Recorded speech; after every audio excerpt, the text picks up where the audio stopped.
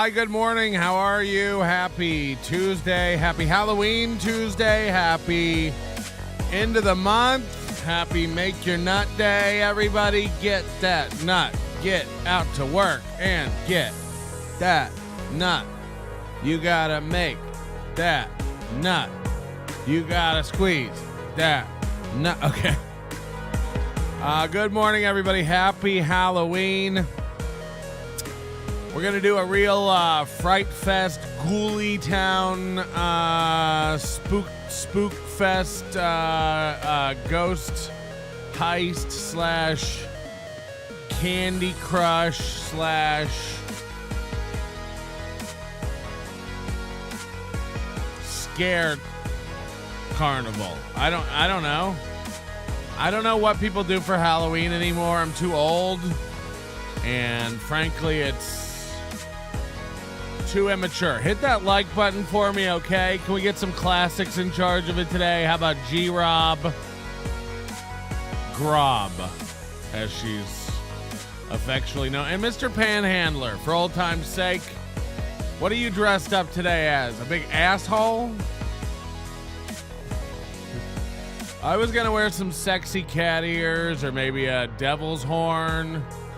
I thought maybe I'd get a cute nurse costume, wear a stethoscope around my dick, and everybody could just give it a yank for luck. Yeah, you, G-Rob, you're in charge of the likes. We're bringing back old school classic people today. Panhandler and G-Rob. Okay, so if the likes aren't right today, it's you guys' fault. And you'll be banished to the cornfield. And we'll never see you again, okay? I don't really care, but we will ruin your fucking life. Hit the like button. Join us over on Rumble if you've never been over on Rumble. We're on Rumble. It should be working today. Yesterday we had quite a spasm.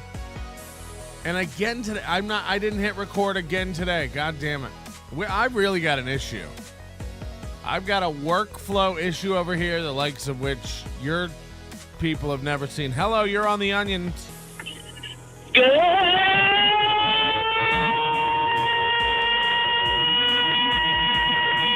morning, Patrick. Happy Halloween.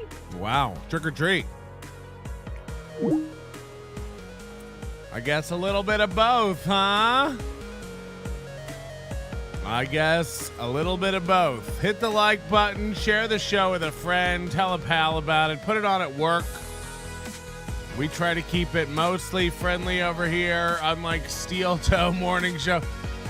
This guy's living in such a fucking dream world. This Aaron Imholte, you ever heard of this guy? I gotta show you what this idiot's doing on Twitter.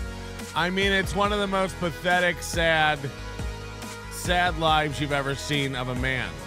And I did, my NVIDIA drivers are still fucked today. I've restarted the computer. I was up in here for an hour at 2 o'clock in the morning trying to get this to work. But what I've done is add a new camera. I don't know. You'll see. I hope it looks okay. I know it doesn't look as good, but it'll be good. Oh my God. Oh, we really got him. Oh, fuck.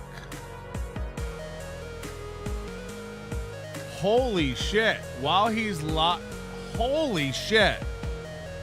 I've got to just cut the music here. This is insane. This is insane.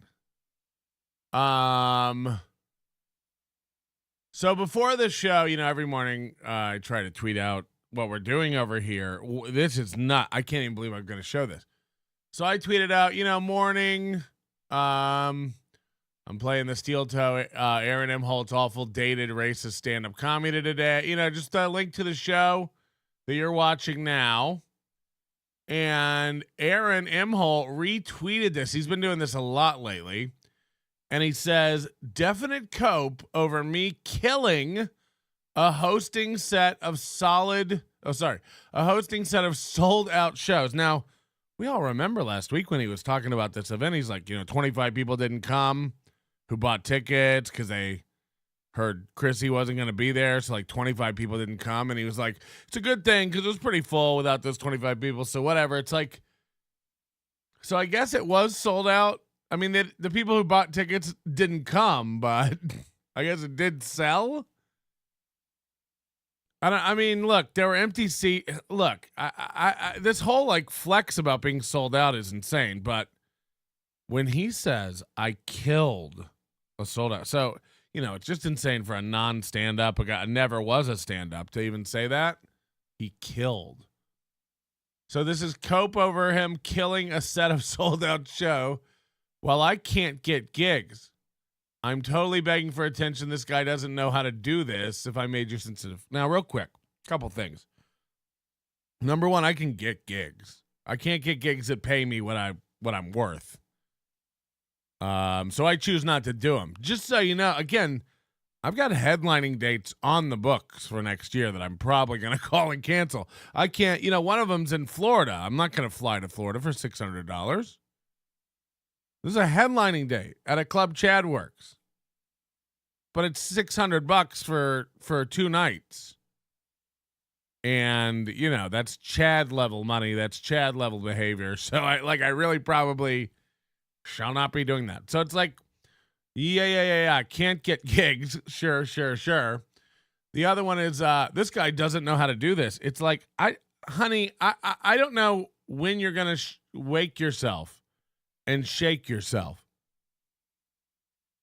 In the next month, in November or December 2023, Steel Toe will fall below 2,000 views on every morning show if the trend holds. They have declined from a show that used to get near 6,000 views every morning, over 600 concurrent live viewers on YouTube every morning. And in the past 6 months, they have been, there's no other word for it, decimated when it comes to live views, total viewers, and just what their brand and channel means to people who tune into it. It's Steel Toe Morning Show is synonymous with a laughing stock. It just is. Now, NLO's a laughing stock to a lot of people. That's fine. Steel Toe Morning Show, I'm not kidding you, may have less at this point than 100 genuine fans. And that's not hyperbolic. I mean, like, just on a real level, that's what we may be dealing with. You go over to their YouTube, again, a guy telling me he doesn't know how to do this. It's like, okay, let's check out the guy who knows how to do it. So in the I haven't even noticed this, but they went live 10 minutes ago, and this says 10 minutes ago he retweeted this. So after I said we're going to go over his stand-up today, and he said, whatever, I killed it, he posted a link to my stand-up set at the Butch Bradley Comedy Hideaway. 4 tweets about it. 1, 2, 3, 4. 3 tweets about it. And then he's done the classic Aaron and whole thing like, oh my God, he cried during a set.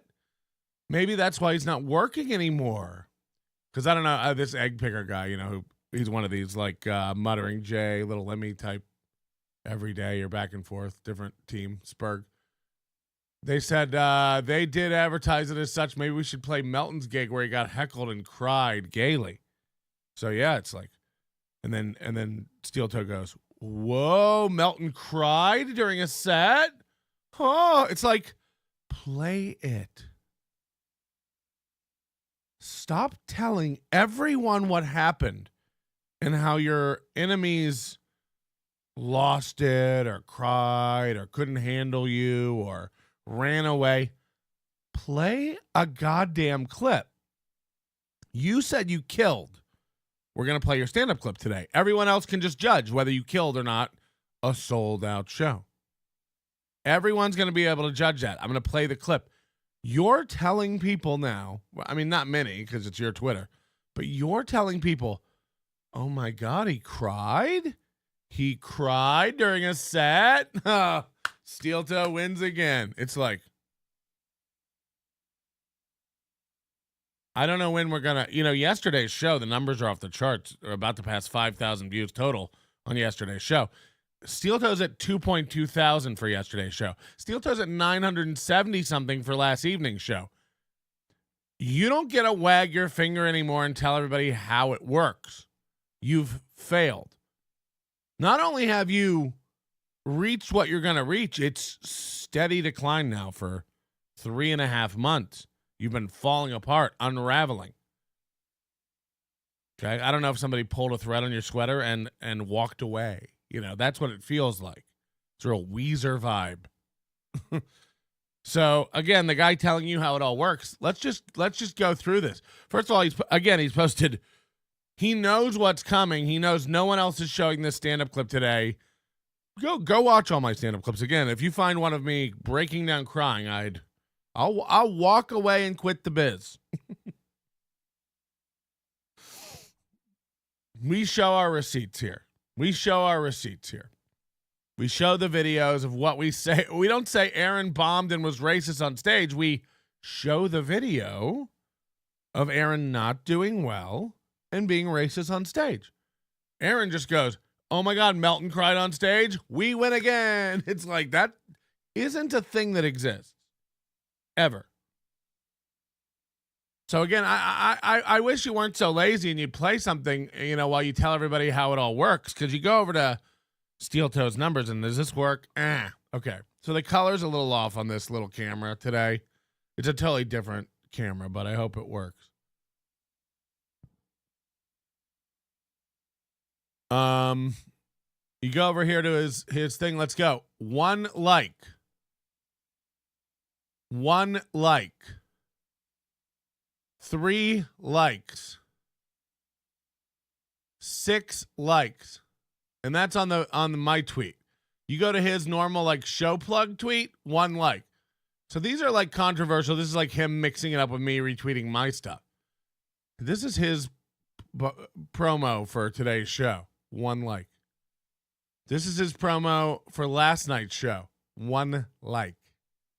This is his promo for yesterday's show, the second promo, 2 likes. This is his third promo for last night's show. Again, not even 1,000 views on this show if you go look at it. 2 likes. This is yesterday's morning show, 4 likes. Johnny and I are live right now, 22 hours ago. Hit the like button. Get in here and watch the show. Busy week. 0 motherfucking likes. I'm not good at this. You're tweeting out your show and you're getting no likes on it. You broadcast on 5 platforms. Can I remind everybody? Facebook, X, Rumble, YouTube, and Kick. 5 platforms. He cannot get 1 like on a show promo. And he gonna tell you how it's done. He gonna tell you you're not good at it. He gonna tell you how shows work. Right. And this trend continues. It doesn't matter how far down his list you want to go. And you'll see the juxtaposition when he retweets someone more popular than him. 0 likes, 2 likes, 3 likes, 3 likes, 1 like. Here he is retweeting Leela Hart, whoever that is. 112. Oh, here he is retweeting Dr. Thick Cat. 2.8 thousand likes. Here he is retweeting Saint. Okay, we don't know who that is. 1 like. Back to Aaron's tweets. 0 likes. 1 like. 3 likes. When he doesn't retweet someone, he gets no interaction. Steel Toe, and I hate to be morose on a Halloween morning, Steel Toe is fucking dead. So you can try to spin this any way you want to, honey. I and I don't like doing the honey thing. It's at the point now where it's fucking precious. It's adorable and precious. We've got a guy who's doing nothing but failing on every fucking front he's trying. Again, why don't you shut the fuck up and do a tow truck read, idiot? There's 1.9 thousand people who are dying to hear about the tow truck business, in Sauk Rapids, Minnesota. Shut up. Shut up. You think about this guy, you think about he took a mulligan on life. He dumped his wife. He dumped his kids. He's become a part-time father. He met a younger, what he deemed more attractive woman. Made sure she couldn't give birth to children because he doesn't want that burden again, because he probably plans on doing this again. And you think about a guy who's already taken a redo on a career choice. And you think, is he going to be able to reboot this again? Is he going to be able to eject from this career, land on his feet again somewhere else in broadcasting, and maybe get another wife again? Does he think he can repeat this? And I think it's cool to get, this woman into a relationship with his adolescent children who are going to be growing up, an attachment to her, and then throwing her to the side the minute he's done with her. I mean, we make a lot of jokes here. We make a lot of predictions. You see the absolute denial of reality on something so simple as this stand-up stuff or tweets. He's a man yelling at nobody. These guys don't know how it's done. It's like, meanwhile, everyone around you who you think you're talking to is doing better than you. Everyone around you who you think you're holding court to is long surpassed you, and you're sitting there again, just in this well of delusion. I don't know what you get about it, especially in something so frivolous as YouTube and numbers and things like that are public where everybody can see them. It's like, yeah. Oh, Steel Toe's beating everybody. It's like, okay. I mean, we all have access to the same information. We all have access to the same numbers. So there's not a planet on Earth. Does that make sense? There's not a planet where, you're doing well or you're beating anyone or you're, it's just rough. Patrick, that lighting makes you look very ginger. Shut up, Flat Cat. Not today. Not on my Reach a Nut Day, okay? This is the last day we have. The Bologna Factory, happy Halloween, my sweet little shallot. Thank you. Toucan Sam from the Steel Toe Boring Show Reddit, 99-cent super sticker, always appreciated. Willie, we're doing it. We're having a Halloween Fright Fest.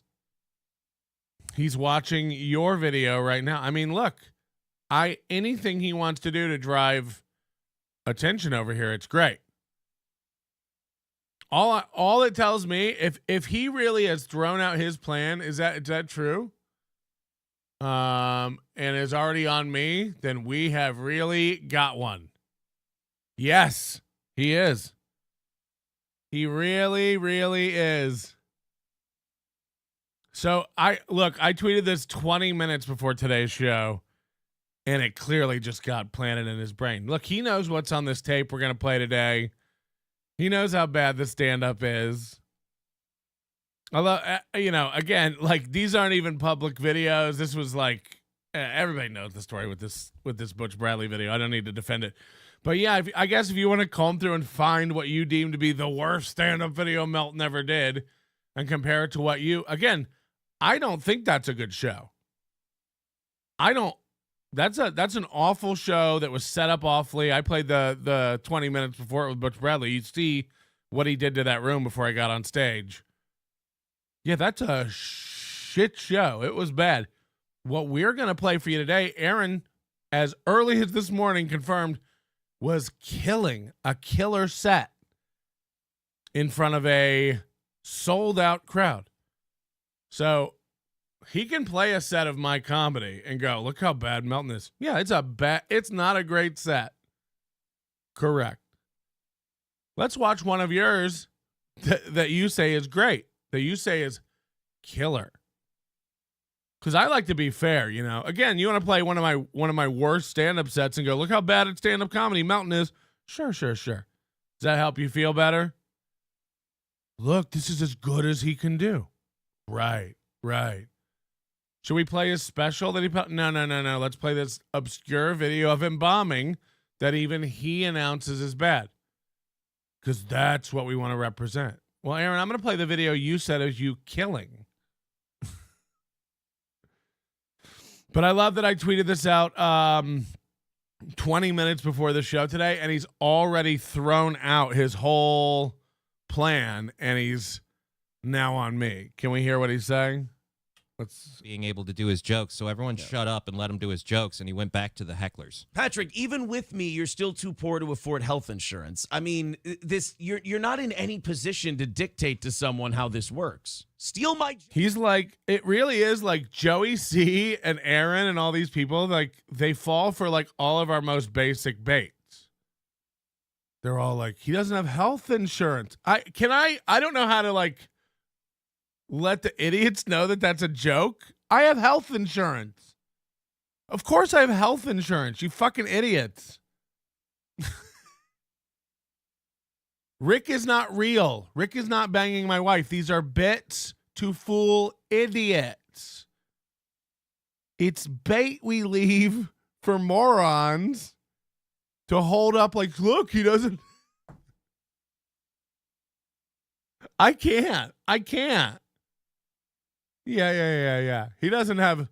Hold on. You're watching my stand-up, and then in the middle of it, you pause it, and you can tell he's like, again, if I'm watching Aaron Imholte stand-up, I'm never pausing it and go, and he doesn't have health insurance.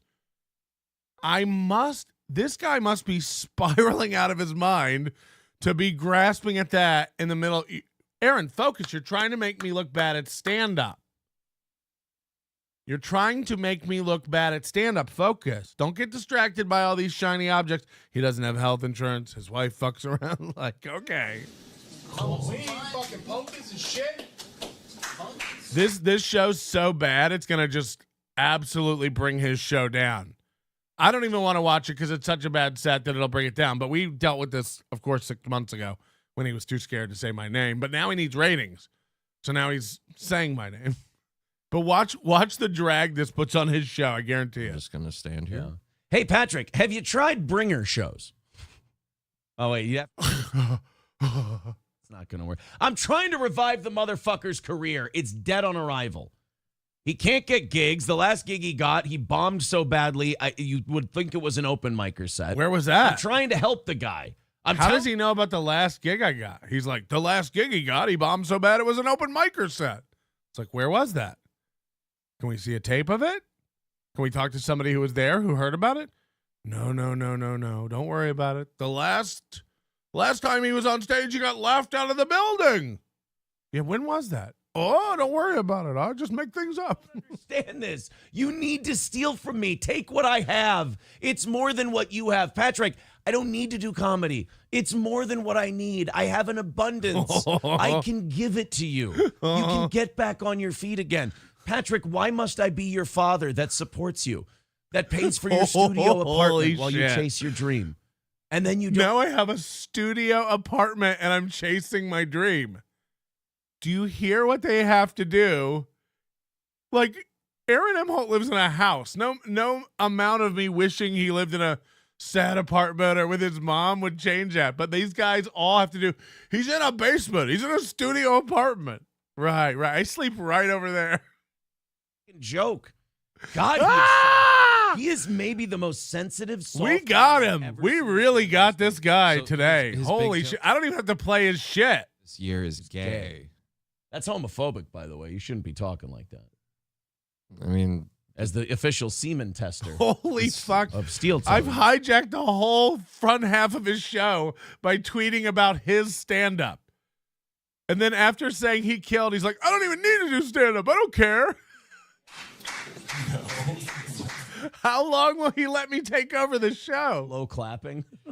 I just really feel like at this point, everybody else is like, well, we're done. Well, thank you guys for coming out tonight. I appreciate it. Come on, man. Come on. Everybody has been a good sport. Everybody was a good sport for the most part. I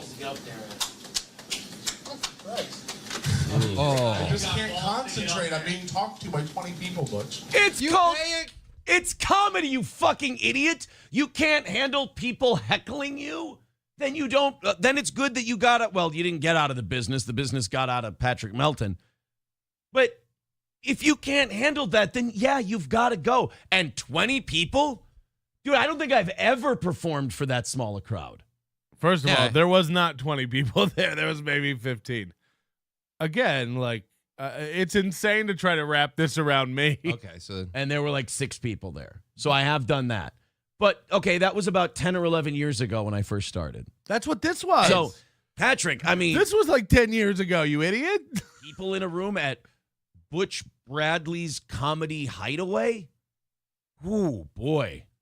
Like, it's tough.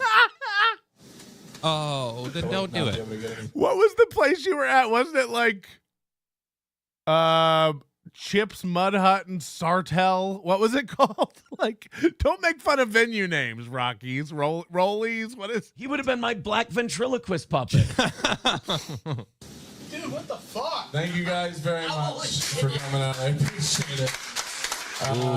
We have 2 shows tomorrow night, and they should be good. Oh, he's going up there to save him. We have 2 shows tomorrow night, and they should be good. Anyone who doesn't know the background of this video, join the Overdose and search it. I mean, you got to watch the before I got on stage what happened in this room. NobodyLikesOnions.com/overdose. I don't have time to go over it here today, but this is worth going back and watching and learning about this Butch Bradley weekend at the Comedy Hideaway. The drugs bit. But he's acting like I put this up like, check out my stand-up. It's like, that's not what this is at all. This was a clusterfuck of a set that I only put up to prove I wasn't drunk. Because Butch Bradley said I was hammered during the set. Watch your set. No, I'm like, all right, I killed. There's a lot of laughs. Maybe that's Here we why go. it didn't go well. I killed, and there were a lot of laughs. Again, he's talking about the set we're going to play today. My cerebral shit, nobody laughs. And we got the breast binder on today, I'm writing too. that one down. That was fun. That was a good time.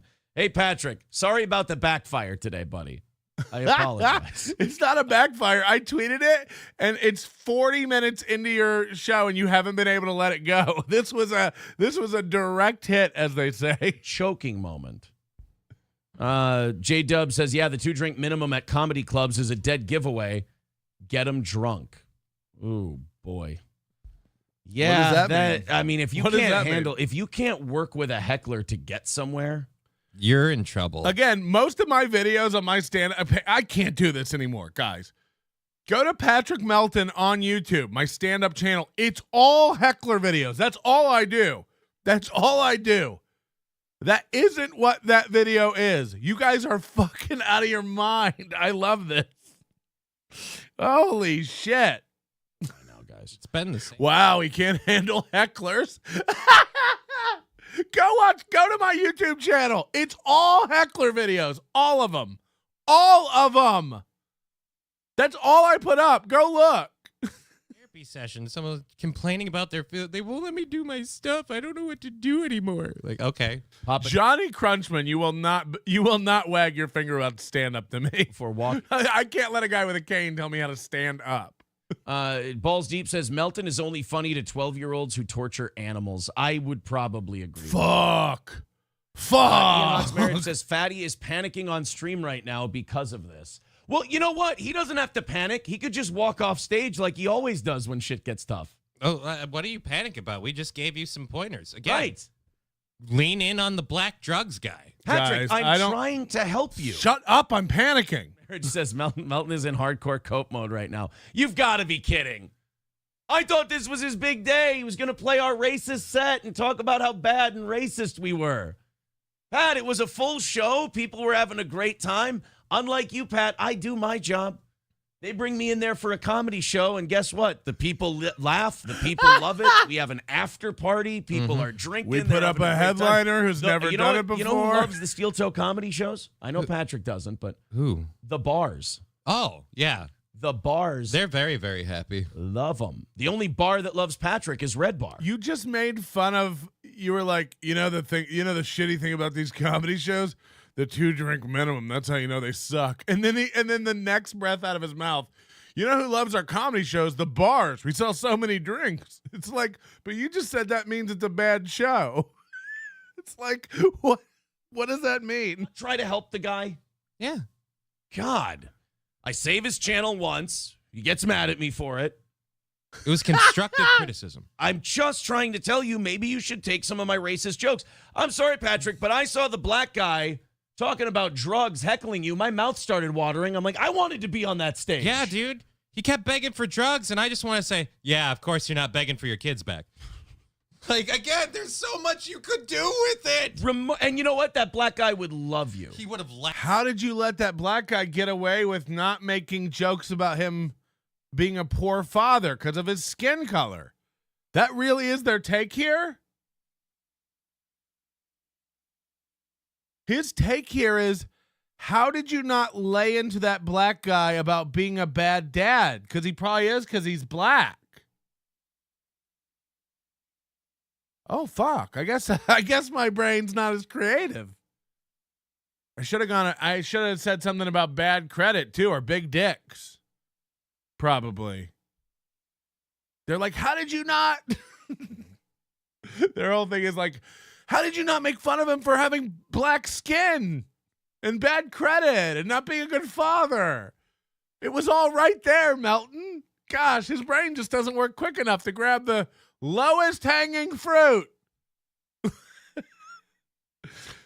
Their lesson for me in stand-up is, how did you not just say he doesn't watch custody of his kids? How did you not go for that right off the bat, Melton?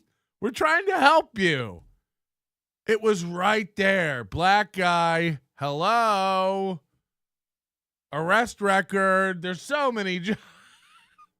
He thinks that's like fresh comedy. He's like, you could have made fun of him for not watching his kids. It's like, I don't know him or anything about his, patriarchal situation at home. Balls off, because he's part of the show now. Oh, boy. He would have had a great time. Oh. But you had to just cry because no one wanted to listen to your art. Now, MM says, you're watching a set from 10 years ago. Yeah, that's the last time he worked. What do you want from me? He showed the last time we were on stage. We did him one better. We showed his. Right.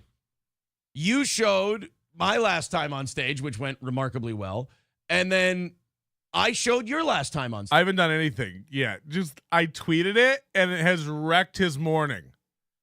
I tweeted we're going to be watching his stand-up. He then tweeted 3 times about it, and now he's done nothing for 36 minutes on his show other than go after me. You tell me, who got him? Who? We've been known to lean in before. I wouldn't consider that leaning in. That was, you know what that was? Good-natured ribbing. If we had gone any heavier, he would have fallen through the stage. Hobo Chili says the only bar that Patrick fat. likes is fudge. Because fat. See, now that's just seems and like a fudge. Fuck, Mindbelt man. Adventure says, didn't Red Bar scam a comedy club? Yeah, the rumor is that he took money from his partners out of the comedy club, and when they discovered it, he had to quit.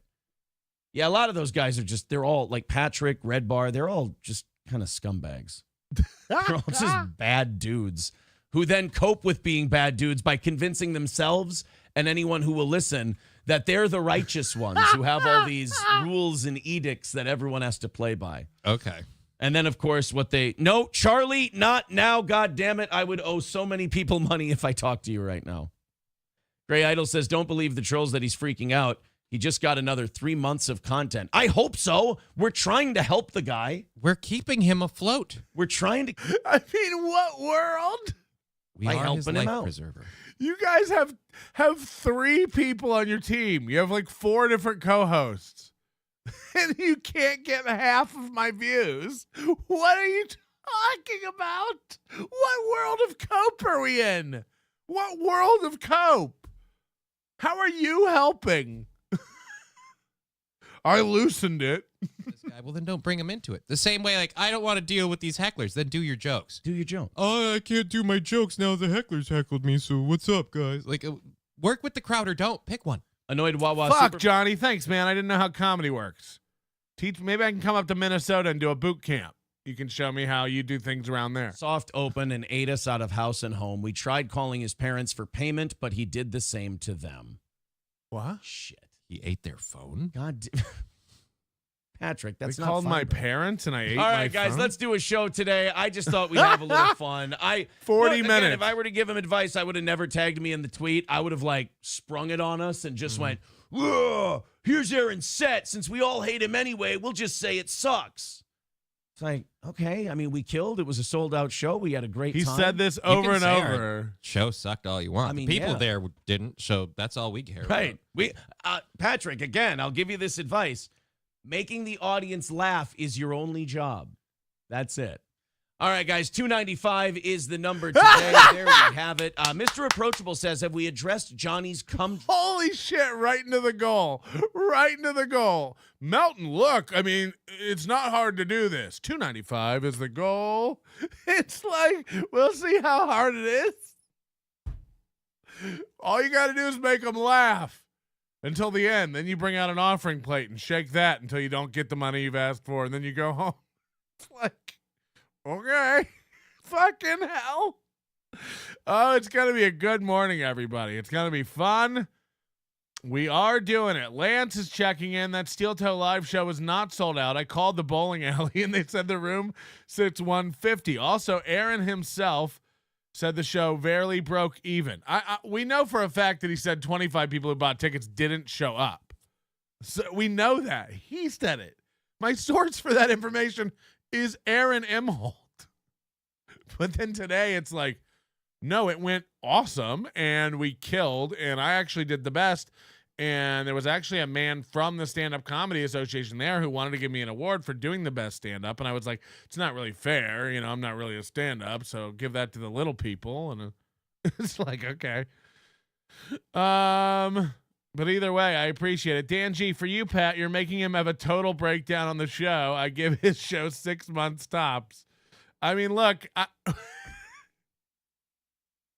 you're playing a show I admit was awful.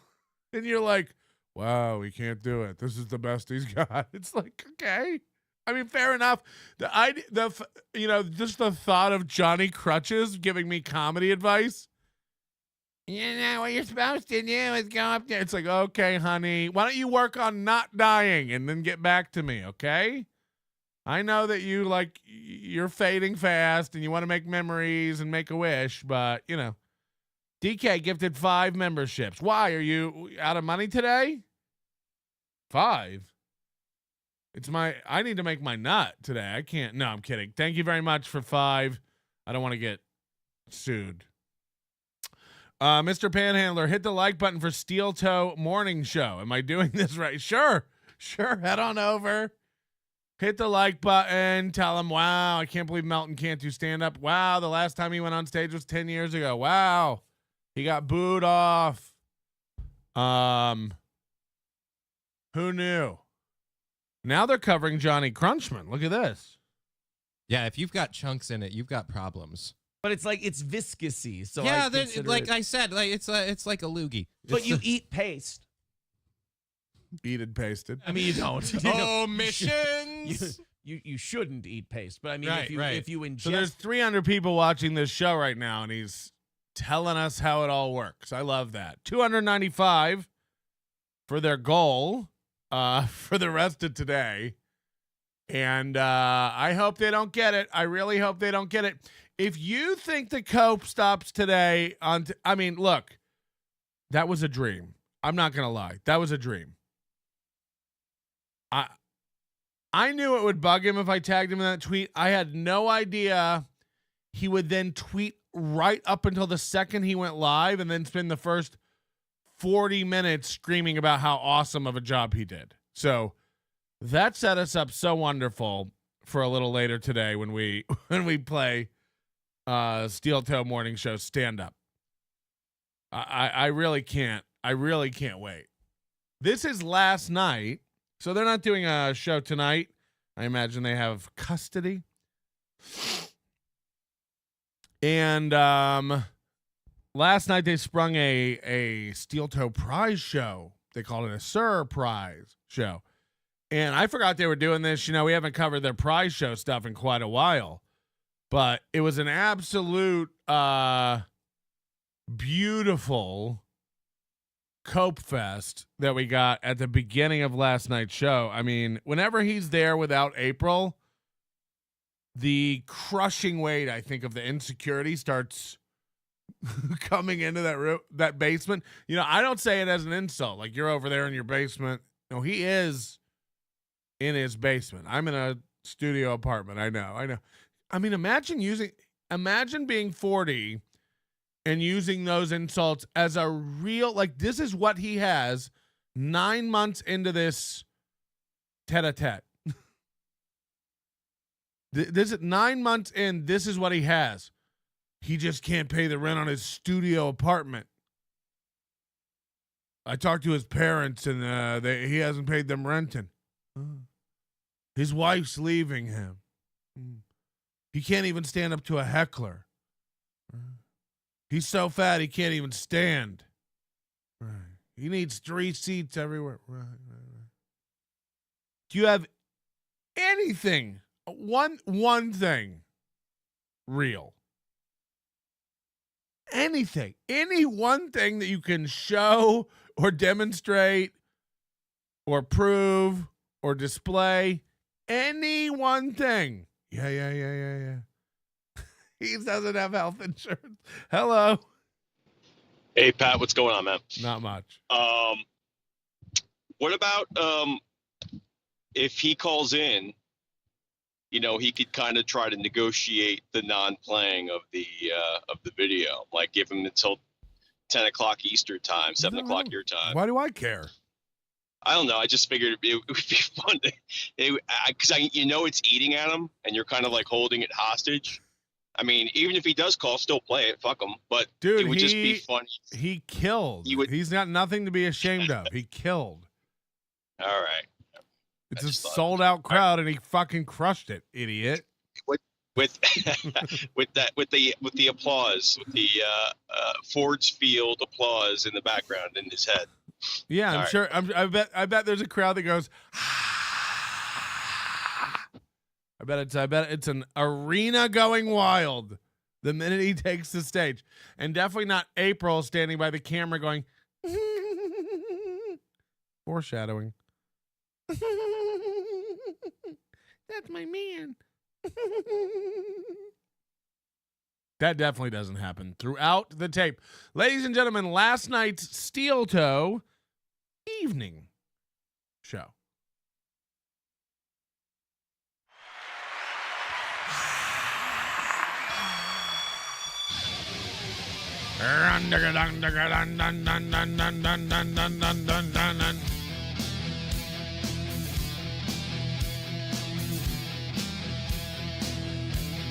Good evening and welcome, boys and girls, to the Steel Toe Evening Show. It's prize night tonight. That's right. I'm going to be doing another prize night where April isn't here for the first half hour to 40 minutes, and I'm totally not going to get overwhelmed, and I'm going to be... This is her job, right? I do have a question. This is April's job, right? She's the GM and on-air talent of Steel Toe Media. She didn't do yesterday morning. She does Thursdays and Fridays now, I think. Mornings, and there is no Thursday and Friday evening show. Where is she for 40 minutes of your 2-hour evening show? Working out, getting a Jamba Juice. What is she doing? Where is she? Running the kids home from school. This is her job, correct? Like, this is her job. I wonder why you guys all sit around going like, April may have to get a job. April may have to get an OnlyFans. We're not making enough. We never hit the goal. Consistency. Hello, and that's from me. Consistency. Another show where April's not going to be here for the first 40 minutes. You know what also makes for a great show? Somebody wandering in halfway through. I love when April wanders in, has to sit and pee and get a Fanta and do her hair. It definitely doesn't put the brakes on a show immediately. Insane. Waiver, $2. Happy Halloween. Thanks for not banning me. Why would I ban you? Why would I ban you? Village Idiot. No, we don't negotiate. Play the footage. I mean, 100%. We're not. Look, Rekieta Law, Nick Rekieta, the lawyer, put this up on his PayPal or whatever. I don't know. It's behind a paywall. And he's like, no one has permission to show this video. Well, that's not how fair use works. So I've already talked to my lawyer. I'm not looking for trouble, but I'm also just not going to kowtow to your... You better not play this. That's not how fair use works. We're not going to play the whole thing. We're not going to play all of it. We're just going to play Aaron Imholte. We're just going to play the guy we're after over here. Hit the like button, okay? Rekieta is a damn red-nosed drunk. Look, I don't know him at all. This isn't about him. But just in case anybody thought we were scared of Rekieta Law, we ain't. Forward the complaint. Get the paperwork in motion. Again, I pay these lawyers every month, so I'd prefer they have something to fucking do. But I don't know. Somebody told me he was cool and that he's not like a copyright striking guy. So hopefully it won't be a big deal. We're not after him. Now, I heard he did 30 minutes. It was his first time on stage and he did 30 minutes, which is unheard of, but this is what these YouTube people do. It's your crowd. It's your fans there to hear you. Like, yeah, go wild. Here's what I know, and I haven't even watched Rekieta Law's set, and we're not going to either. But I'd be willing to bet that Nick Rekieta's set is better than Aaron Imholte. And Aaron Imholt's a pro. Aaron Imholt's an old pro. So, you tell me. Just fine. And we're going to get through this thing, and we got plenty of... God, April's not here for 40 minutes. Again, this is her job. She's 40 minutes late every week, every night. Show to get to. Plenty of topics, news items, discussions, stories. I'm very excited for all of it. Also very excited... Hold on, Rekieta goes to bars for fun while his best friend stays home, and Nick's wife are also confirmed swingers. Rekieta has a red nose and holds a drink glass while streaming and slurring. Rekieta is a legit pedo defender. He was good a few years ago, but he's drank his brain into mush and chose to back Dick Masterson over non-brain dead hedonists. Tomorrow, okay. I go have lunch with my friend Matt Wood. He starts the show. Tomorrow I'm having lunch, everybody. Great first topic. Great first stuff. Is that at the top of your notes page? I'm just curious. Don't forget to mention tomorrow you're having lunch. The guy who took over the number one spot here in St. Cloud, Minnesota on the radio, and we left. Guys, just so you know, the St. Cloud, Minnesota market is number, I think, 220 in the country. It's the bottom. The St. Cloud. He was the number one in the St. Cloud market. Oh, I can't believe I've never heard of him. And he's moving. He's still going to be on the air. A guy you've never heard of who did an accomplishment your cat could do is moving. Huh. But he's moving to help out his parents down in, God damn it, I can do this, North Carolina? Come on, raise up. He's moving to go help out his family a little bit. As your parents get older, sometimes they need a little more help. And I give him a lot of credit for not just dumping them somewhere. Because a lot of people just do that. They dump them in some facility. And he's acting like you did to your wife and children? Remember when you just hit reset on the game of life and tossed your ex-wife and children into the sea until you oops babied her and knocked her up again and pretended you wanted to make it work and drug her through it all over again? Yeah. Props. Actually, he and his whole family are going to uproot. They're going to move. And he's going to go take care of him, and he's going to do his show from there, which I think is great. So I'm going to catch him. April and I will catch him for lunch for one more time before he heads down. God, keep us posted on what you do for lunch every day, you fucking nudges. Tell us how it's done, Radio Pro. What's tomorrow's lunch menu? This is like the school lunch calendar. April and I are having lunch tomorrow. Ooh. Still Tone Morning Show. And then while he's gone, I will try to sabotage him every step of the way and take his job. So he's kind of joking about this, but I think this is probably the real impetus behind all the humble bragging about getting a terrestrial radio job. I guess he's got a friend who's leaving terrestrial radio. And I wonder if Aaron and April are really gunning to get back on terrestrial radio, and they're trying to make a deal with this guy's station. Because we know one thing. Aaron can't keep anything quiet. He pre-announces everything. Guys, we're going to have coffee soon. Guys, the coffee's for sale. We don't have it yet, but it's up for sale. Guys, I just got some of the coffee. It is great. I don't even like coffee. I don't drink coffee. Coffee's bad, but we got the coffee. So I imagine everything gets launched and announced before it happens because he can't hold his tongue. He can't really sit on information. So this thing about taking Matt's job, or I'm going to gun for this job, or we're going to try to get back on terrestrial radio, I imagine there's a little bit of truth behind this, and this might be actually what they're up to. Because I don't know if you've noticed this or not, there's really no growth on the internet. You grab your... He's doing this again. He's really about to do this again. Strap in. I know you thought he misspoke before and he would never circle back to this idiot path of logic. He doing it again. He about to do it again. He's about to tell you that there's nowhere to go on the internet. There's no way to get more listeners. And you got to go back to terrestrial if you want to get more listeners. I can't even believe he's going to do it again. Hit the like button for Gauze Hog, Floor Newports, and Matthew Perry. You fucking cowards. Bike ride. Shut the fuck up, Ray. Summer of Hats is for Piazza. Yeah, if you didn't see the ha ha ha ha ha ha shirt, Matthew Perry shirt on mlcmerch.com, check it out.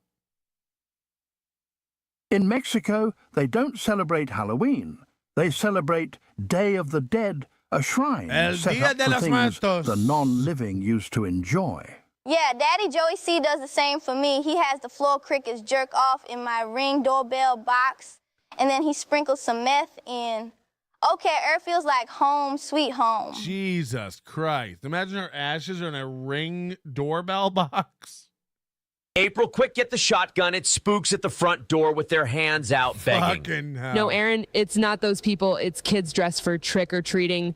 Wait, there's Mom. She's wearing her favorite Halloween costume. She sprinkles flour in her hair and goes as Mount Everest. You've been antiqued. Remember Jackass? Hold on, does Joey C have to go down to does he hand out candy in that strip mall for trick-or-treating? Because that's fucking weird.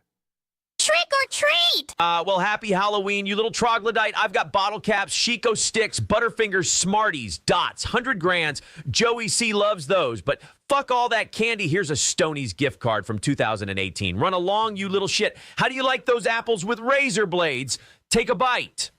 How do you like those apples? Hit the like button. Almost 500 of you watching right now. Why don't you hit that like button? You guys can put us over 200 instantly. It could just happen. And then I never bring it up again the whole show.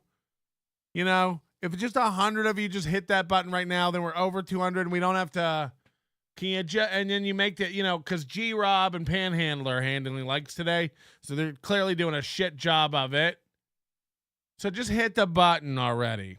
Let's get back to Mubi telling you how there's nowhere to grow on the internet. Again, he does this every few months. It blows my mind.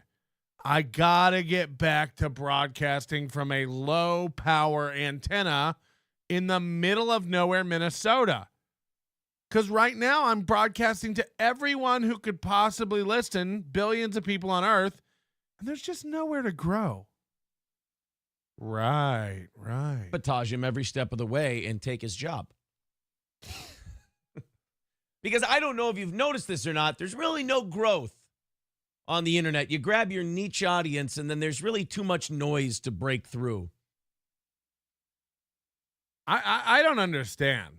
Because their whole vibe since they've come to internet is radio's dead, finally branching out. We're going to get exposed to an audience all over the world. We're finally going to be able to grow. The minute he gets slapped down, the minute basically the market tells him he doesn't have the goods, because that's what's happened. Let's be honest about it. Melton's come in, the BS shows come in. All these shows in the past 9 months have come in during his time slot. Even Lou the God is sapping a little of his sauce. And people have just found better entertainment in the morning. They've found better communities to be a part of, and they've moved on. That's just a fact. He's over there going like, well, you really kind of peak and then you lose a bunch of people. That's just the flow of the internet. That's just the waning and waxing of the audience, you know? To that next level. So we got to get it. We got to add platforms, you know? We've got to add terrestrial as a platform. Look, we started as a terrestrial radio show, but with terrestrial radio, there's nowhere to grow. So we branched out to the internet. We definitely didn't get fired and have to do that. We chose to do it. And now that we're on the internet and nobody's interested, we've got to branch out and get back on terrestrial, because that's where the audience is. It's like, you just said you said that. Okay. When we were at that 600 number on YouTube, we were peaking at 600 every day. It just it stayed there for like 6 months.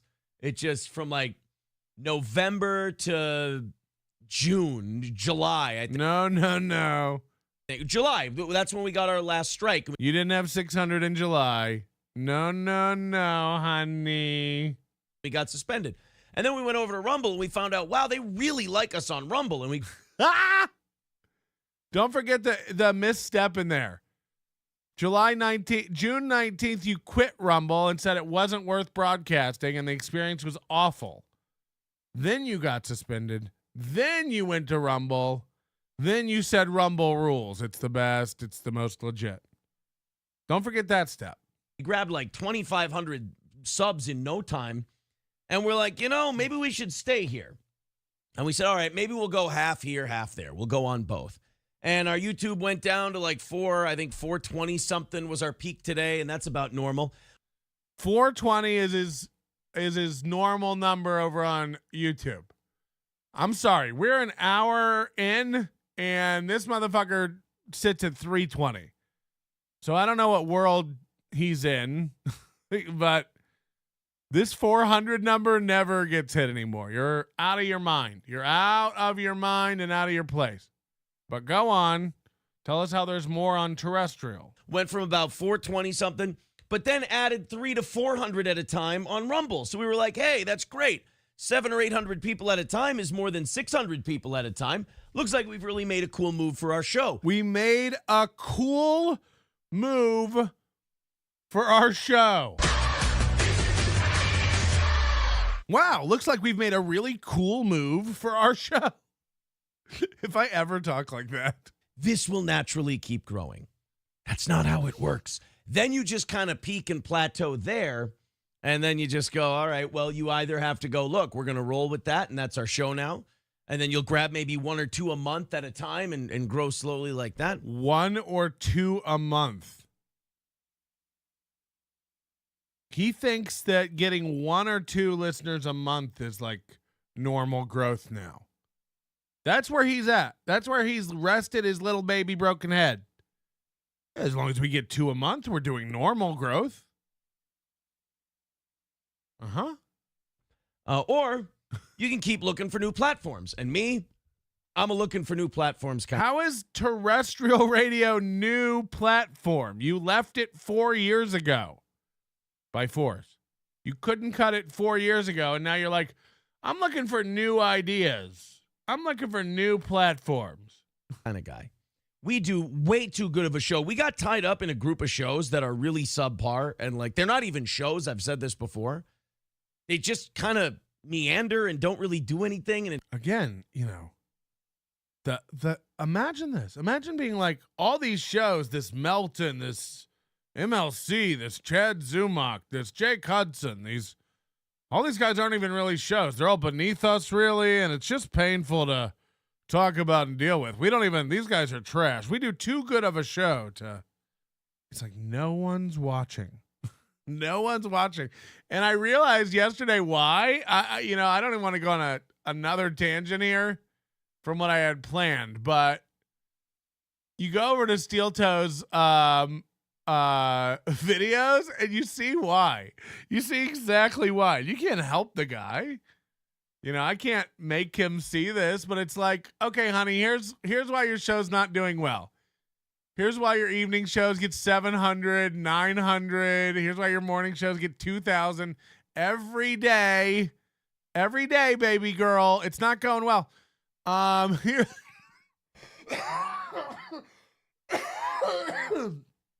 I got so far ahead of myself, I started choking on the laughter. Holy shit.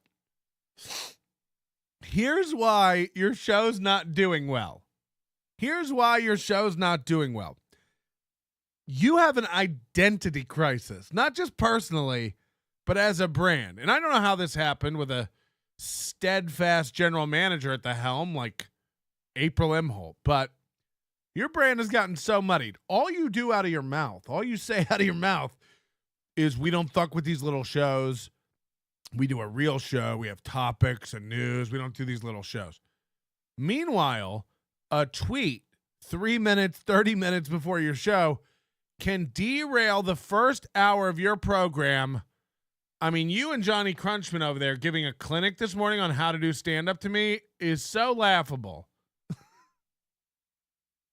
I won't challenge you to boxing, but if you would like, I'll set up a stand-up comedy show and fly you here and pay your hotel for a stand-up comedy off. I'll fly you. This is a challenge. I'm not going to back down from it. I'll fly you and pay your hotel at Onion Con. And you come out and you and I are going to have a roast or a stand-up off. We don't need to physically fight. That's stupid. But it would warm my little heart to get a first row seat to a master of entertainment like Steel Toe. It would just, it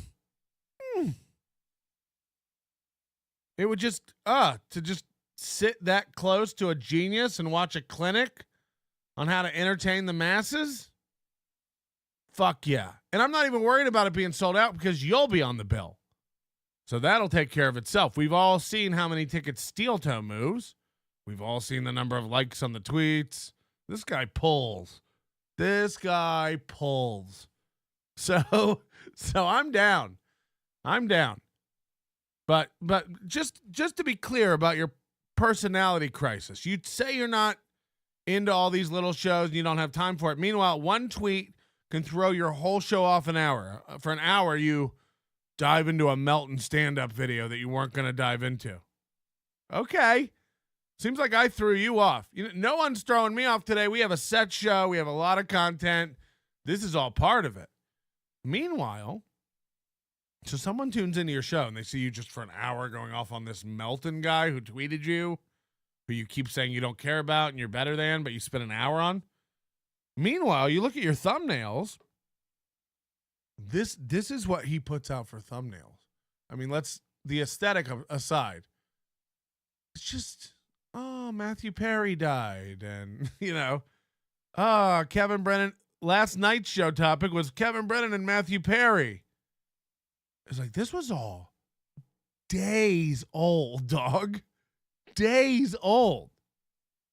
He's covering the Stevie Lou fight on Monday night. It's like, that happened Friday. We're all nine shows in the sphere with which you claim not to operate, but constantly operate, have already covered this thing.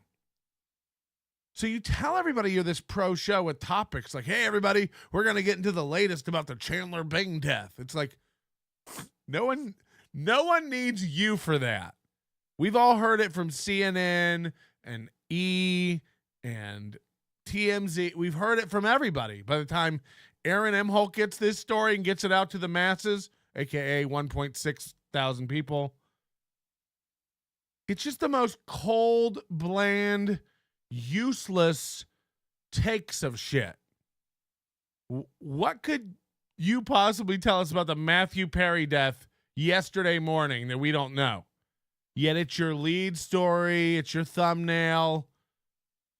You know, today's lead story and thumbnail is the Celtics and a jack-o'-lantern. And who's that? I don't even know who that is. Guess who got an OnlyFans? So more clickbait, making us try to think April got an OnlyFans, which she definitely didn't. And then just a stock photo of a pumpkin. Sorry, I thought that was the Celtics. It's the Bucks. And then another guy here. And it's like, yeah, so then you tune into that show trying to find out what the news about Matthew Perry is that they know, or what happened with the Bucks, or who's this guy? Who got an OnlyFans? Then you tune in and they're just like watching Melton's old stand-up going like, he sucks. I don't suck. He sucks. And you're like, you said you don't do this. You said you don't mix it up with these little shows that aren't shows. So that's the problem with your show, Aaron. You say you don't mix it up with these shows. That's all you do. By saying you don't mix it up with these shows, it doesn't allow you to go hard, and you're passive as fuck, and you're kind of a bitch. So you just look ineffective when you do go after them while saying you don't go after them. And that also distracts you from what you're trying to be and what you tell people are, which is this serious show with topics and news, and you're going to get back on terrestrial radio. You're going to show everybody how it's done. It's like, you're never going to do that when you're distracted by a shiny object over here, which is Melton playing your racist stand-up. It's not my fault you can't stop going into rooms and yelling the N-word. No one's making you do that. No one. No one is making you run into rooms everywhere you go and just the N-word, the N-word, the N-word. He can't stop doing it. It's nobody else's fault. It's nobody else's fault, Aaron. It's your fault. And you're over here going like, we've grown as much as we can grow. It's like, bitch, you're regressing. You're doing this thing where you're like, when we plateaued at 600 over on YouTube, it's like, you're not mentioning the part where you fell back to 300. We'll go check it again right now. Oops, it's 329. It's less than it was a minute ago. It's less now. You can't hold anybody. You can't hold viewers because you have an identity crisis. So those are the parts you leave out. You're like, we plateaued at 600, then we went to Rumble, got a few more, and now we're plateaued again. It's like, no, you had 600 on YouTube, then you dropped to 300, and then you ran to Rumble, and now you have around 500. It's like, let's just, again, what is. It doesn't, when you were way bigger, we said you were way bigger. You're not anymore. Why can't you say it? Why can't you say Melton's beating us across the board on numbers? Why can't you say it? I'm just curious. I'm just asking questions. In terms of broadcasting, it's not high quality, and I can't be associated with it. Yeah. I can make fun of it, but I can't be associated. Guys, this is too lowbrow for him. He's got to keep it high quality. With it. So I'm like, you know what? I got to keep adding platforms because all these other people are just succubuses. They just want to suck all the super chats dry and then ride that out as long as they can. We do a show every morning, whether or not we get one super chat or not. Every morning. If I don't get one more dollar today, which would suck because I'm trying to hit my nut. If I don't get one more dollar today, there's still a show Thursday. If I don't get one more dollar today, I don't sign off and run away. You do. You keep a running tally of how much money you've gotten. You keep a running tally of how much money you want. And then if you don't get it, you leave. Every day you do that. Every day. But I'm here to suck up the super chats and not care about the listeners. Okay. First of all, you're right. Any super chat you guys want to give, I almost choked. Trying to do my slurp sound. but we don't demand it. We don't go, our show's amazing. Why aren't you paying? I don't know. Maybe this is dog shit. Don't give us any money. I can't, pay what you think it's worth, I guess. Tip if you like it. I don't know. Hit the like button for G-Rob. Again, how do we have 512 people watching and we're at 170 likes? Can we please? Can we please? I kind of, I'm not 50, 60, 70 years old. I still got to, take care of the brand, as it were.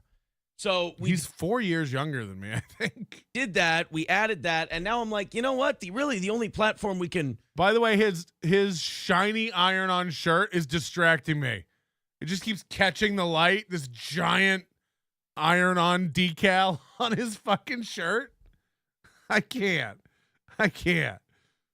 We ordered the shirts. Calm down, everybody. We ordered 13 shirts this month. We'll be getting them out. Hey, Max Bringle, thanks for joining up. Appreciate that. Dan G, I bought a Johnny Crutch's comedy t-shirt, and I feel ripped off. They can only fit half of his hospital bed on it. Oof. Melton, the way you want to do stand-up is thanks, Johnny Crunchman. Thank you.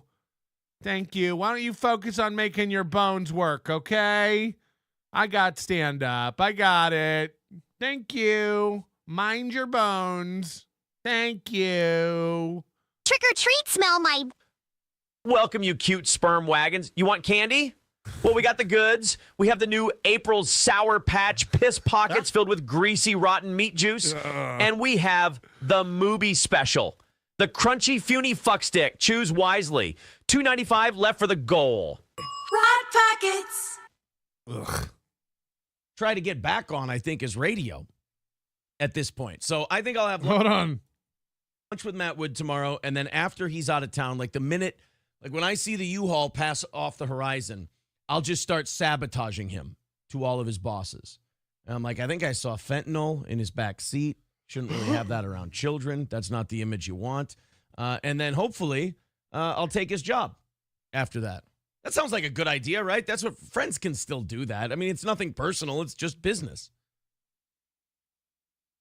When he's broadcasting, I wonder if he got in this habit when he was not on camera, when he used to do radio. The constant crossing of the arms and self-soothing.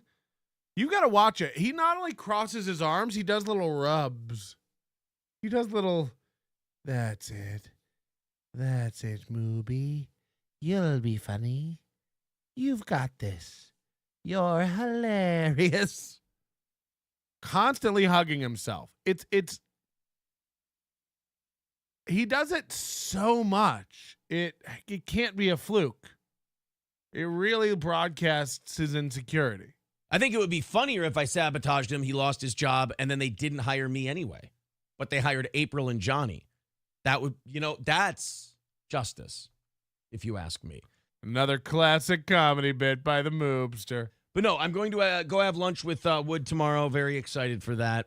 We can tell you've done nothing but talk about this lunch for 12 minutes. And then today, I got so pumped up about the Ryan Katsu Rivera Stevie Lou fight when we were watching that for It was 4 days ago, but today you got really pumped up. Okay. Overtime.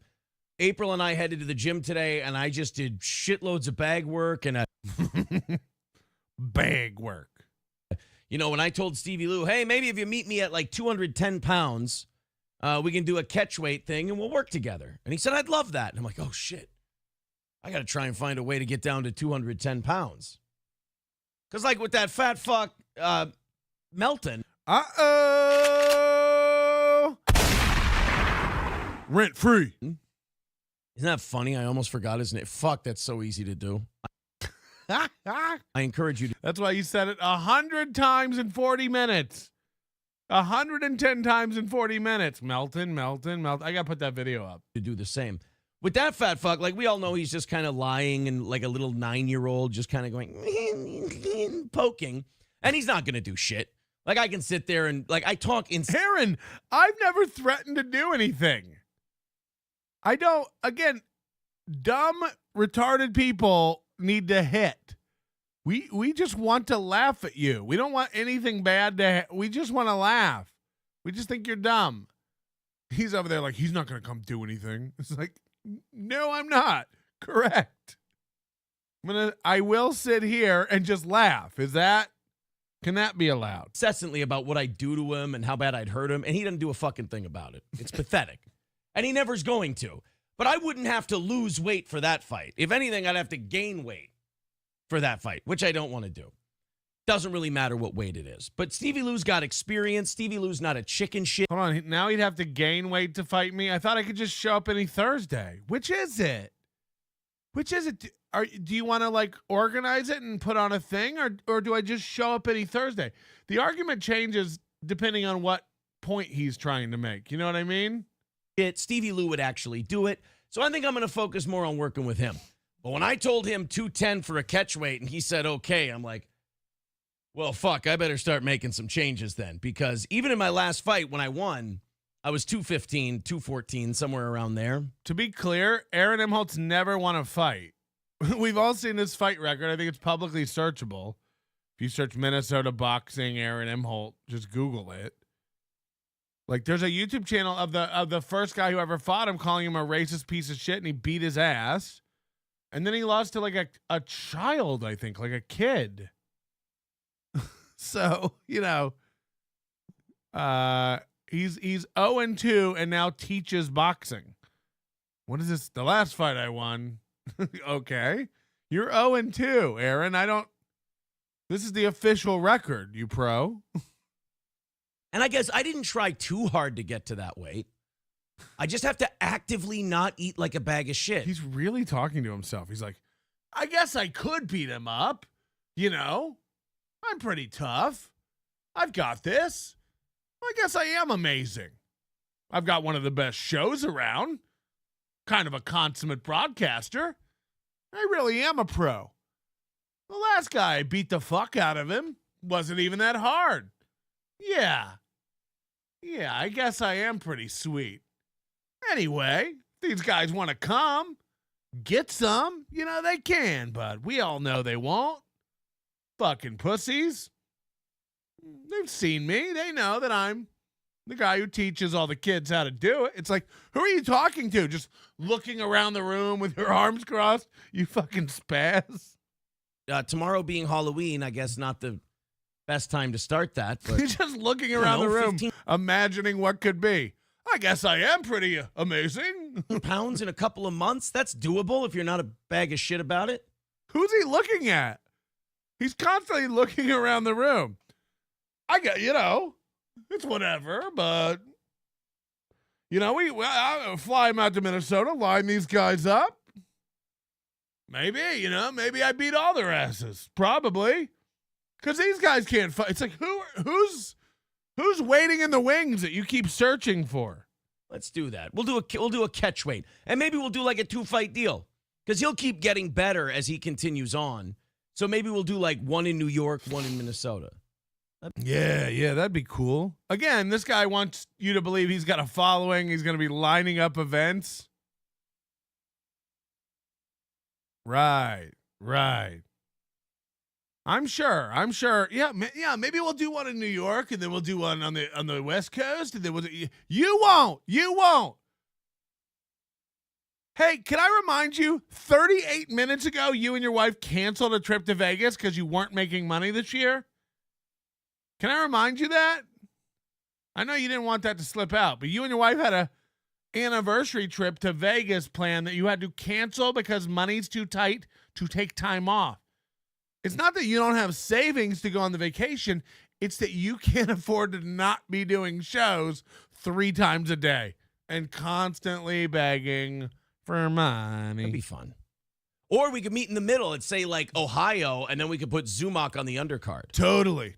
Because that's where Zumach lives. Oh, wait, not at all. I don't know what I'm talking about. He lives in Florida, but I've heard him say the word Ohio, so that's why I think he's there. I'm completely unplugged.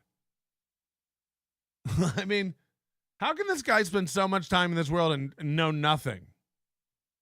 Against Ray DeVito, the Battle of Cleveland. I love it. Let's do it.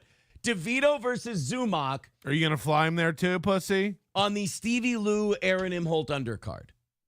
That's the fight. I had the boxing bug this morning after watching Stevie and Ryan. I think we can put Katsu Rivera on the undercard too. So again, you know, everybody else got this out of their system. This wasn't even Friday night. It was Friday afternoon for me.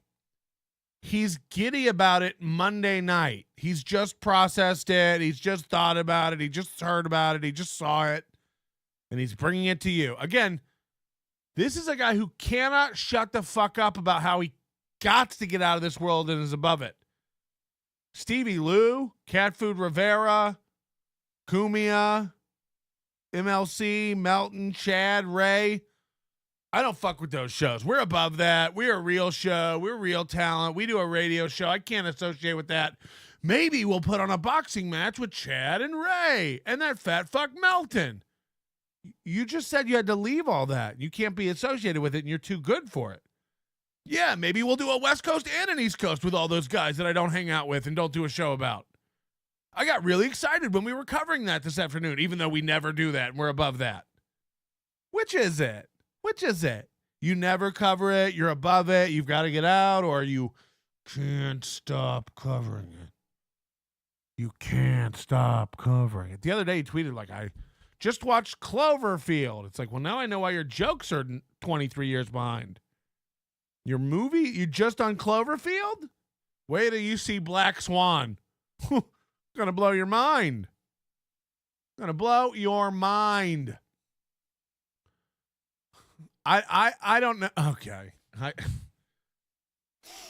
I got a little more Aaron stuff that we pulled because I kind of want to set up this stand-up stuff, okay? For months, this was after the Gino thing in August, you know, for months he's been advertising this stand-up show with Chrissy Mayr. Chrissy's got a little bit of her own following. She's probably bigger in this sphere, honestly, than most people. People say she's an attention whore, media whore. Sure. Lots of fried chicken jokes about black people. Again, I don't know what it is in this circle.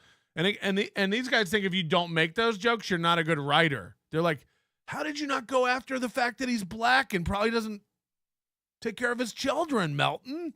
I thought you were a pro. It's like, yeah, I mean, look, that was 2015, I think. And I wouldn't have touched that joke. Like, that's just lazy. And then Aaron and Johnny Crunchface get together and they go like, he didn't even bash him about his skin color. This guy thinks he's a pro comic. It's like, okay. So, wild stuff.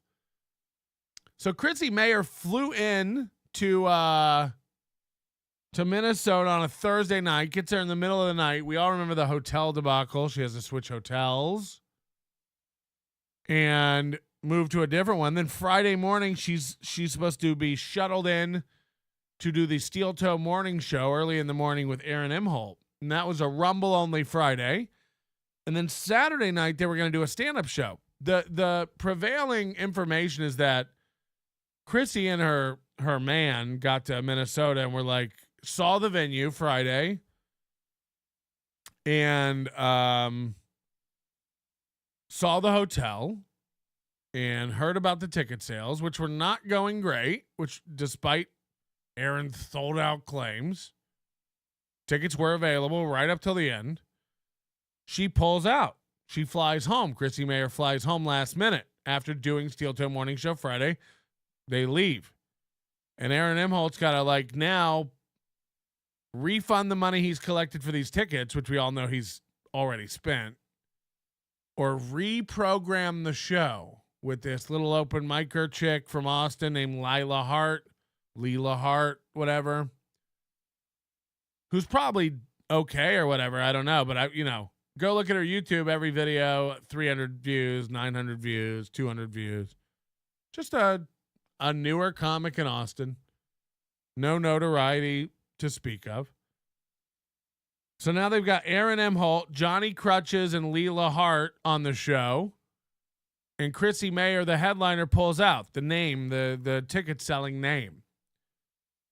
So he has to give a bunch of refunds. He starts panic trying to book comics. He offers to fly Corey Adam up from Texas. I'm not even kidding you. Imagine that.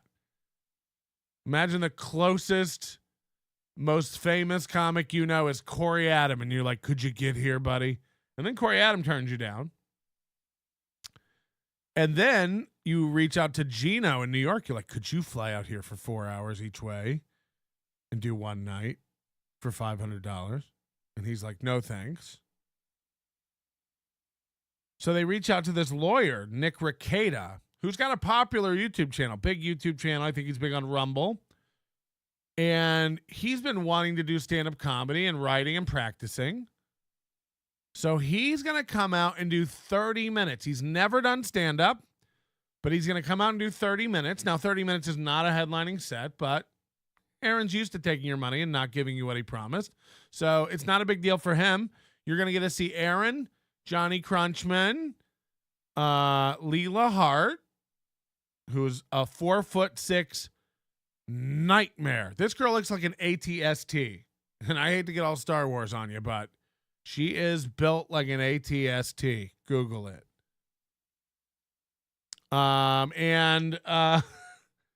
So she's just nightmarish looking. She looks like something Pixar conjured up. One of those eyeballs with legs walking around and the knee joint's too big and you're just like, huh.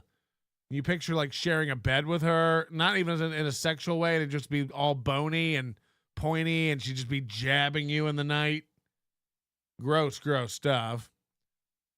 And our next comic has made appearances at the Shriners Hospital and the MDA telethon, not as an entertainer, but a patient. Give a warm hideaway. Welcome to Johnny Crutches. Okay, I just traveled here from Minnesota now, but oh boy, are my wheels once. I need to know what can people så here. We're at Arbeidet måste man på bara större samma detta att de är stufkos är så bara så det är så that's the show they expect for Westers but could you just last me half face back you guys died 6 years would have in for set.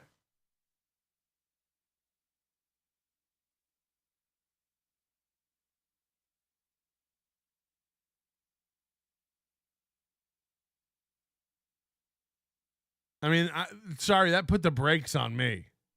I don't even. Melton pretending the AI stuff is hilarious. Hold on. Melton pretending the AI stuff is funny is hilarious. What the fuck was that? What do you mean? I'm blown away by whatever the fuck that just was. Our next comic has made appearances at the Shriners Hospital and the MDA telethon, not as an entertainer, but a patient. Give a warm hideaway. Welcome to Johnny Crutches. Okay, I just traveled here from Minnesota now, but oh boy, are my wheels once. I need to know what can people så here.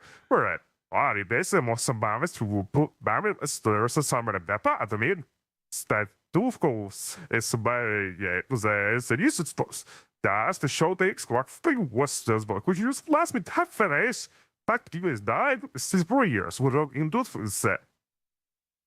Yeah, I mean that's insane. So anyway, I wanted to play a few of the highlights from the Steel Toe Chrissy Mayr show, which we did not watch. It was a Rumble exclusive. Just to let you know, 16 minutes in is when it went to race. And for the, believe it or not, for the first 14 minutes, Chrissy wasn't there.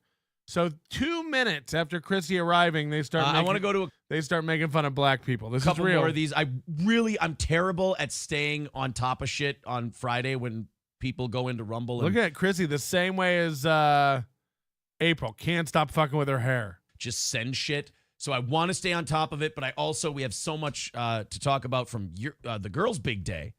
It was yesterday. a big day. Oh, I'm still like rubbing down the goosebumps from the George Floyd field trip. Was it religious?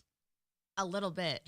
So if you missed it, Chrissy Mayr and April Imholte went to the George Floyd Memorial and took a bunch of pictures like white girl tourists pretty much mocking George Floyd at the location of his death, which is very, very cool, very, very funny. You feel closer to God today? I felt closer to something that could make me feel like I'm closer to God, and that is fentanyl. I have all of the pictures. April sent them to me. Holy shit. And I have so many videos that I fully intended to cut together and release, but the hotel debacle kind of set my schedule. So they took a lot of inappropriate, funny photos mocking George Floyd's death at the place where he was killed by police, allegedly. And they can't stop laughing under their breath about it. Like, can you believe it? I get back it. And It's so funny. I was just commenting on the abandoned gas station across the street. I was commenting on like everything I was seeing. We went inside Cup Foods, now Unity Foods. Unity, yeah, come on. And I'm like, as the kids say, put some respect on That's its name. sus to me that they changed the name because this would be it's like a landmark. It's like it's like a tourist destination. And I saw some of the graffiti. I mean, what the fuck? What in the fuck? I wouldn't use the word unity to describe. No, there was some conflicting messages on some of the walls there. Like one said, it was like somebody wrote it out in like a small paint. It said like "Stop Black People," and I took a picture of that. I was Stop Black People. I saw that one. It looked like Just stop there was something in the stop, like rubbed out or like erased. I thought it could have said like "Stop killing Black people." Oh, but it was scratched out. I think that we have that one and we'll watch it. We'll look at it later. It looked like it said "Stop." And then there was white paint over a thing, and then it said "Black people." That's how I feel when I walked through that whole display. I was like, just stop. Like, all of this. Stop. What are we doing? I was like, just stop Black people, you know? Like, what's the big deal? Cut to an hour and 50 minutes in, and boy, does it get racier. I'm not trying to disgust you. I too could walk picky. away and eat it in the bathroom. I'm I'm like 60% German, 30% Scandinavian. Dude, me and you and April all have the exact ancestry. I am half German, but my dad's German, and the other side is like Norwegian. Yeah, I'm like 60, 30, 5, and 5. I figured out it's like 60. No, it's 65 German, 30 Scandinavian, and then 5 Dutch. And you know what I realized? That's why I feel immediately safe and at home here in Minnesota is that the early settlers were all Scandinavian here. Yeah. And then, of course, the Somalian pirates. It's Minnesota's Scandinavian German. I love that. Those are the two groups. I love that. So white. I love that. People are here. Yeah. I feel at home with my German brethren because it's great. even when we're nice, So Chrissy is eating a tub of pudding on the show. Women love to do this. It's like, I could have ate breakfast. Remember, the ride, April had to come get her, and the ride is like an hour from the hotel to Aaron's house. She could have eaten in the car. She could have eaten on the way. She could have eaten before she came down and got on the show. No. Let's go live and eat. Hit the like button. Sound like we're Intense. Aggressively upset nice. It keeps you on your toes. Yeah. Really, Germans are the Black people of white people. Okay, so Germans are the Black people of white people.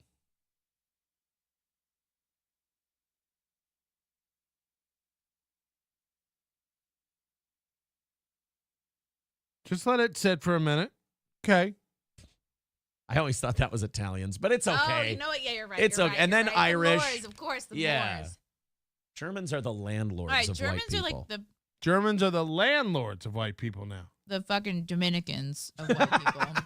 So now Germans are the Dominicans of white people. And listen to what Aaron says, and then let me break this down for you. Can we do that? Can we do second place? I'll go with it's demeaning, but we have to take our turn too. We can't just yell about everyone else's race and then Yes, we can. This is Rumble. Okay, so a lot to unpack right there. Germans are the Black people of white people. Wait, that's Italians. Germans are the Dominicans of white people. And then they go, fuck, that's demeaning, but okay. Well, I do complain about every other race. So the race Black and Dominican to both Chrissy and Mubi is a pejorative. Dominican means bad. Black means bad. Demeaning. It's demeaning to be called Dominican to Aaron. And he said, well, we have to take our turn in the barrel, you know. So it's not even overtly saying something racist about Blacks or Dominicans. It's equating his nationality to those things and using it as an insult. She calls him Dominican as an insult. He's like, Germans are like the Dominicans of whites. And he's like, oh, how dare you? And then he's like, that's fucked up, but okay. So to both of them, like, those people are less than. And then they go like, I don't know if we're supposed to. And then they go, it's Rumble. It's fine. It's fine. It's Rumble. We're allowed to. So their whole, like, just the way they view the world, like, no, we can say the N-word over here. It's Rumble. It's like, oh, fuck.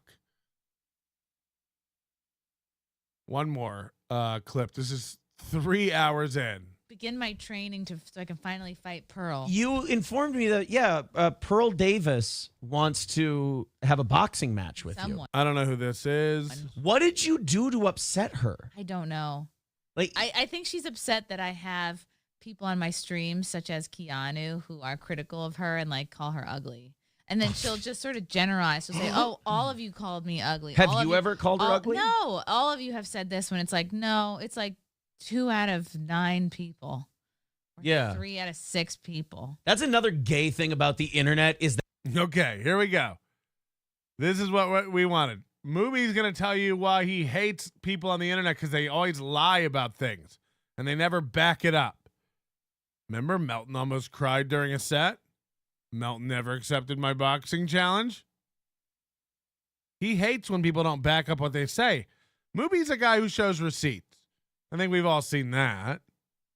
He never just says something and then doesn't have anything to back it up. That doesn't happen ever. That the guilt by association shit. It's too much. It's like, It's just like, oh, well, you think this. I'm like, I've never talked about this. It's like, yeah, but you had this person on your show. I'm like, who gives a fuck?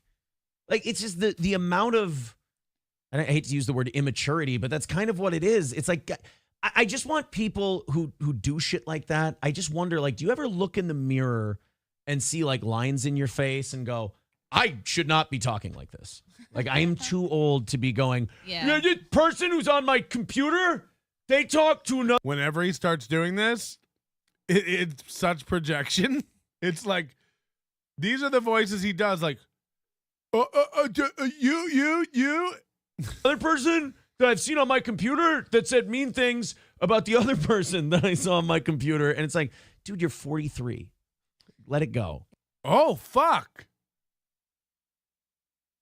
I'm 43. This show was weeks ago. I live in this dude's head. I really do live in this head. It's crazy. So, but I think I do Pearl, want a boxer. You want a boxer? Who's Pearl? Is that the pancake mix? Yeah, I think you do know you're going to have to be on the shelf for a while. I don't know. Can't I just wear padding? I mean, well, maybe, but that's unfair. Now you have again. When did Aaron become the consultant for all the boxing? You know, again, the guy's 0-2, and then he hangs up his spurs to, I guess, teach us all how to box. I guess. One more thing to set up this Aaron Imholte stand-up clip, because we're gonna get to it, but what I'm trying to do is give you, to conjure up kind of a feeling of how this show is coming together. So Chrissy Mayr is the most talented name draw on this lineup, and she pulls out. Now, family emergency or embarrassment, we're not sure. We'll give her the benefit of the doubt. Family emergency, okay? I don't know Chrissy Mayr. I don't know anything about her. People have told me there was nothing wrong, and other people have told me there was something with the family, but it could have waited, but she used it as an excuse to get the fuck out of there when she saw the venue and heard about the sales. So they add Nick Rekieta to the lineup, allegedly, this lawyer who wants to try stand-up, and they make him the headliner. Now, why? Well, he gets 500,000 views on his YouTube video. He's the biggest celebrity, bigger than Chrissy Mayr, bigger than Aaron Imholte, believe it or not. I know that's hard to fathom. The man-titted moob of the Midwest. But Nick Rekieta actually has some fans and a big channel, so he sells some tickets. So this makes up for the people who aren't coming out now because of Chrissy. And they probably sell more. They actually sell more now because Nick's involved. And the crowd that comes out doesn't know Johnny Crutches. The crowd that comes out doesn't really know Aaron Imholte. And the crowd that comes out certainly doesn't know Leela, the 4-foot nightmare that is this other open micing chick. They're coming out just to see Nick. So everything else that they have to sit through is like, what is this? Why do we have to watch Johnny Crunchman? Why do we have to watch Mooby, self-fillet himself on stage, pretending he can do stand-up? He does this twice a year. He parades out in front of 32 people and goes and holds court, But I want you to see Lila Hart. This is the other creature that was on this show. He's a Proud Boy. Well, sorry.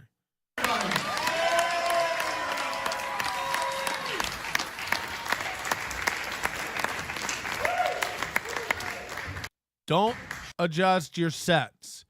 This chick is built awkward. Legs up to her chin. No body. I mean, a literal cake pop. She is shaped like a cake pop. It's very fucking weird and creepy to watch. I know this has no bearing on her as a person. I understand, but this thing is gross. This thing is sick and hard to look at if you're going to have a meal an hour either side of it. It's a hard one to look at. And what makes it even worse is when these little nightmares decide they're sexy and we're all supposed to go along with it and pretend that they're sexy, or meanwhile we're looking at it and we're going, oh boy, fuck. So again, I dare you to go Google Star Wars AT-ST and tell me that's not her. Matter of fact, I'll do it for you. AT-ST. Okay? This is what she looks like. This is a Star Wars AT-ST.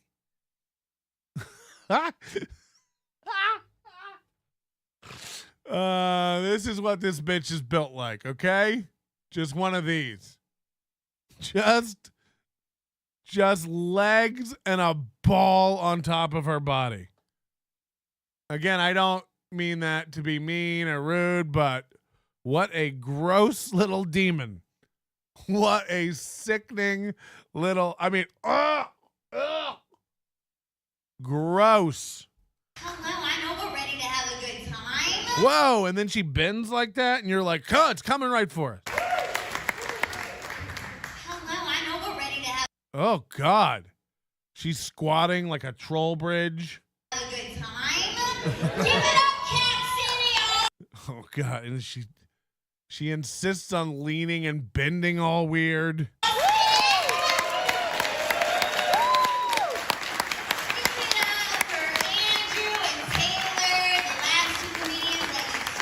See, she keeps doing all weird, googly spaghetti legs. Okay. Ooh, and then you see her from the side, and it's like, how are you 4 foot thick front to back, but your legs are little, when movie says toothpick legs, it's like, ugh. Guys, I had to fucking wrestle a leopard kitten to be here. Guess who won? I may be small, but I'll fuck up a big cat. Okay? I'll fuck up a pussy cat if I stay strapped. She moves around. Again, she moves like Danny DeVito. With a Holy shit. Watch this. a gun or a dildo. Anyway. Oh my god, it is so good to be here, you guys. I was so excited to come to Cap City Comedy Club. I walked through the doors, but then I started my period, and I was like, Lord, why now? It's okay, I just ran over to the bathroom, and I popped in a Q-tip. Now we're good to go. That's a tight junk. Give it up, you like it tight. So that's what this thing does. So they were correct, over at Steel Toe to be like, well, we can't let this walking, disgusting thing headline the show. We're not even sure if the liquor board is going to let her in here. People are going to think they're hallucinating and seeing a demon. But they aren't. They aren't. So that's your show. Chrissy Mayr, Lila Hart, Johnny Crutches, Aaron Imholte, and then Chrissy drops out, and we get Nick Rekieta to fill in. Bruto says succubus sticker. Thank you very much. Pat Oates joining as a member. I saw Pat Oates on WATP. He seemed like a nice man. Anybody who likes me is a nice guy. Hello.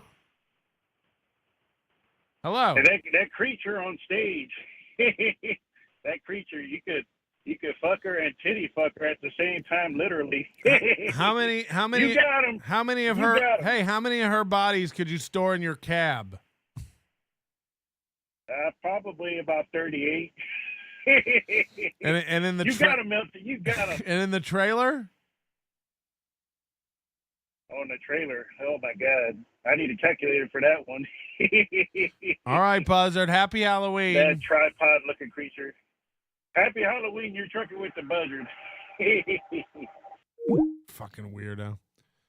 Gummy Chainsaw. Her upper body is the Pokemon Geodude. She looks like one of the middle levels in the evolution chart. I'm just thinking of Monsters, Inc. The eyeball with the long arms and legs. That's what she looks like. I don't even know what that character's name is. Hold on. What? Let me... Monsters, Inc. eyeball. Yeah, this. Doesn't she look like this? Isn't she? That's what she's built like. It's fucking disgusting. It's like, ah! And then she bends all weird. And there's nothing worse than like a chick like that who looks like she's, who acts like she's the sexiest thing on earth. It's like, no, thank you. No, thank you. This is not sexy. You smoke weed? Any fans of marijuana? Okay, so it's just garbage. It's just shit. Yeah, but women like this who act like they're like, I'm the sexiest ever. Woo! It's like, no, you're not. Is your tailbone reversed? That's disgusting. That's disgusting. I don't want to ever be fucking you from behind and have a tailbone of a vestigial prod hitting me back. You know what I mean? Like I'm pulling your ass and just entering it from the back, but your little tailbone is pushing into my fupa. Come on, hit the like button. How are you not entertained? How are you not entertained? This is what you came for, ladies and gentlemen. We are going to be watching the Aaron Imholte stand-up comedy show. Can you believe it?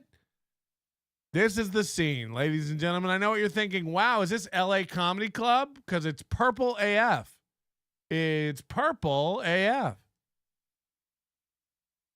Yes, it is. Yes, it is. Sold out show.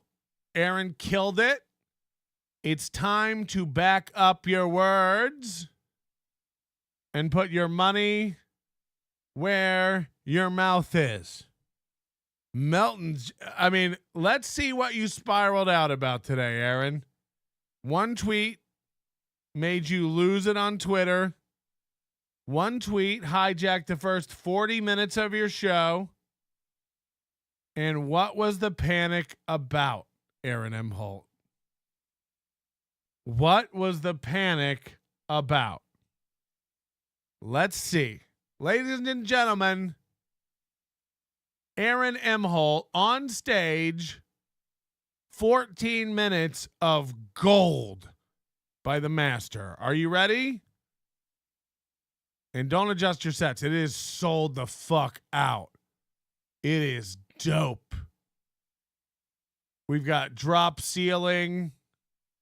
We've got so clearly they moved billiard tables. These are lights that go over pool tables. So they've moved pool tables. We've got a couple PV handheld speakers. We've got TVs that are off. Again, just the cheapest billiard table lights. Too lazy to cut the chain to the right length. We'll just loop it. Nobody will notice. Put it in the drop ceiling. These beautiful sconced lights. And the wainscoting on the wall is just mwah. This is just great. Oh, wow. Somebody else in the chat said wainscoting. Holy shit. I thought we were doing our own thing over here. Uncle Patty, when the untrained floor Newports made a break for our pod storage container, we call a home they snatched and turned me upside down. They then did something they called ate a vat of pudding. I feel dirty. Come sit on Daddy Grape Fanta's multiple chins little stabby seat. Jesus. I will make your chantilly cake feel all better. Hold on. Just let me catch my breath first. Uncle Patty, when the untrained floor Newports made a break for our pod storage container, we call a home they snatched and turned me upside down. They then did something they called ate a vat of pudding. I feel dirty. Come sit on Daddy Grape Fanta's multiple chins little stabby seat. I will make your chantilly cake feel all better. Okay. Hold on.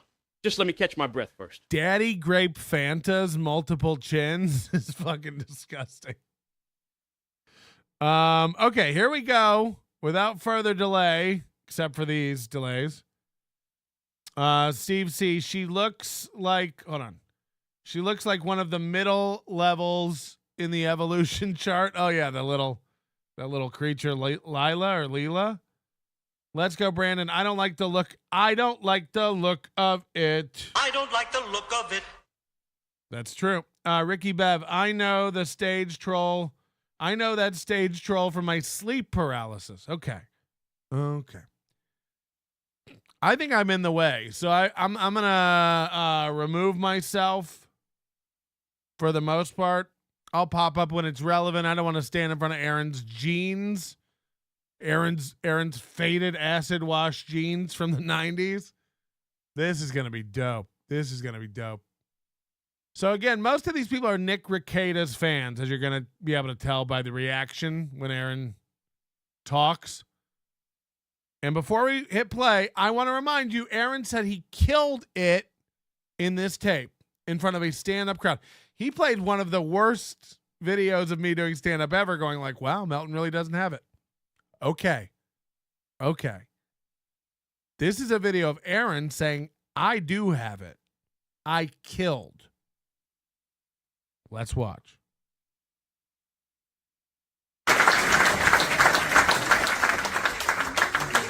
I just want to tag how fucking good that eating beaver ass joke was. I just want to tag how good that eating beaver ass joke was. So I think Johnny Crunchman came up and did a joke about eating beavers' asses. Hilarious. And Mooby comes up and he's like, I want to ride the high off that joke. Can I just draw attention to how good that eating beaver ass joke is? It's like, I guess. First time I've said that in comedy. So now you'll hear April by the camera laughing a lot. You'll hear the crowd not laughing much at all.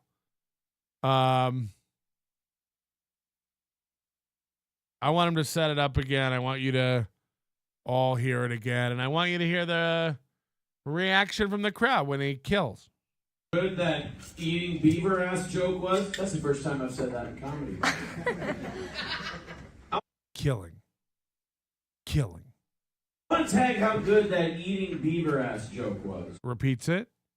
Classic. He fucked it up at every single delivery point and still killed. Congratulations to Johnny. Okay, so don't equate that with applause being for Aaron. That was for Johnny. And again, I'm sorry that April's by the camera going for every joke he tells. I'm sorry.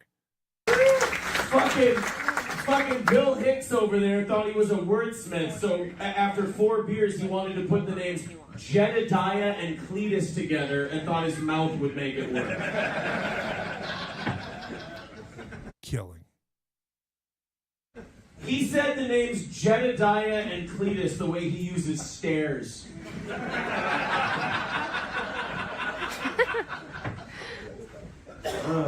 no, it's a compliment. Fucking Buddy Love and the Nutty Look at this crowd. Fish lunch. We got a fish lunch. Professor. No, it's a compliment. The joke worked. I was jealous. I've never heard that kind of laughter before. I was like, oh, that's what we're supposed to be doing. So at the top of his set, he acknowledges he's not doing well.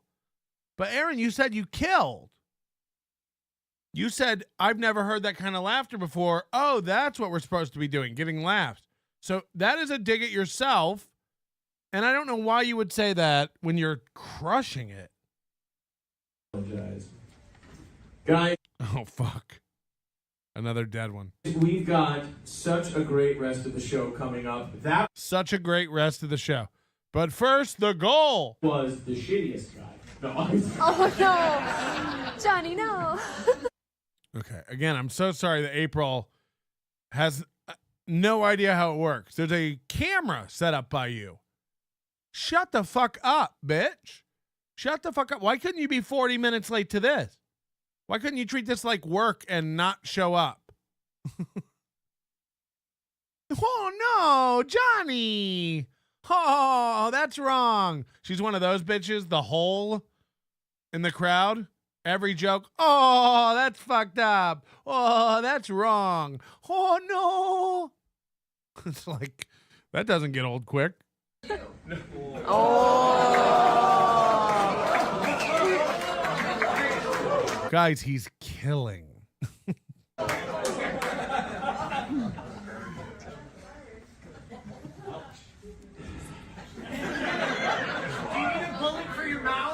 Do you need a bullet for your mouth?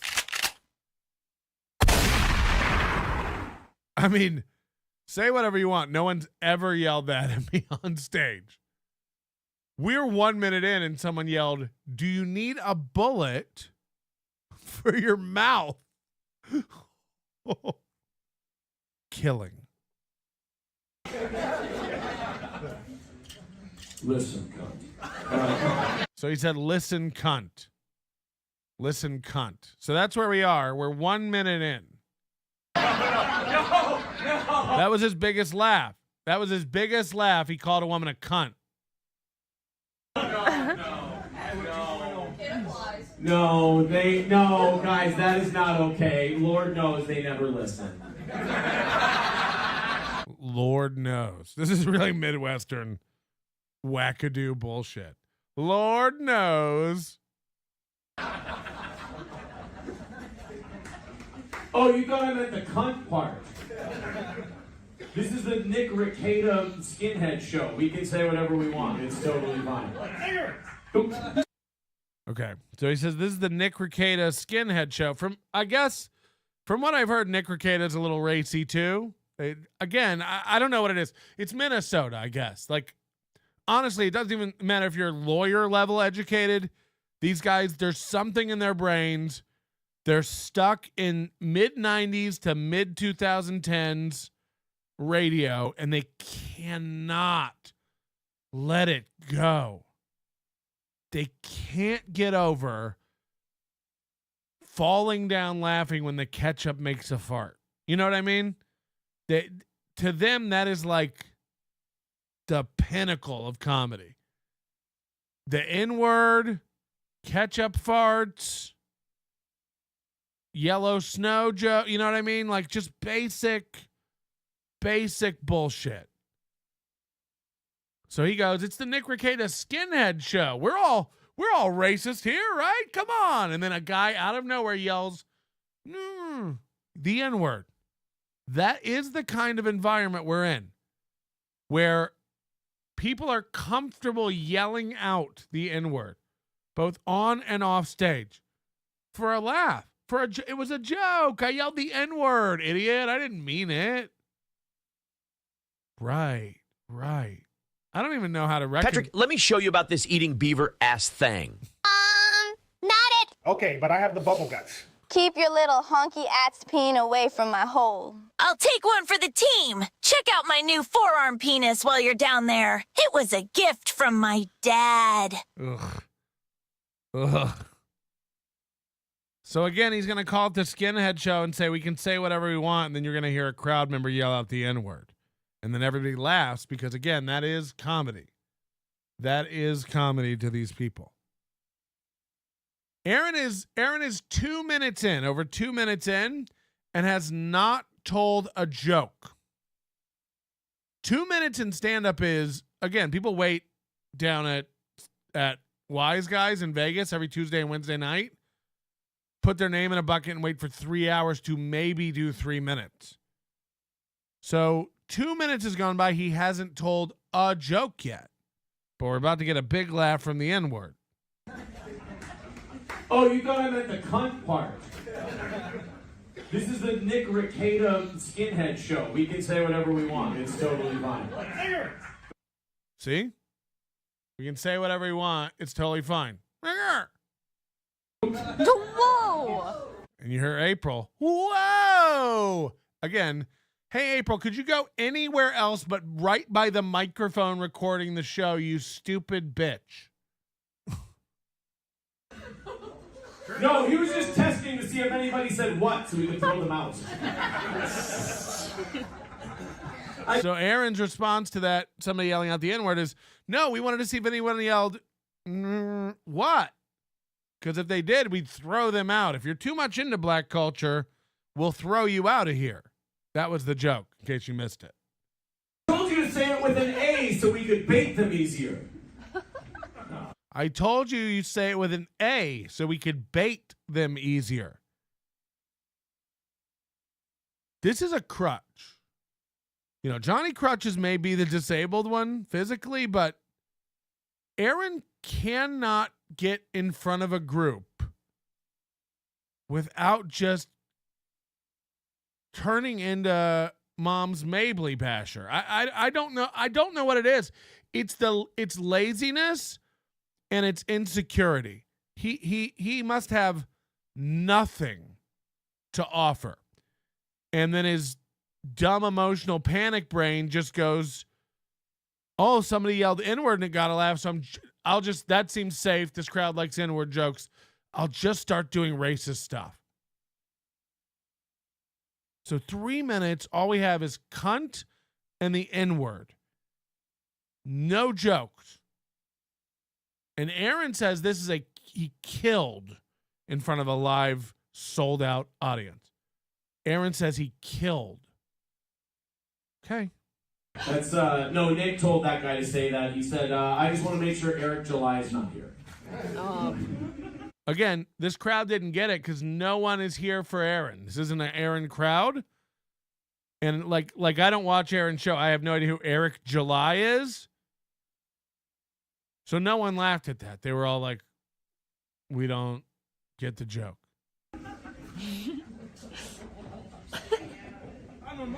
Wow. I mean, to sit in that for that long, to not have any sort of a saver line and just to sit in that bomb for that long. And by the way, again, wag your finger at me the whole time telling me you killed it. Here we go. With an A so we could bait them easier.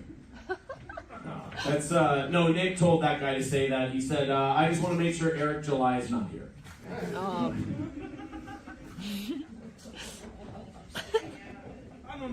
That's a bomb. That's a bomb. I'm not getting involved.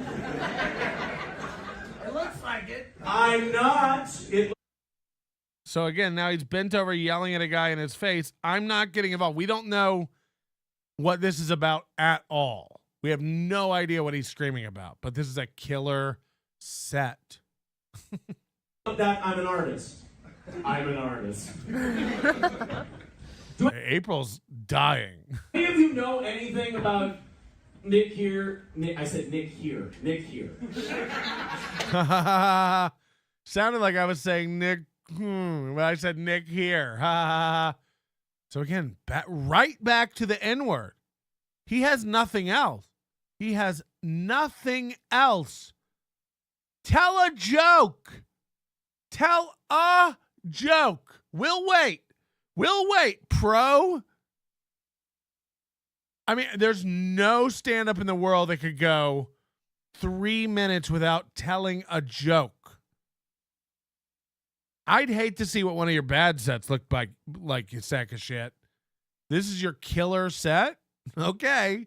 Say it faster 3 times. Nick here, YG song.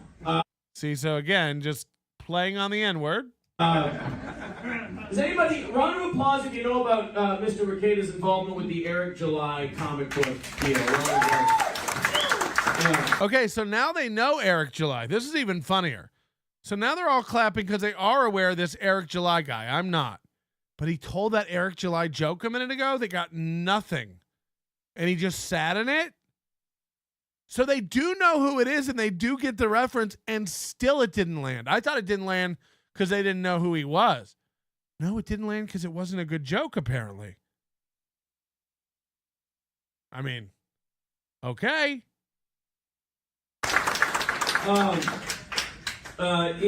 If you don't know about it, I'll give you the cliff notes.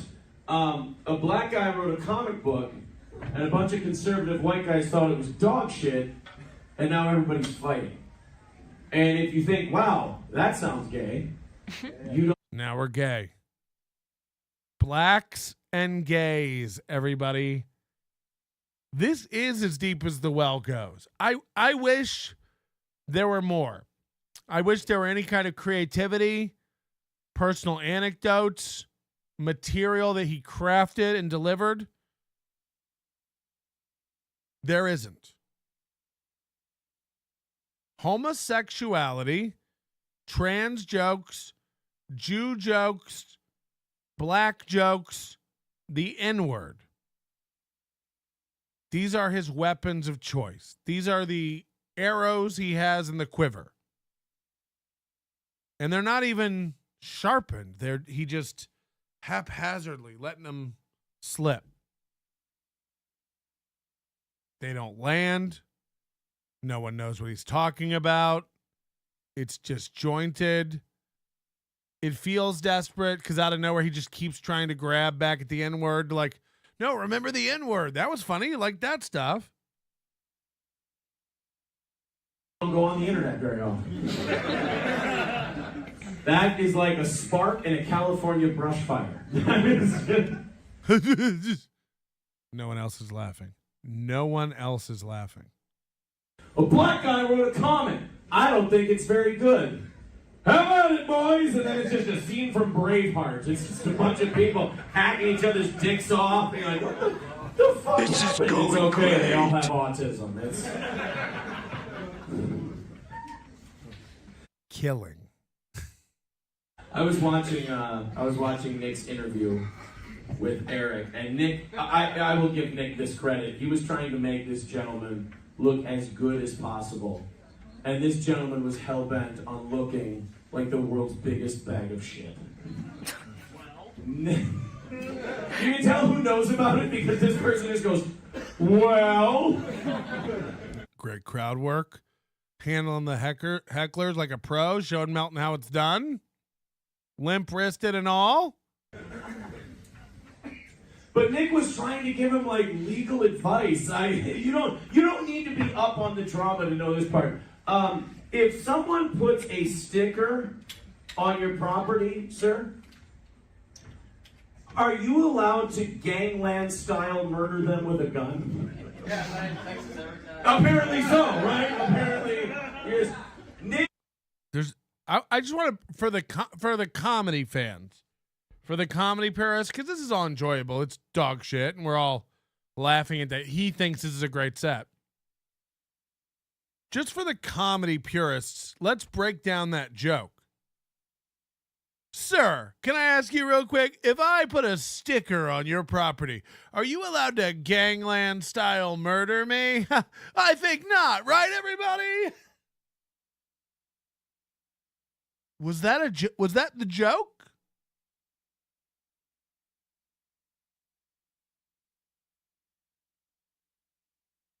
I mean this, because I didn't watch this ahead of time. I'm starting to think we are 5 minutes and 40 seconds into this video. The first minute is not him. So 4 minutes and 40 seconds. I'm going to say something really bold here. This video is 15 minutes long of Aaron. He may get through this set without telling one joke.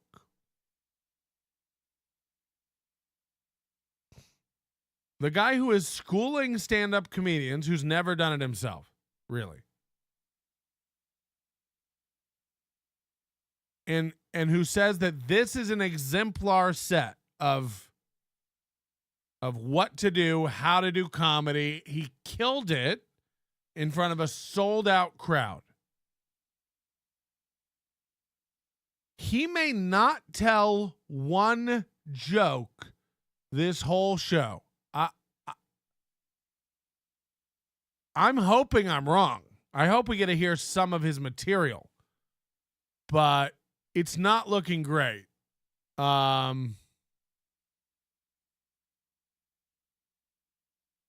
Will he tell a joke? Will he tell something he wrote? Fighting. And if you think, wow, that sounds gay, you don't go on the internet very often. That is like a spark in a California brush fire. A black guy wrote a comment. I don't think it's very good.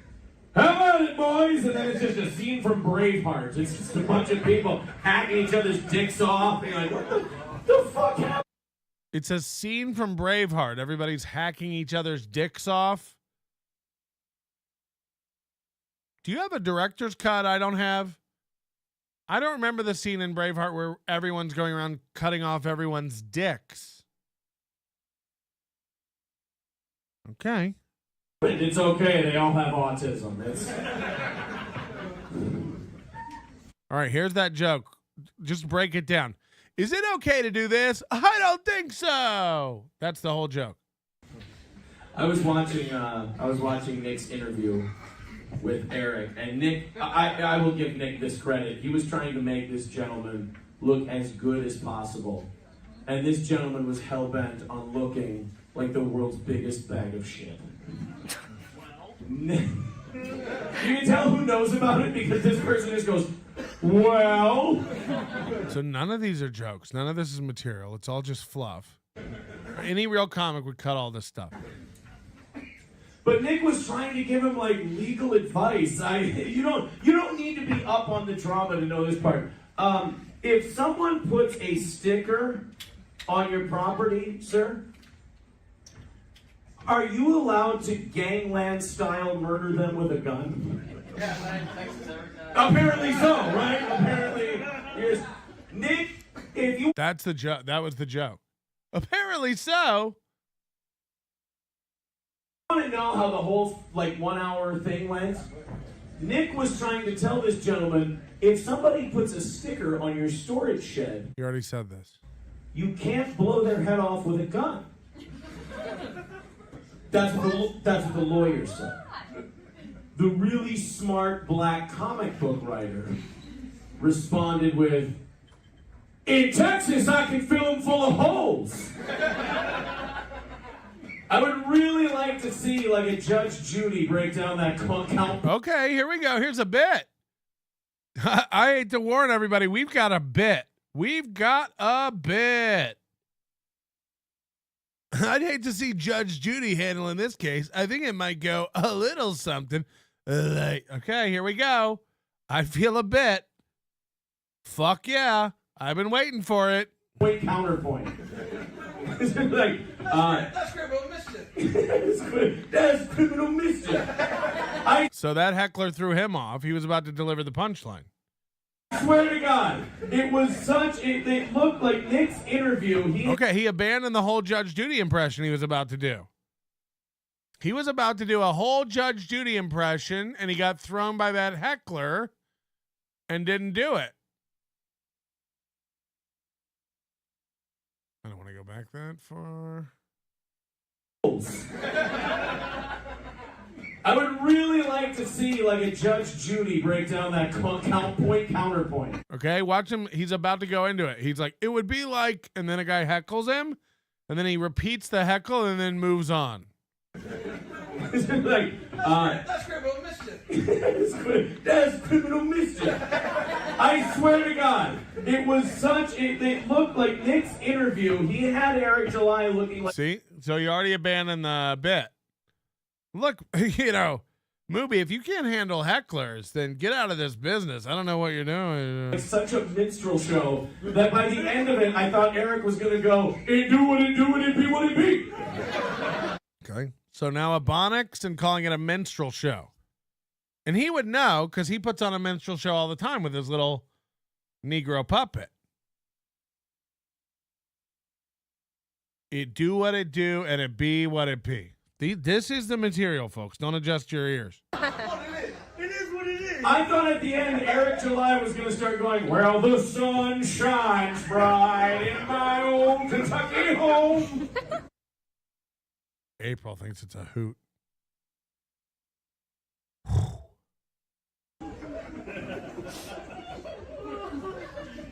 That's on the Rumble.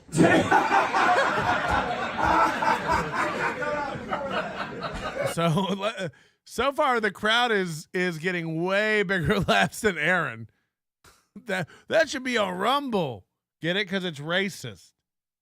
You got to do that on Rumble. Oh, you're funnier than me, but I'm not mad about it. You're helping. You're helping. Okay, so the master is getting his ass handed to him. The master is being shown up by hecklers. He just yelled at me about this. Like, you can't handle the hecklers? You can't handle the hecklers? Keanu is watching but not commenting. Smart. Smart. Keep it to your fucking self, Keanu. You and Gino just lay there on a lazy Tuesday morning in New York City in your overpriced apartment. Just lay there and hope that bullets don't whiz by ya. Because jokes sure are. Tell Dick I'm not getting involved. You never get involved. I never would be involved. In fact, What's crazy is he's like, oh, you're going to play this set of me killing in front of a sold-out crowd? It's like, no, I don't have that tape. I just have this one. Oh, wow, Melton's threatening to play the awesome set of me crushing it in front of fans? No, there's no media of that available, but we do have this tape of your last event. Oh, you think? Oh, okay, sorry. I didn't. Dick all the time. I know, but usually I get a nice refreshment afterwards. Are you starting to see why he freaked the fuck out and threw away the first hour of his show today? He don't want this. He'll be hitting up Nick Rekieta later. Can we sue? What can we do? How can we get that down? Can we copyright strike it? I'm announcing right now, copyright strike it, and I will immediately appeal. I'm willing to go to court for this. So just heads up, let's do it. Let's do it. Let's test fair use. I think this is important. I think I add commentary. I think this is transformative.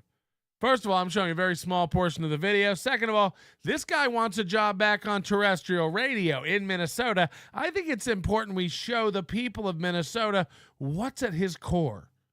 And I don't mean the overt racism and the tried and true record he has of just constantly making the most racist, misogynist bits on his show. I just mean the lack of talent. I think it's important for everyone to see this and go like, oh, he really doesn't have anything to add to anything. People and their random drunks are showing him up.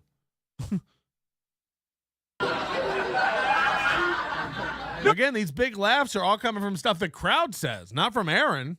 So when does the killing start? Oh, you see, I'm drinking jizz. You guys were thinking something gross. So now it's gay stuff because he's drinking jizz. And April's laughing. It's a fucking hoot. The black stuff, the gay stuff. This is great. If he can just land it with a trifecta of trans, this might go. This might be in the Comedy Hall of Fame. There was cum in my face. Totally fine. I hope you guys came here with dates tonight. Yeah, the reason you're not growing is because the internet, Aaron. It's not you. This is a live crowd. They're not into it. They're all looking at you like, what is he talking? What? How much cum is on his face? What's going on? It's a romantic show.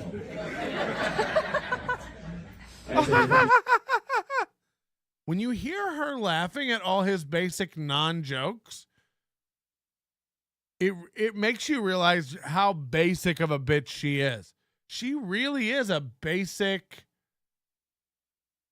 Sunny D mom / college kid. Like she's dumber than most like 23-year-old college women. He says like, I was imagining I'd cum all over my face. And she's over there going,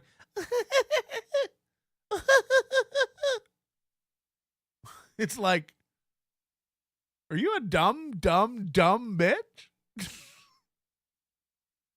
She giggles at the lamest shit. Story about Nick. I met him.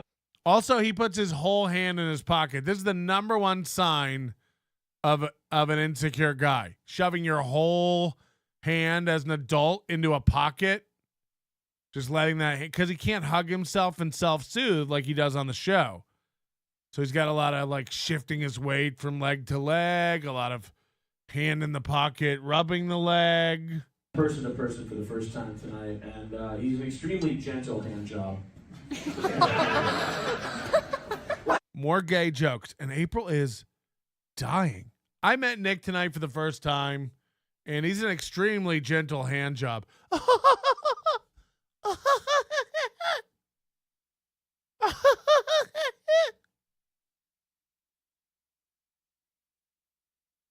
Keanu, Gino. Is this where you want to shoot for? Is this the company you want to keep? You can do better, right? Like, fuck. You know, I'm gay.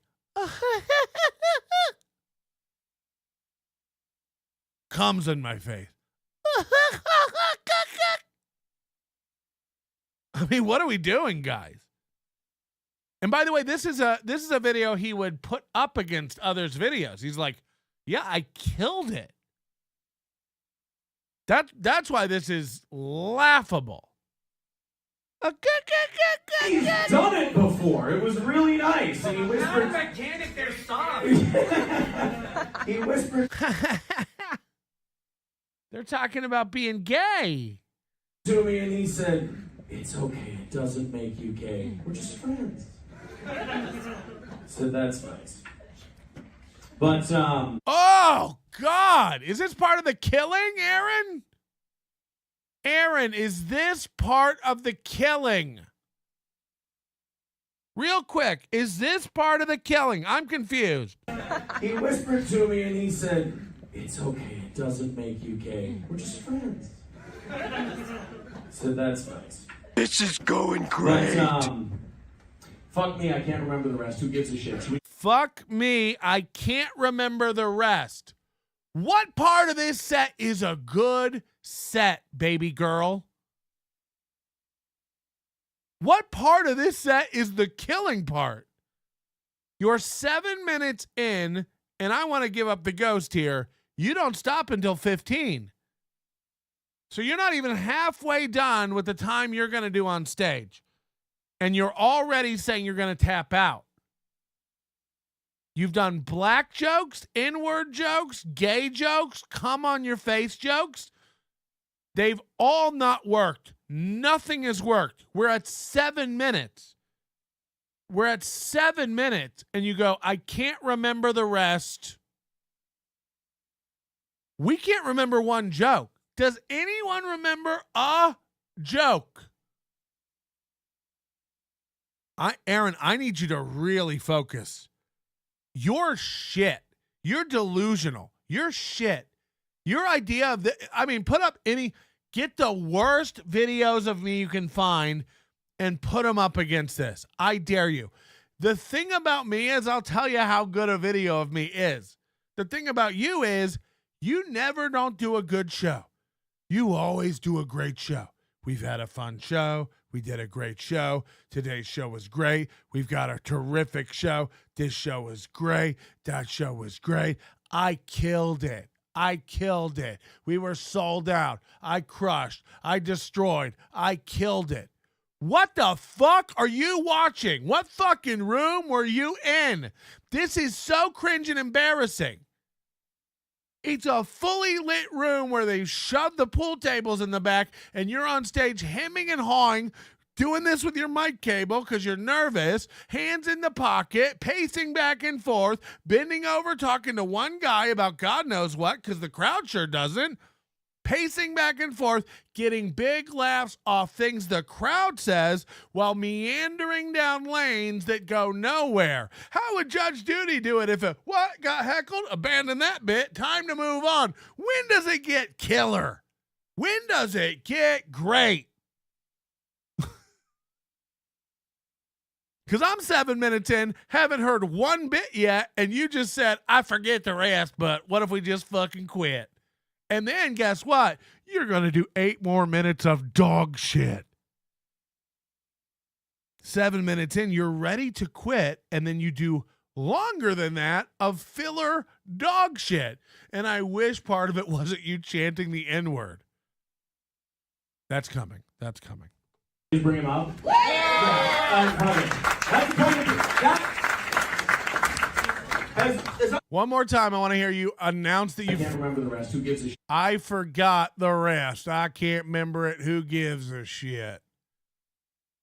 You already bought tickets. We already canceled the headliner. I forgot the rest of my jokes. Who gives a shit? We already got your money. Ba-bing, bong, bang. That's Aaron Imholte in a nutshell. Fuck you. You already entered the contest. Who cares how we do the drawing? It ain't right. Ba-bing, bong, bang. Hey, everybody, we already got your money, canceled the headliner, and I forgot all my material. Fuck y'all, though. Let's bring up your headliner, who's not a headliner. It's his first time ever doing comedy. Y'all ready? Drink up. I forgot the rest. Who gives a shit? That is his attitude. We got your money. Who cares? Buy a sticker. Buy a hat. Buy a hoodie. Get a VIP membership. Hey, how are you making sure the drawings are fair? Shh. Hey, Aaron, we paid for a steel toe show. I forgot the rest. Who gives a shit? Shh. Hey, Aaron, we came here to see Chrissy Mayr. She canceled. We got a guy who's never done comedy and me, and I forgot all my jokes. Shh. That was a killer night. Killer night. I'm laughing at everybody who's talking about me like, Melton's going to throw an event. I'd hate to see that. It's like, what world are you all in where you think I can't outdo this? What planet are we on where you don't think I can beat this? We're going to throw an event. Aaron Imholte has a full invite to OnionCon. Hotel, flight, and payment to perform a set. The offer is on the table and good until the end of time. It's open. All you have to do if you want to come is contact me and we'll get it arranged. That's all you have to do. I'm making it easy. Patrick at Nobody Likes Onions. Email me. We'll set it up professionally. You'll really get a hotel. You'll really get a flight. You are welcome to come to OnionCon and perform. No distractions. Show us how you kill, baby girl. Get over here and show us how that killing works. That's nice. But, fuck me, I can't remember the rest. Who gives a shit? Should we just bring him up? Fuck me, I can't remember the rest. Who gives a shit? Okay. Is this part of the killing? I'm confused. Is this part of the killing? Yeah. I'm coming. That's coming. As I sit here getting more and more intoxicated as the night goes on. What is this casual lean look he's trying to pull off? I need to tell you something. The best part about being MC is you get what I call the fuck it card. Like, if you got a set amount of time you have to do as a comedian and you start bombing, you're fucked. If you're me, I can just pass the responsibility on to the next guy. This seems to be you on stage. I don't want to speak too soon. This seems to be you on stage acknowledging that you're bombing and letting the crowd know that you can now walk away with no responsibility because you don't have to do a set amount of time. This seems to be a mid-set admission that it's not going well. But that confuses me. And I know I'm slow, so help me out. I don't understand. You said both on Twitter and on your show that you killed it in front of a sold-out crowd. You said it repeatedly. Those are the words you used. I killed it. I killed it. I crushed it. I killed. You're going to watch a tape of me killing it and doing very well? No. We don't have that tape. We just have this one. This is Aaron's own fucking words telling you that it's not going well, but fuck it, he gets to leave because he's the host. I just want this on the record. During the set, Aaron thinks the set is bombing. His words. See, is you get what I call the fuck it card. Like, if you got a set amount of time you have to do as a comedian and you start bombing, you're fucked. If you're me, I can just pass the responsibility on to the next guy. So he just said, basically, I'm bombing. I'm going to bail on this and pass it on to the next guy. Who is your headline? And it doesn't even matter. It's your event. The host, when it's your event, like, you are responsible for the whole event. And your headliner you're about to put up has never been on stage doing stand-up. So it's already fucked. You're already putting up, luckily they're all there to see him anyway, so it doesn't matter. I mean, here, I made him not laugh. Your turn, asshole. So again, this is all cope. Live on stage cope. Here, I made everyone not laugh. Your turn. This doesn't sound like a confident guy who thinks he's killing right now. It sounds like a guy who, just like he explicitly said, I forgot the rest. I'm going to bail. I can do that when I'm bombing. Kind of nice. No, Nick, when I talked to Nick, dude, he's fucking, I'll tell you this is your first time doing stand-up, right? Nick's fucking. So Nick's in the crowd 3 feet in front of Aaron, which is also weird to stand up the second row in the crowd after everyone else has been on stage and then get on stage yourself. It's such a weird, open mic-y vibe. Oh, you're going to call a guy up out of the crowd? He's going to come up and headline next? Cool. Pumped. So please, a little something. So hold on. In the middle of nowhere, it's not like he's bringing him up to the stage right now. In the middle of nowhere, Aaron needed some comfort. So Aaron just in the middle of nowhere goes, I don't know if you've ever met Nick before, but Nick's awesome. A little applause, everybody. Nick's great. It's been so long since he heard applause and cheering that he needs a little something right now. I'm not bringing him up just yet, but if I could just get a little something right now, watch. Dude, he's fucking, I'll tell you this is your first time doing stand-up, right? Nick's fucking pumped. So please, a little something.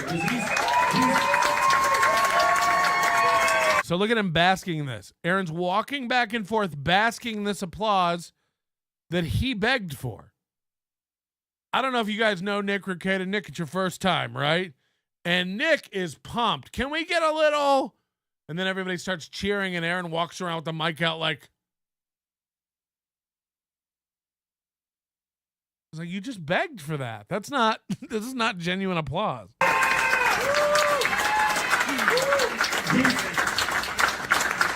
Dude, he's so excited, and it made me think of the first time I ever did stand-up, and he...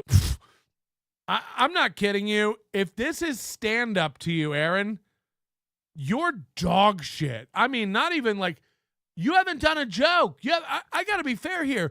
You haven't done any material.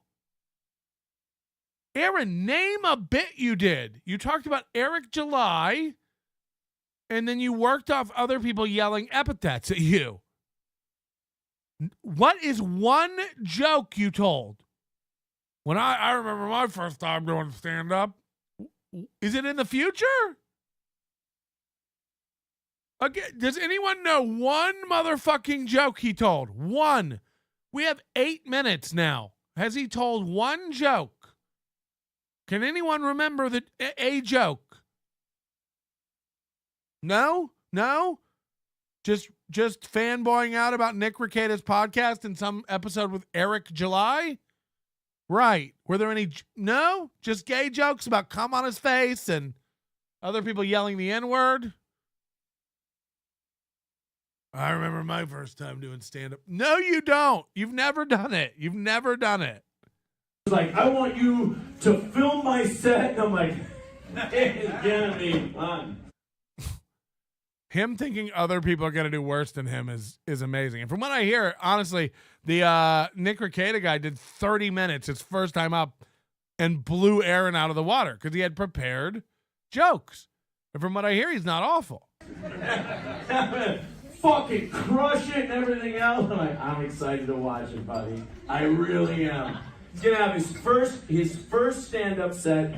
He wants to film the whole thing. So what I would really like you guys to do. You ready for this? Can we guess? Can we guess what Aaron's going to do here? Let's spin the wheel of Aaron's ideas. Trans, Jews, N-word, gay. Let's spin the wheel. Let's see what Aaron does. Get your bets in now. While Nick comes up to the stage, hold on, autism. There we go. April loved that bit. That was a killer bit. People are guessing it's N-word bombs. You got it. You got it. Well, Nick, thank you. Look at that, 2 Rain Mans in one room. So he's distracted all over the place. Again, for a guy who's like telling other people how to not be distracted, he can't get a word out wise. Couple of cards. Judge Walker's on in 15 minutes. I'm old too. I mean, he's just standing in nothing. He's just standing in chatter and silence. So as Nick comes up to the stage, would you guys be okay with joining me in a chant? Okay. So as Nick makes his way up to the stage, would you guys be okay in joining me in a chant? Okay. No. Okay. Lee, did you hear April? She sounded like Ray when Ray makes that chant.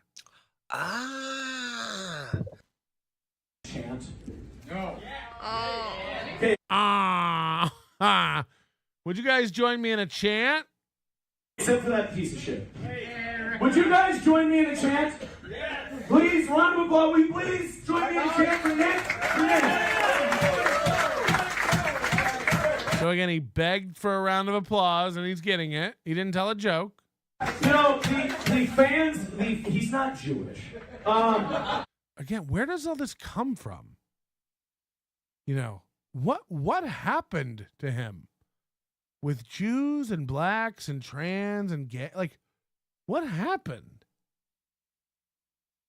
Is it just because you're in Minnesota and you have only encountered like 2 of those people in your life, or are you? I really do think him and Gino have some sort of homoerotic. Like, look, there's nothing wrong with it. I just like, just be bi and touch tips or whatever. I don't. The dancing around it and like constant dunking on gays but while also talking about guzzling cum, it's like both of those are weird. Making fun of gays nonstop is weird. And also like making jokes about yourself gargling cum every day is weird. I'll make fun of a gay here and there, and I'll make a joke about gargling cum here and there, but I certainly don't have a punch card where I'm trying to get a free sub by mentioning him every day. I don't know what's going on, but he just every day with cum and gays and cum and gays. We get it. We get it, man. It's okay. It's okay. It's political. Yeah, I know. He really is trying to do this like right-wing thing. He really thinks he can still like team up with Gino and Compound. We know. Erica. The fans of...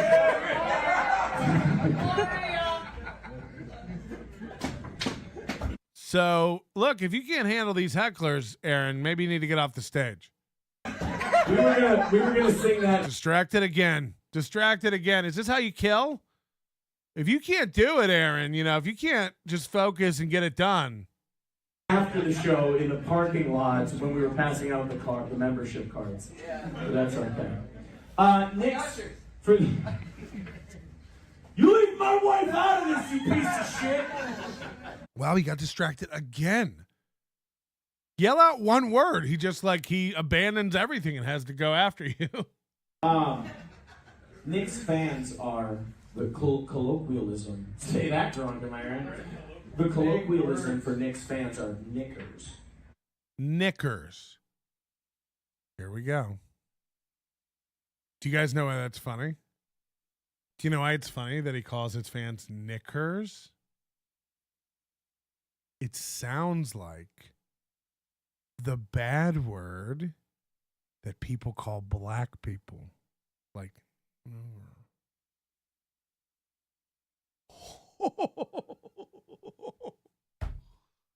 fuck, it sounds so close.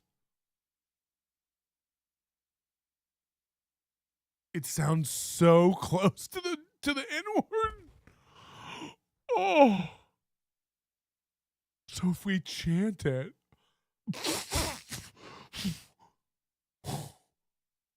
If we chanted it, it'd be like we were chanting the N-word, which is crazy. That's crazy to do, but we're not really doing it, so it's fine. But we're almost doing it. It's like we're getting away with doing it. Fuck, that's great. That's a great one. Because they support it. So therefore, I would like you guys to chant, nobody's film. What I would like you guys to chant while he comes to the stage is after I announce him, if you could chant Nickers. Nickers. I think it would encourage him. It would make him feel good. Are you guys down to do that? Does that sound okay? Nope. They're not. I don't know why, because you won him over really well with all those great jokes. All 0 of those jokes you told. But no one is on board with this. No one. They all went, Fuck you! Come on, it's Sartell, Minnesota! What are you, a bunch of libtards or something? So he goes, come on, we're in Sartell, Minnesota. What are you guys, a bunch of libtards or something?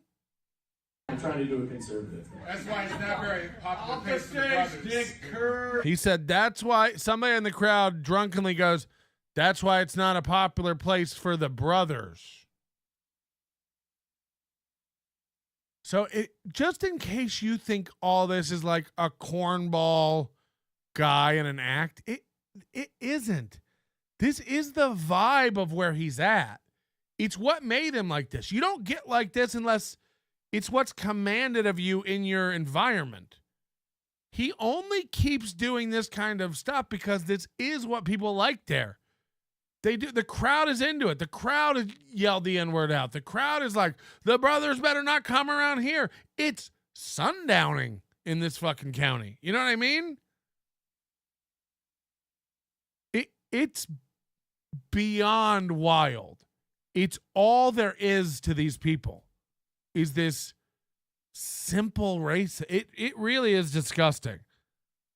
Wait a minute. Wait, what's that? That's why this is not a very popular place for the brothers. I can't see you, sir. I'm sorry, I'm But now I'm scared shitless. And April, did you hear April?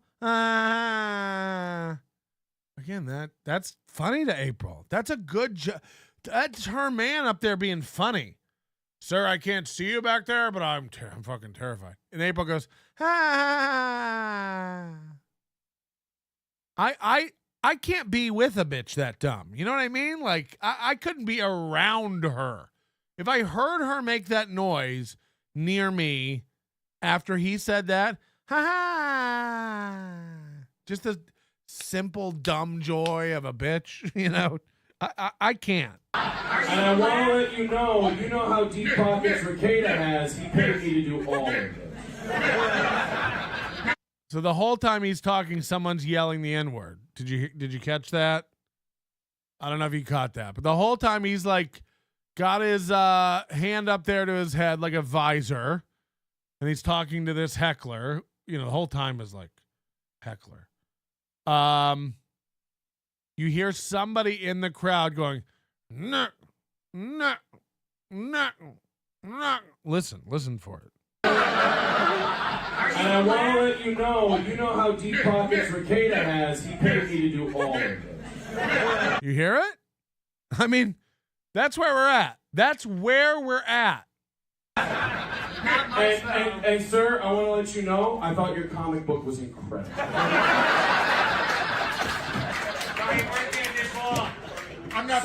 I mean, that's the biggest laugh he's ever gotten in his life. And again, any experienced comic would walk off the stage right there. But he's like, maybe I'm getting good at comedy. I'll stay up here longer and draw this out. I must be good now. I just figured out comedy.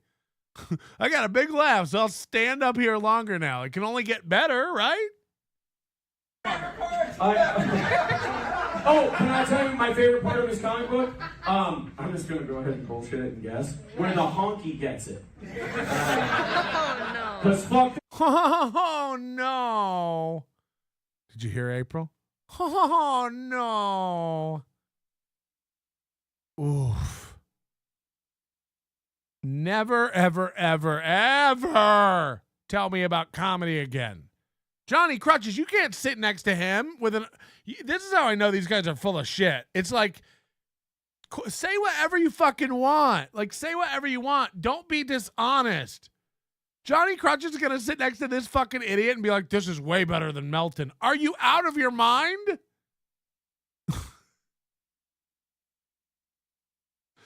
Don't like me. It's fine. Don't like me, but don't lie. You know what I did in my stand-up special? Told a joke. Told a joke. He hasn't told a fucking joke. Does anyone remember a bit? Does anyone remember one fucking bit? This is like watching Chad. Bless his heart. Bless his heart. Ma chi-chi, ma chi-chi, ma chi-chi, ma chi-chi. We got a fish lunch. I mean, there's not a fucking bit. There's not one bit that's been rattled around here. Not one. He's telling the audience how funny he was. Right, he's telling us he killed. He's not even saying I did well, I had fun. He said I killed in front of a sold-out crowd. Meanwhile, we're just watching everybody keep getting up for soda pops. You know? WATP Kevin, member for 7 months. Pumpernickel. Paul per 80 with a gifted membership. Thank you very much. Hey, join up. We'll be doing a members show this Friday.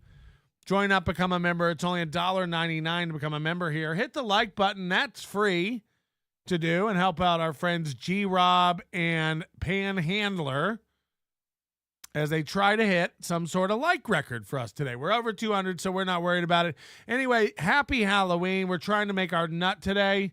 So every little membership, every little donation, every little everything helps.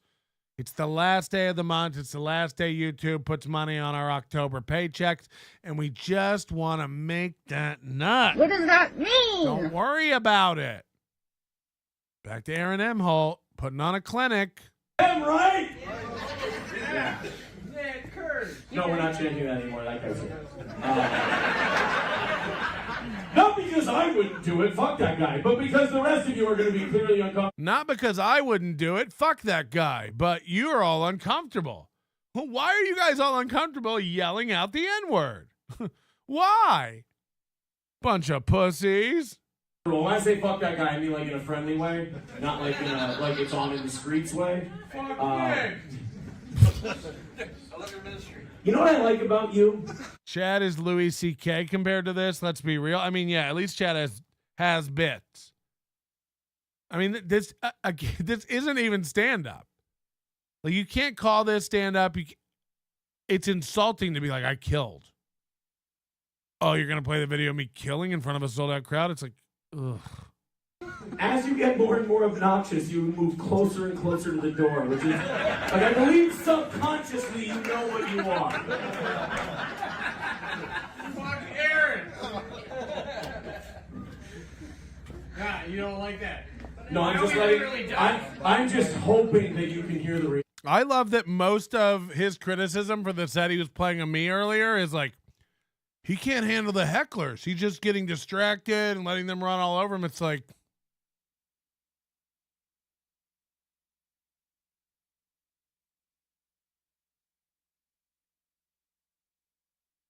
action and you'll maybe. Good. Has anyone ever told you this? I just want to ask you a question. It's not a test or anything else. Here we go. Here's some crowd work. Some classic Aaron Imholte crowd work. When I say these two words, what comes to mind first, right? Self-awareness.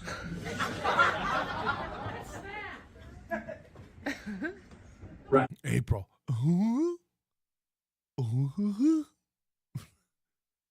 No wonder. I mean, how easy was this chick to land? Like, fuck. Okay, thank you. Yeah, no, you're the one on stage, though. Okay. He's getting run over by funnier people in the crowd. This is what's great. It's like he missed the whole thing. Yep. Did you hear that, guys? I missed the whole thing. I mean, he is eating shit. This is beyond bad. It's eating shit. He just stands in silence. Do better. I don't have to be here. I can just ask him questions. This is like if Biden did a Q&A after a speech. I can just go, you're... Oh, God. They're all... By the way, the end of that Chrissy Mayr show he did with her is like an hour of them talking about how they're not going to get the new booster and like the latest vaccine news. It's like, they're all like weird, broken idiots. They can only talk about like 6 things. And they're all like super not relevant anymore, you know, unless you're moody. I mean, look, we joke around a lot, but it's like the COVID thing is over. It's over. No one is getting another vaccine. Like, no one. I mean, knock it off. Knock it off. What demons are you guys still fighting? Everyone gets it now. It was all a fucking play. Everyone is clued in. Everyone. The most adamant virus adopters or vaccine adopters are now like, yeah, whatever. Like, it's not really. No one is lining up for stop it. Like, it's not a thing. Everyone got played. It's not a thing. So I don't know why they feel the need to go live every day, like fighting against the vaccine companies. It's like, no one's getting a vaccine. You mission accomplished. At ease. Turns hard. Go. All right, I really do need to bring Nick up. We're not going to do that stupid chant because I really thought with him here it was only going to be white people, and now I'm uncomfortable. So, hold on. So Aaron just said we're not going to do the Nick Ers chant. Because I thought with him here, it would only be white people, but now there is a black guy in the back of the room, and now it would be uncomfortable. Aaron doesn't realize, but this makes him look even worse. What Aaron just said on stage is, I would do the N-word chant if there wasn't any black people here.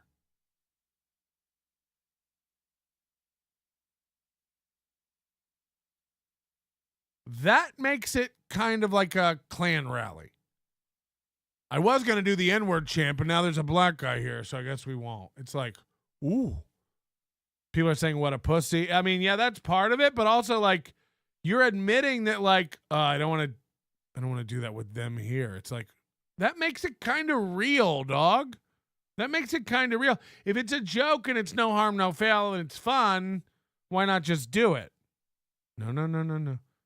Pulper giving 2 gifted memberships. Thank you very, very much. Lev Kramer says, but it's better than Patrick's album in Edinburgh. I mean, it isn't. Just because you haven't heard it doesn't mean it's better. It 100% is not. So, yeah. You know what it is? He didn't ask for a refund. Do you hear somebody in the crowd go, excuse me, ma'am, can we get 2 more waters? For his ticket, he was here for that Chrissy ass.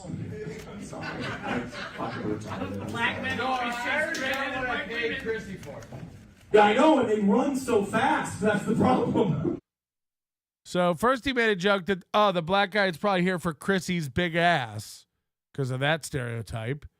And then he goes, the problem is they run so fast. So it really is, you think there's more there. There isn't. There isn't.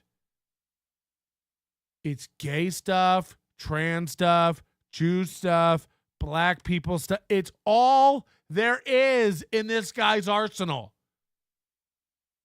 I really wish there was more. I wish he had some jokes that we can make fun of or go over. It's black, gay, black, gay. It's all there is. And again, I'm not against jokes about those subjects. Hello. Gay! But the one note, the nonstop gay, black, gay, trans, gay, Jews, black, gay, Jews. It never stops. And it leads me to believe there's nothing else in your core. Is there anything else? Can you talk for 10 minutes and not bring up one of those things? I'm starting to think you have like a dysfunctional personality. Like it's an autistic tick that you guys want to talk about butterflies? No one wants to talk about butterflies right now, buddy. I love butterflies. Do you know there are over 700 different kinds of butterflies?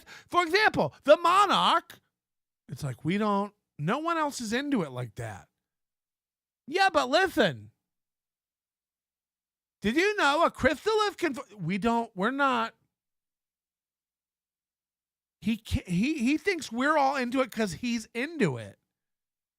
And I think he got a lot of like feedback when he was on terrestrial radio because of that hyper local market. Like they're saying, like Sartell's not a good place for the brothers. It's like, yeah, this probably did very well on the local yokel market.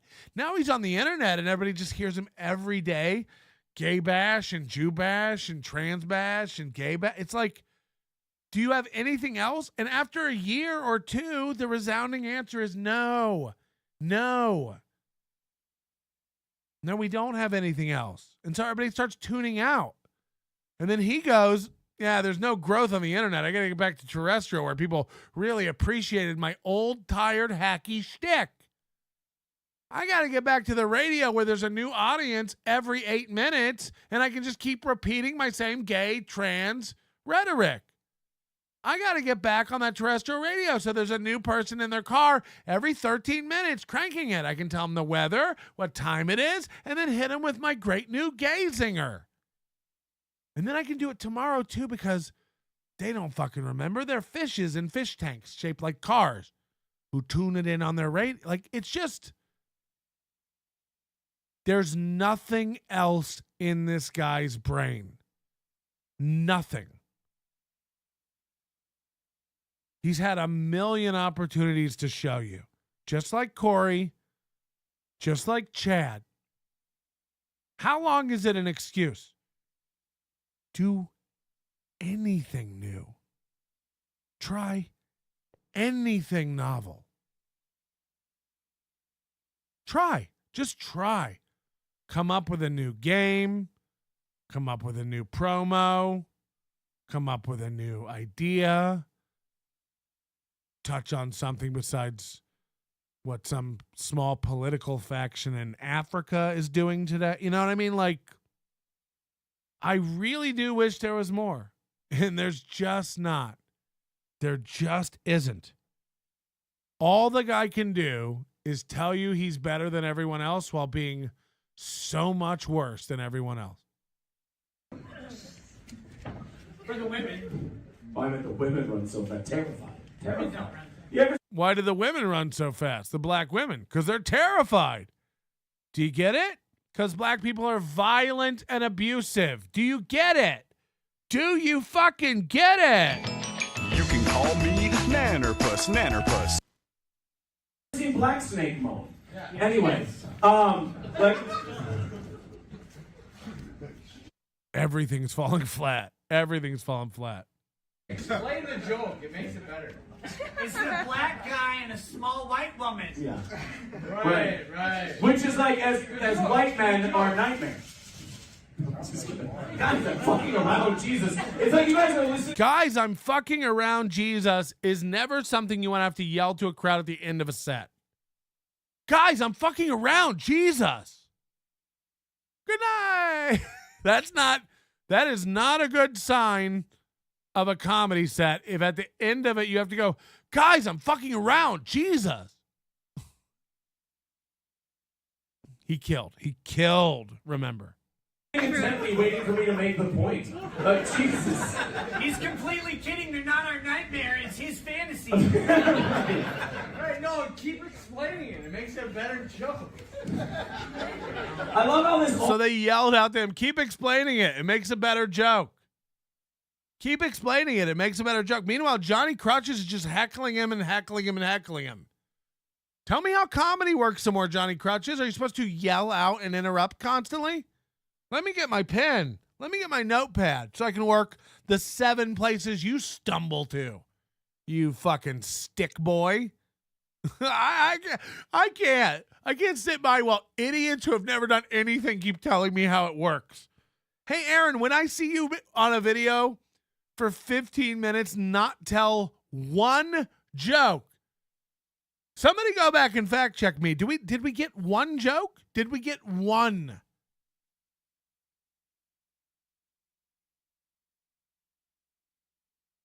No? Did we get any original creation at all? No?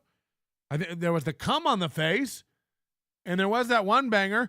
Do you think you can kill somebody just for putting a sticker on there? Apparently. That was that fucking banged. Who saw that coming? Then he said, apparently? Oh, shit.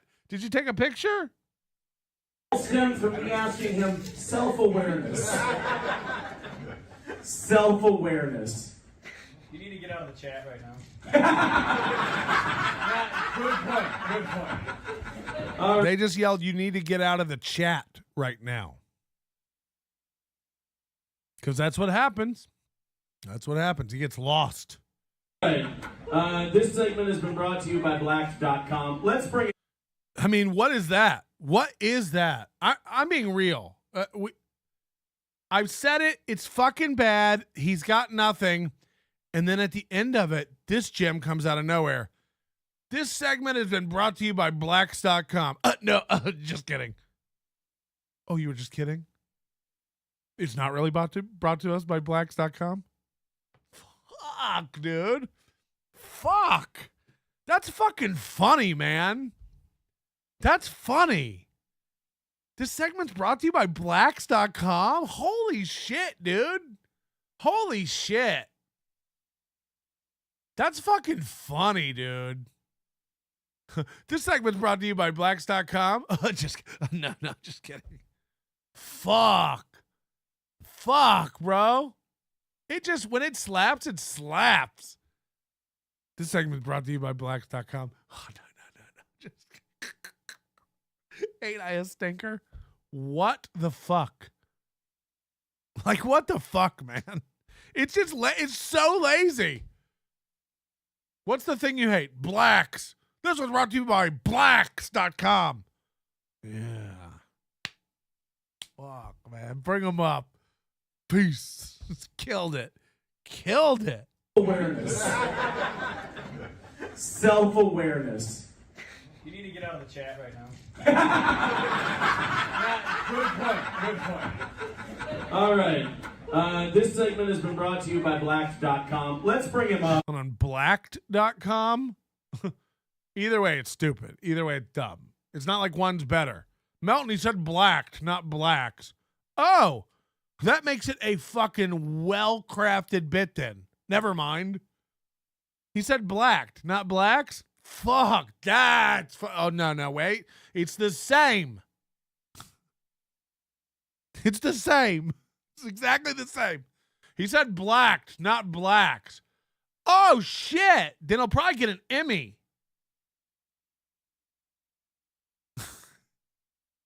Nope. It's the same stupid joke. It's the same stupid joke. It's just as relevant.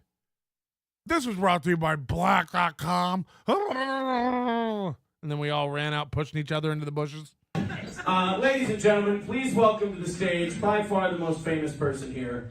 Please welcome his first time doing stand-up comedy, Mr. Nick Rekieta. Stands up 2 rows deep and walks on stage. And again, I don't know this guy, but the fact that he thinks steel toe is cool and a cool partner to partner out, it's like, if you're a lawyer, you need to tell this guy what he's doing illegal every month, please.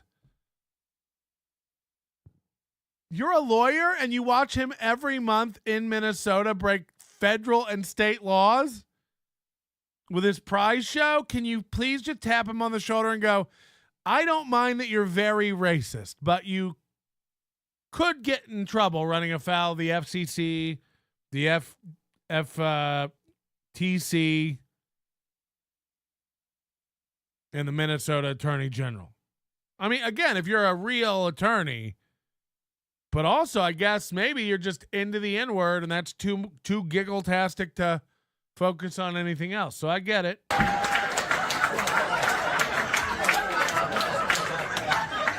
People are saying he's not a real lawyer. Okay. All right. How's it going? No, I've never done stand-up before, but it's great to be invited to do stand-up with a bunch of cripples and retards. Yeah. All right. So that's how that's going to go. Judging by that first joke, it's the same shit. I mean, look, say whatever you want, but the fact that they're like, oh no, that can't be accurate. Hold on 1 second. Out. Everyone else in the chat. Oh no. Is this accurate? Give me 1 second. No way.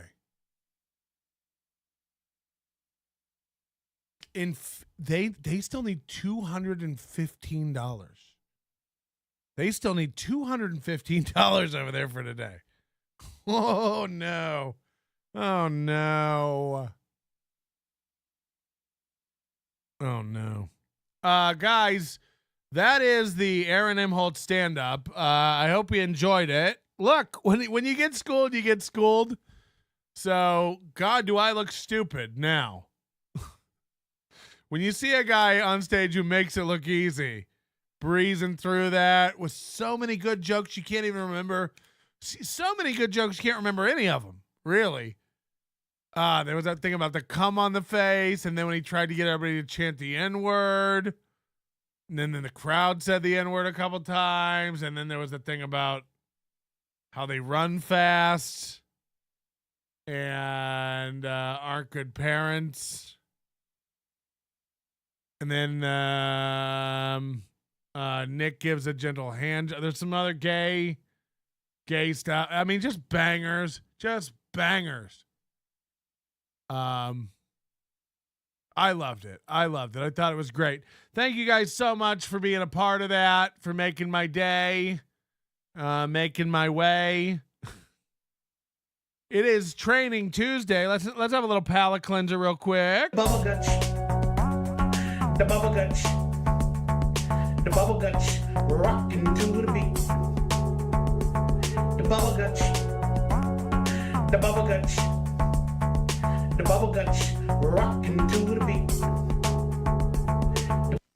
Lev Kramer gifting 1 membership. Thank you so much. Goes a long way on Nutted Up Tuesday. Pulper80 says this show is not horrible. Means it can't be whored out. Can't be whored out. Snookerman's ooh-wee, fine as can be. He's the best pig in history. Oh, wow. Remember that? What if he's not so big? He's one terrific, radiant, humble thingamajig of a fine phenomenon. Remember that? From Charlotte's. I don't know why Charlotte's Web has been top of mind all week. Snoo Kerman. And Pulper and B Smiley. What are we on a sticker train? A toot toot. Toot toot. Thank you guys so much. Pulper, Smiley, Sweaty Tryhard, Pulper. You guys are gonna make me make my nut. Look, we're not close, but it could happen. We could get to our nut. We can make our nut. We might make our nut today. So thank you again for all the chats and memberships. Really goes a long way. You know, I was thinking, since I'm a new Lexus owner, I'm a used Lexus owner.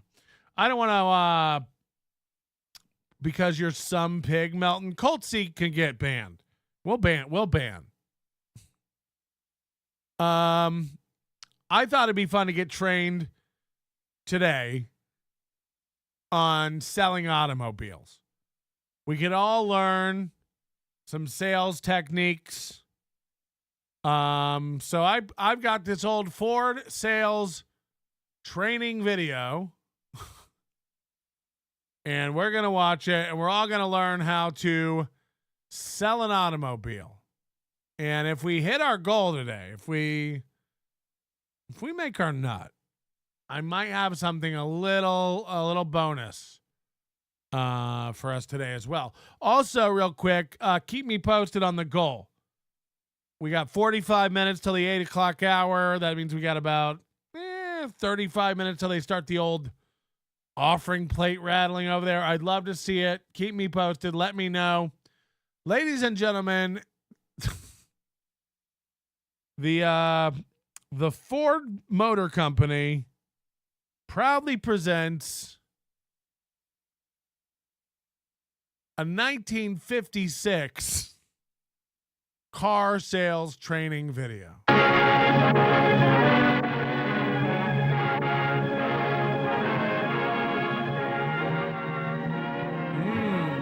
This is gonna be good. You feeling it? Crumbum is here? Oh wow. I thought he died, actually. Crumb, thank you for the sticker. Muted Growl, thank you for the sticker. Sweaty Tryhard, Pulper, B Smiley, all thank you for the stickers. I like when they do all the credits at the beginning. It's really nice.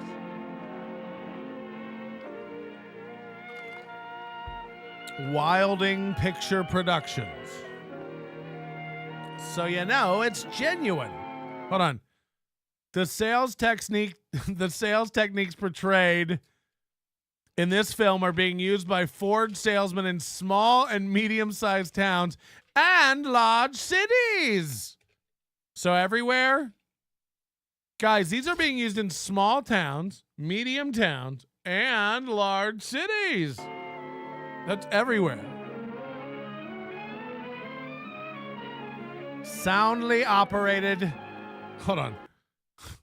These techniques are thoroughly time-tested in the best laboratories. These sales techniques are tested in laboratories. Soundly operated, successful Ford dealerships. Those are the labs. Got it. Hello, Jimmy. It looks like you're shopping for an automobile. Gentlemen, this country of ours is unique in one very important respect. We're the only nation in the world where practically every family has its own transportation system. USA! USA! USA! We're the only ones with our own transportation system. Take that, Ecuador. Here in America, there's an automobile for every 4.5 people. And every car and truck you see on the road was put there by some salesman. The automobile business offered a great opportunity for salesmen in the past, and because car buyers have been so well satisfied with this method of individual transportation, the selling of automobiles offers a still greater opportunity to salesmen today. But the fact that practically every family already has an automobile puts the new car salesman into the trading business. Aw, gee, mister, how are we going to move these cars? So in 1956, they're like, are there still any families who will buy cars? I'm not sure. A salesman's job today is to trade the prospect out of his old car or truck and put him in a new one. That's why every Ford salesman must be skilled in trading techniques. And now, gentlemen, we're going to break up this meeting with the usual closing thought. Hand jobs? The Ford salesman's biggest investment is his time. Make the most of it. Okay, boys, let's bring in some deals. Okay, boys, get out there and bring in some deals. Herb Porter, and Joe, like to talk to you 2 minutes. You're fired. Herb, one of the best ways for a new man to get started in this business is use your mouth. Selling cars and trucks is to spend a little time with someone who knows all the angles. Now, Joe Thorne here is a good man to show you the ins and outs. I don't like how when he wasn't smiling until he turned around. Watch. Joe Thorne doesn't smile until he turns around. Look at him. He's like, he's making a very stern face the minute Joe turns around. Time with someone who knows all the angles. Now, Joe Thorne here. Oh, wait. Joe's the other guy. Watch this. Here's a good man to show you the ins and outs of the business. Joe, I'd like to have you take Herb with you for a few days, see how you do things. Is that all right with the both of you? Sure. You bet it is, Mr. Fuller. Okay, then, the best of luck to you, Herb. Herb's about to get trained, see? And did you have good luck, Herb? Well, Charlotte, that's something you can't just answer with a yes or a no. I love that we have to follow Herb home, where his wife or girlfriend is operating some sort of large loom. She couldn't be less interested in Herb and his new job. And then did you sell a car, Herb? Tell me more. A lot of things happened, and Tell me about them, Herb. I was going to, you ditzy bitch. Who says a lot of things happened and then walks out of the room? Well, a lot of stuff happened today, honey. Tell me about them. I was. Shut the fuck up, you bitch. well, it's a long-winded story, but anyhow, we went for a ride in Joe's demonstrator. We went for a ride in Joe's demonstrator. Ford demonstrator. Mr. Thorne, Joe. It's Joe, Herb. Okay, Joe. I was wondering, I understand you're at or near the top in sales every month. So that means you must do things a lot different, huh? No, I don't think so, Herb. Maybe it's just that I do more of the same things. You see, it's like Mr. Fuller says. Time's my greatest investment. Well, I hope this doesn't sound stuffy, but I try to make the most out of every minute. But I had the idea cars were always sold in the showroom. Some of them are, but most of them are sold by going out after the customers. Hey, there's Dick Jones. Hey, that's Dick Jones. Hey, Dick. Got anything for me today, Dick? Yeah, Joe, I sure Got anything for me today, Dick? have. I was going to give you a call. Get in touch with Bert Jasper, 1040 Gladstone. He's got a 46 Ford four-door, and he looks hot. He's got a 46 Ford four-door, and he looks hot. Okay, thanks a lot, Dick. Thanks to you for that check you sent me last week. I'll keep sniffing. So long, Joe. So long, Dick.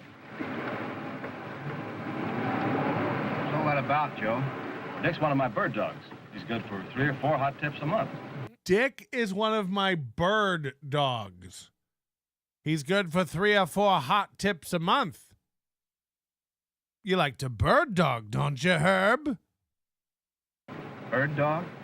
Yeah, guys who tip me off when somebody's thinking about buying a car. How many of these bird dogs do you have? Oh, maybe 10 or 15. Give Patrick Melton a call. He has an old Kia Optima he's thinking about getting rid of. I heard he'll buy anything. 15 with 5 or 6 I can depend on. I bird dogged him real good. They all salesmen, like Dick? Oh, no. No, you might find a good bird dog almost any place.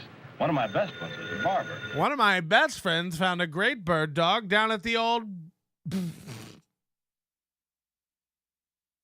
Never mind. Yeah. Oh, hello, Joe. No, I'm not too busy. Yeah, I got one yesterday. A 47 Pontiac convertible. Uh-huh. Yeah, the license number is BR3728. So now the barber is giving out license plate numbers of old cars of customers so that what? The car salesman can go look up the plate and get their address? I mean, this seems like a hugely illegal thing. I don't want my barber shop looking at my license plate number. This is wild. Yeah, sure, Joe. So long. So long, Joe. Another good one runs an independent garage. He buys a lot of parts from us. Hiya, Mike. What do you know today? What do you know today? Not much I'm going to let you in on, Joe Thorne. I'll be satisfied if you just tell me who's thinking about buying a new car. Oh, that much I'll do. I'm not going to tell you anything. Ah, shucks, mister. Can't you tell me who's going to buy a new car? Oh, that I'll do. He let that guard down real quick. Customer in here yesterday got his 1946 Ford Coupe fixed up so he could make a better deal on a trade-in. Oh, here it is. Name's Alec Latimer, 230 Forest Avenue. These guys give out everyone's personal info, too. Alex Vladimir, 231 Oak Hill Lane. Just every business is giving out their customers' names and addresses willy-nilly. No privacy. I mean, imagine doing this today. Like Jeff Bezos calls up people like, this guy just bought a new car cover. You should try to sell him seat covers. Thanks for the tip, Joe. Yeah, good point. It's doxing. It's doxing. Who knew Ford, the motor company our grandparents all grew up loving and jerking off to, is doxing people left and right. Stealing their data. Yep. You guys get it. Pulper80 super sticker from Sketty Tucson. Thank you. B Smiley. Thank you very much. Speaking of new car salesmen, ladies and gentlemen, we've got Starbucks ambassador. Good morning, pal. All I could say is what a great video to watch from happier times when there wasn't a Moulignon, a fairy, or a woman in the mix. Wow. To gum things up. Wow. Look what you won't notice in this video, and it's everybody works together. Things are so peaceful, and all for Fords of all things. Wasn't life good back in the day? Yeah, I mean, first of all, there were probably only like 6 models of car to choose from. You know? And wasn't nobody trying to give you croissants at the dealership? Hey, I don't mind the croissants. What do you got against croissants? Well, nothing. Starbucks has a nice chocolate croissant. I got nothing against them. But I'm glad that you enjoyed them while you were over there at the Lexus dealership. How do you like your RX? I didn't eat any croissants. I had a bottle of water. And they got the full bottles. They got the full bottles, not those little stubby bottles like most places, you know? Yeah, they don't give you shit over VW, but that's because, you know, they're not quite in the same class, buddy. But thanks for showing us this great informational video on how America should be, not how it is today. Well, you'll be back on the East Coast, and that's, you won't have to deal with any of those minorities anymore. Oh yeah, I'm sure I won't. What Talk to you later. who hurt you? You know why you okay, bye. I just want to find out why this guy's so racist. Scatty 2 John, Crumbum is not dead, super sticker. Pulper 80, Coltsy has a gentle heart, super sticker. Scatty 2 John, Coltsy can't say the word whore, super sticker. Pulper 80, Crumbum wears skinny jeans, super sticker. Mr. Panhandler, this amount of likes deserves a summer of hats. He says this every day. I don't know what he's talking about. It's November. So, you know, we can't deal with the mentally ill how we want to, which is park them in the street, forget about their lives. B. Once upon a time, I could Google Patrick's balls, and a picture of those bare gonads would pop up. They looked all warm and fuzzy. I still have hand marks on my tattooed, bald-headed yogurt slinger from looking at that sack, but now it's gone. Ugh, yogurt slinger? Hit the like button. Okay, much obliged, Mike. I'll get right on that. See you later. Doxed. He just doxing the folks. Imagine somebody shows up at your house like, hi, I heard you're looking for a new car. You're like, how did you? Oh, I got your number from the bread store. Seems you were chewing and buying some dairy. And while you were standing there, somebody overheard you and took down your license plate number. Now here I am to sell you a car. I'm sure of that. So long. Besides those, I've got another good bird dog who's a car washer and one who works in a gas station. Don't give away all your fucking secrets. This guy's new. He has the same job as you. You're just telling him where you go to get all the good deals. What's to stop this idiot from coming along later and being like $5 more to give me the tip? See? Look what we have here. A Chevy?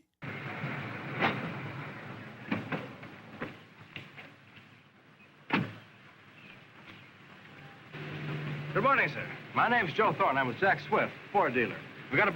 My name's Joe Thorne. I'm with Jack Swift, Ford dealer. Can I see your badge? buyer for a car like yours, but I've got to move fast. If I can get you more than it's worth, will you trade today?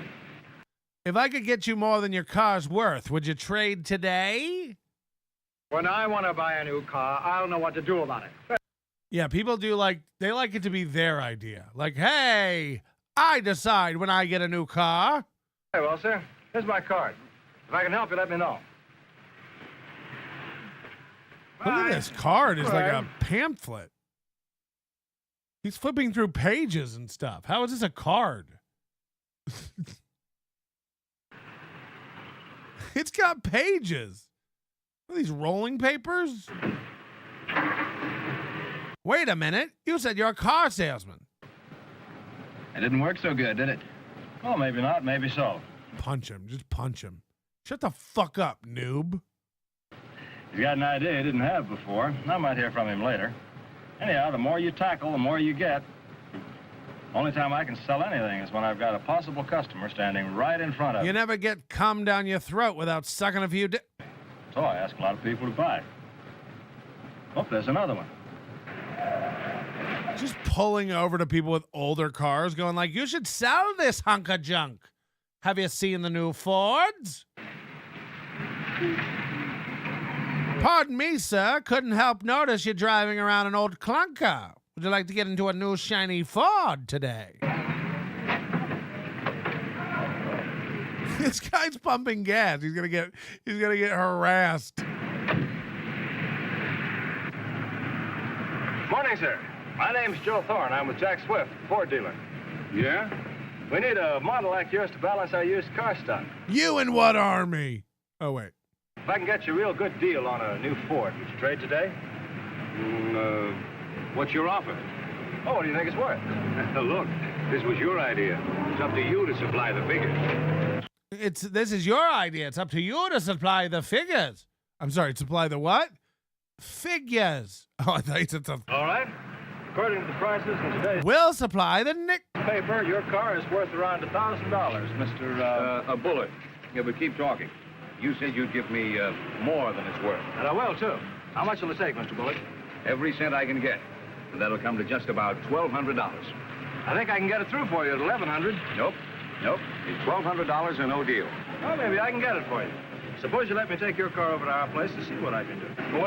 Suppose you let me drive your car over to my place and we'll see what we can do. What am I going to do for a car? Well, you can use mine, Mr. Bullard. Give you a chance to feel the difference. Okay, I'll do that. Can you come in around 2 o'clock, Mr. Bullard? Yeah, I think so. Hold on. So at the gas station, this guy pulled up and said, hey, trade your car for a new Ford. And the guy said, well, if you get me $1,200. Then he goes, can I take it down to the dealership and we'll see? And the guy goes, what am I going to do for a car? He said, take mine. So they're swapping cars at the gas station. No ID. No idea who this guy is. Let's just Chinese fire drill swap cars at the gas station. Okay.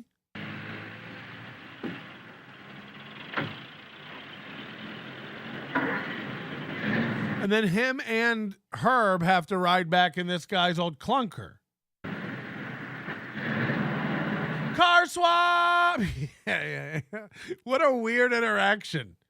Just at the gas station? You see, Herb, that'll do two things. Bullard will come into the showroom because we've got his old car, and he'll get a good selling on Ford by driving it. That's why I always keep my demonstrator in good shape. Clean, lubricated, top. You gotta keep your demonstrator. Hey, keep it in good shape. You never know when you sell a car to movie or a pay. Running condition. It's a good idea. You gotta keep your demonstrator. I guess a demonstrator is the test driving car. I always keep my demonstrator in top shape. You going back to the showroom now, Joe? No, we've got an appointment at the Thaler Nursery. Mr. Thaler's in the market for a 10.5 steak truck. You sell trucks, too? Sure, I sell trucks. That's the beauty of our job. We're not limited in this dealership to passenger cars. We can also sell trucks. Matter of fact, I've got quite a few fleet customers. You know, businessmen who buy both passenger cars and trucks from me. Believe me, that builds up the old paycheck. Yes, I suppose it does. I sell passenger cars and trucks. That builds up the old paycheck. I thought you almost had to be an engineer to sell trucks. Oh, no. Well, of course, now and again, you get into a deal where you have to figure, well, special equipment, weight distribution, that sort of thing. But in cases like that, I just call on the truck specialist or the sales manager to give me a lift. But most of the time, especially on pickups and panels and stakes, the customer has a pretty good idea what he wants. And it's usually just a matter of getting together on price. This is a trading business. What is a steak truck? Sounds delicious. A steak truck? Is it S-T-A-K-E or S-T-E-A-K?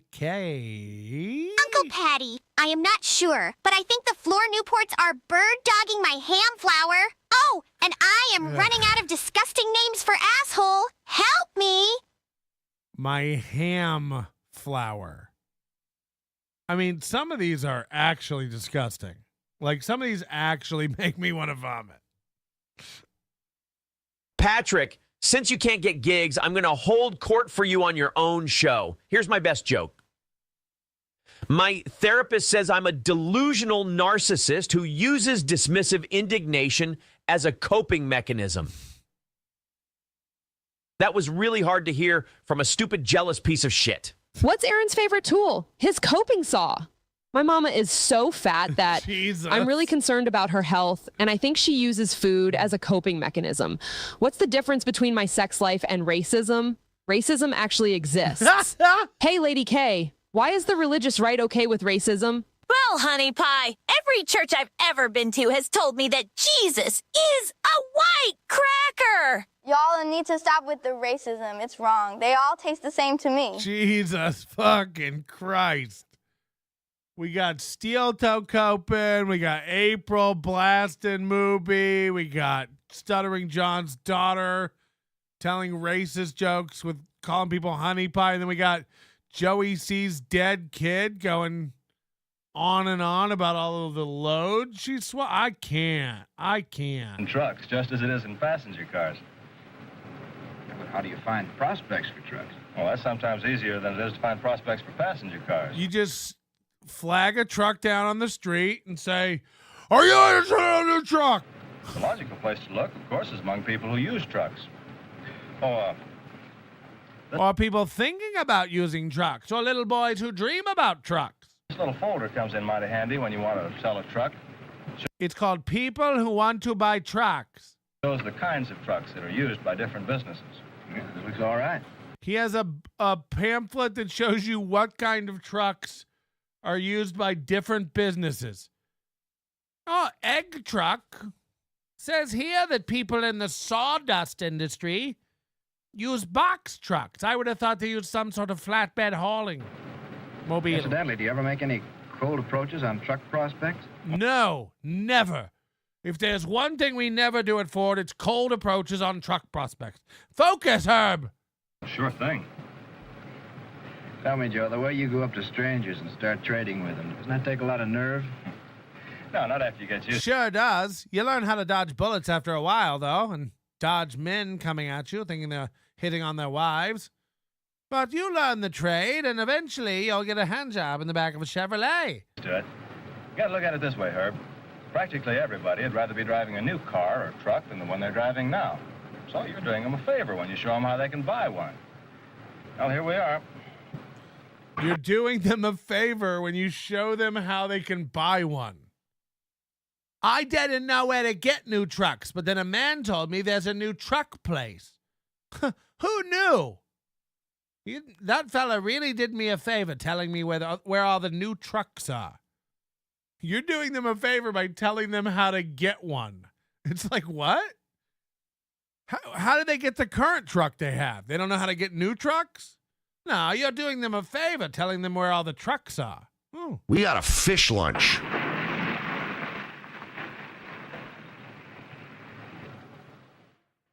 We're ready to give you an attractive trade-in allowance, Mr. Thaler, because it'd mean a lot to us in advertising to get you I'll give you this rose bush for a new truck. into a new Ford truck.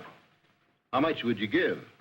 We'll put you into a new 1.5-ton Ford. We'll take your old Chevy as a down payment, and your payments will come to only $65.10 a month for 24 months. How much allowance is that? That's an allowance. 24 months. Imagine paying for a car that much for only 2 years.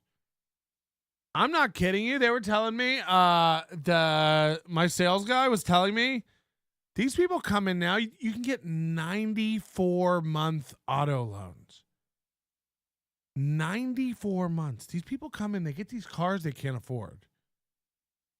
You know, you get a $70,000 Lexus, and they have $1,100 payments for 94 months.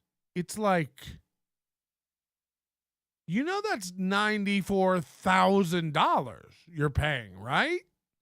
For that $70,000 car? It's like, holy shit. People don't care anymore. I think the average car payment in the U.S. now is like $800 and something. It's bananas. And everybody's getting repoed now because they all, everybody bought these cars they couldn't afford during the pandemic, and it's wild out on these streets. Of $625. Uh-huh. That's just about what the Chevrolet man said. I've always been satisfied. You sound just like the Jeep boy who was in here the other day. You sound just like the Stellantis goat. My Chevrolet. The Chevrolet man. You sound like the Volkswagen woman. You do a lot of your own driving, don't you, Mr. Thaler? Yeah, most of it. Then the additional comforts you get in a Ford truck will be interesting to you. Our cabs have all the comforts you expect in a passenger car. For example, the Ford truck has a thick, springy, rubberized hair padding that can't mat down or pull apart. And besides these advantages in driver comfort, safety, and... We're the only ones with rubber. Convenience, you get the ruggedness for long life that Ford's always been noted for. Compare the clutches, for example. The Ford truck clutch has 20% more facing friction area than the... How much clutch could a Ford truck clutch if a Ford clutch could clutch? Chevy. That gives you a good idea of the general overall difference between the two. I'm busy planting peonies right now. Beat it! The figures I quoted you, Mr. Thaler, are on the 6-cylinder engine. But for those long, high-speed hauls of yours into the city, what you really need is an... You're going to want the 8-cylinder. You're going to want the Ram Air. 8. Chevy doesn't make an 8. Ford gives you a more flexible choice of power frame. Chevy wishes they had an 8. Now, here's something else I'd like you to notice. Think you did any good there, Joe? Yeah, I do. I'm sure of one thing, though. You can't hurry a man like Thaler. He'll think over what I told him, and he'll study that catalog. Of course, I'm going to keep in touch with him. He'll be calling me before these sunflowers bloom. Where'd you get all that dope about trucks?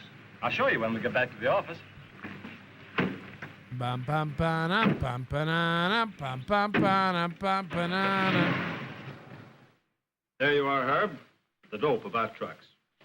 The data book, truck selector, all the rest of it. Look it over if you want to while I go see what it'll cost to get Bullard's 46 Chevy fixed up for the used car lot. Okay, Joe. Diddly-oo, diddly-oo, diddly-oo, Looks like diddly-oo. we can swing a deal with Bullard if you'll go for a 4-door. Boss okay? Boss won't know anything about it. Not until Bullard signs the order. Kind of sure of yourself, aren't you? Oh, I miss sometimes. Calling that prospect Dick gave me. Who's Dick? The bird dog we met on the street this morning. The bird dog. You remember Dick? Hello, Miss Jasper. This is Joe Thorne with Jack Swift, the Ford dealer. I understand you and Mr. Jasper are thinking about buying a new Ford. 10 minutes till Mooby. What's the goal at? How are they doing on the goal over there at Moobtown? That news certainly does get around, doesn't it?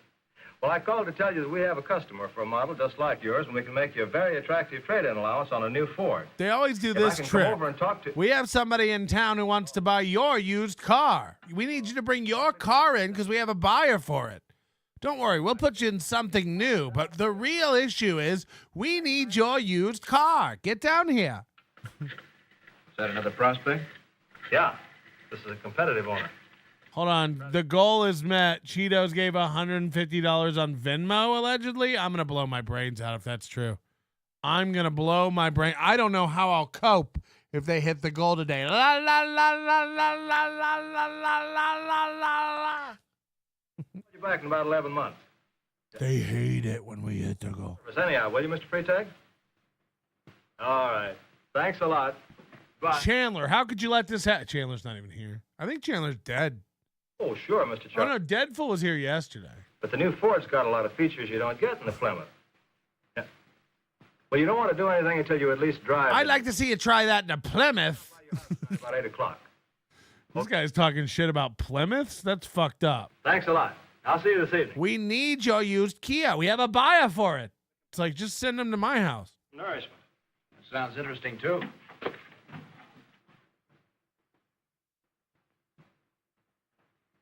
I was wondering if you two ever thought about food. Oh, sure. We're on. Why is this bitch always looming? Isn't that what she's doing? What is this called? Is this a loom? And then he always is just like hanging around her, doting on her. It's like, why isn't she cooking for him? Why isn't she sucking that dick? You know, does this woman even know what being a woman entails? Hello? Stuttering John's daughter doesn't. Hello? Almost human. We spent the biggest part of a half hour at lunch. Then we went out the back door to the restaurant parking lot. We ate the whole lunch. What are you doing now, Joe? Part of my advertising campaign. Fish lunch. We got a fish lunch today on the best cars during my lunch hour.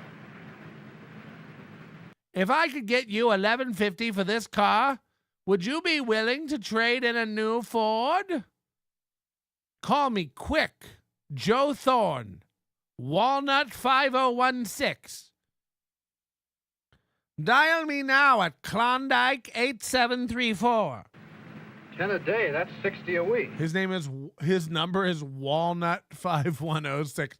Phones used to really work like that. That was crazy. I'm at KL5. All those cars come in? They don't, though, Herb. Only about 1 in 10 ever shows up. Watch that fellow. See what I mean? Gonna pick up a lot of good deals that way. Oh, come on, let's get the rest of our advertising out and go back to the showroom. What a piece of shit. Oh, there's one from my list. On what? License number, that 46 Plymouth going there. Come on inside and I'll show you what I do with them. He wrote down the license plate of a 46 Plymouth that drove by. Now he's gonna go like look like go stalk this guy. Hey, I couldn't help notice you were driving a 46 Plymouth. You want to get rid of that hunk of shit? Come on down to Jim Whittlesett Ford. Hello, Miss Moore. Oh, Mr. Thorne. Will you look up some license numbers for me? Certainly. Miss Moore finds a lot of good prospects for me in license numbers. Here's one I didn't find for you, Mr. Thorne. This man called while you were out. He wants to know about that demonstrator you advertised. Oh, yeah, thanks a lot. Oh, and Mr. Buller's waiting for you in one of the closing rooms. Well, thanks again. That's the first. Someone's waiting for me in another room. I need that right when I walk in. Oh, not much. Had some caramel sea salt frappe earlier. Well, here's a number I couldn't work out for you. Oh, and there's a guy in your office right now. He's been waiting a long time. I forgot to mention it. It's the 4-door you want, isn't it, Mr. Bullard? That's right. And you'll want the radio, the heater. No deal. This motherfucker wants the radio? Get the fuck out of here. We don't have any models on the lot with radios. The heater? This guy's getting worked. The heater and the radio? You'll fall for anything. White sidewall tires and the overdrive. Overdrive? Overdrive. Speaking of the overdrive, have you heard about the overdose? Nobody likes onions.com/overdose. Join up today for the... Oh, I hadn't given any thought to that. Well, that's a feature that'll pay for itself in the gas it saves, Mr. Bullard. Let's see, you live in Claremont, don't you? Uh-huh. That's about 40 miles a day round trip. With the overdrive, you'll see a big difference in the amount of gas you use. How much does it cost? It'll only add $4.50 to your monthly payments, Mr. Bullard. $4 for overdrive? It's unheard of. Overdrive. What? Well, okay. All right, let's see. That brings your payments to $45. Is that like the 1956 equivalent of a hybrid? The overdrive will save you so much in gas. Really? Because it sounds like it uses more. It sounds like it overdrives. No, Mr. Bullard. You don't know anything about cars. Sit back and sign here. $5.55 a month. If you'll just okay this offer, we'll see what the boss has to say about it. Yes, sir? That's a good deal, Joe. If they were all that clean, I'd be a much happier man. By the way, how's our new man, Herb, getting along? How's our new man, Herb? Our new man. Well, there's the Bullard deal, Herb. They all that easy, Joe? But I get my share of them. Now I gotta sell Bullard's old car. Still got time to get this ad in tomorrow's paper. You see, Herb, Bullard's car belongs to me for 48 hours.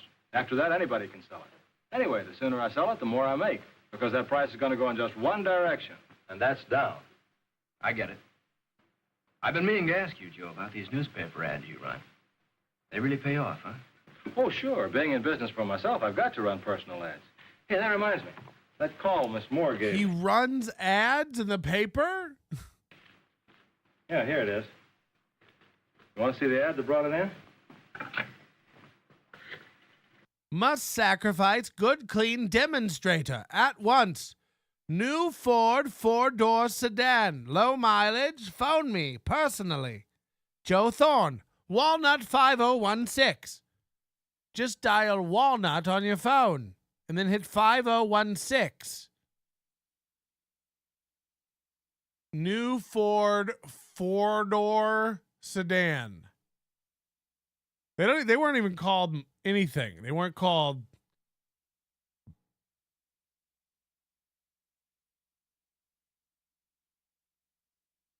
Well, you know what I mean? There were no models. They weren't like Focuses. Or are they saying 4-door or is the model 4-door?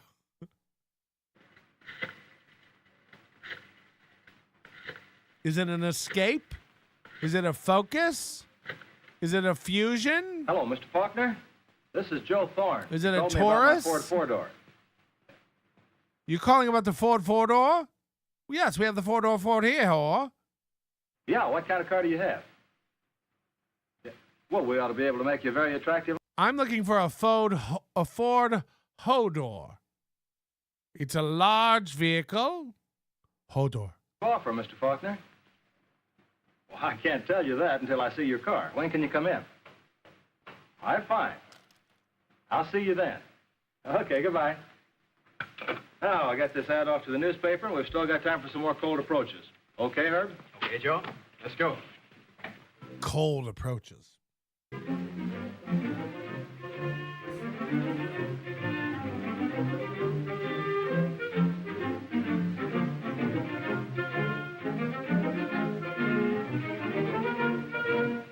Cold approach with selling cars. And so we spent the rest of Monday and the early part of the evening making more cold approaches. Tell me about your day. I told you to be long-winded, Charlotte, but that's the story. It wasn't long-winded at all. It's very interesting. It's fascinating. Tell me again about the Fords. Tell me about that four-door. Is the demonstrator still available? Did you do the same thing on Tuesday and today? Yes, we did. The same things and more. We made a lot more cold approaches, got in touch with more bird dogs, called some more competitive owners, picked up a few more license numbers, and put out some more If I Could, Would You cards. If I could, would you? I'm going to start putting out If I Would, Could You cards. If I would, could you? If I would ya, could ya? And then yesterday, when Joe was on floor duty, I got a chance to see the difference in handling prospects you go out after and those who walk into the showroom. These people, the Armstrongs, like almost everybody else who drops in, were only interested in how much they could get for their old car. But instead of making them a high-action offer the way he did with Bullard, Joe came in with a low-action offer. I'd say that car was worth around, $875. What? You're crazy. That's what your car's worth on the market, Mr. Armstrong. Here are some prices in today's paper on models like yours. Prices in today's paper on models like yours. Imagine the paper back in the day. Every day the paper prints what all the cars are worth. Not like an Auto Trader magazine, not like your Edmunds today. No. The paper of record. Here's the paper today. It tells us what all the cars are worth. And you're like, oh, okay, I guess. Every day the paper prints what all the cars are worth. Okay. So Joe quoted him the market figures, and the Armstrongs acted very unhappy. In fact, Mr. Armstrong made it plain he wanted $150 over the market to make a deal out of it. But that didn't bother Joe. He just made a note of the $1,025 and began selling the new car and as many accessories as he could so the deal would get closer to a reasonable figure. Then Joe got him into a pretty good humor by...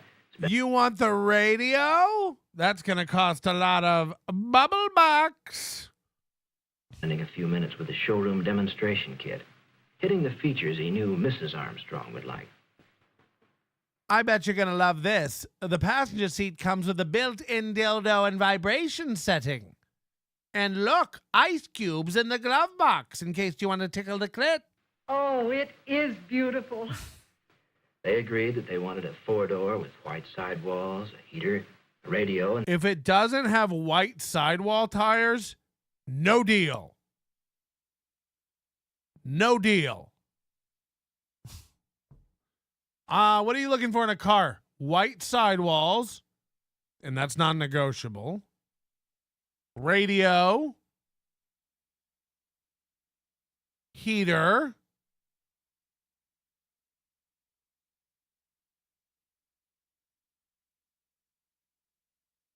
What are other things in cars? Do any other things in cars happen? And seat covers. Seat covers. With Joe making notes on all this. Did you want the regular time payments to cover the balance, Mr. Armstrong? Yeah. You know, that allowance on your old car is pretty steep. But if you'll okay this... Hold on there. You haven't agreed to my terms. Hold on. You're not going to get me. Well, these are your terms, Mr. Armstrong. But I'll do my best to get the boss to go for them. He'd better. The boss better go for him. I watched the Armstrongs while Joe was checking the price, and they acted like a couple of kids. He was bragging like he'd bought the Fort Knox gold for a counterfeit slug, and she was cooking up the story she was going to tell all her friends and relatives. Oh, then we got the car, and it was just wonderful. Max Bringle, Ford and Chevy are having trouble selling pickups. Is that true? This is hot off the press. Gabriel Archer, 7 months. Trade in your old steel toe for a brand new NLO with white walls.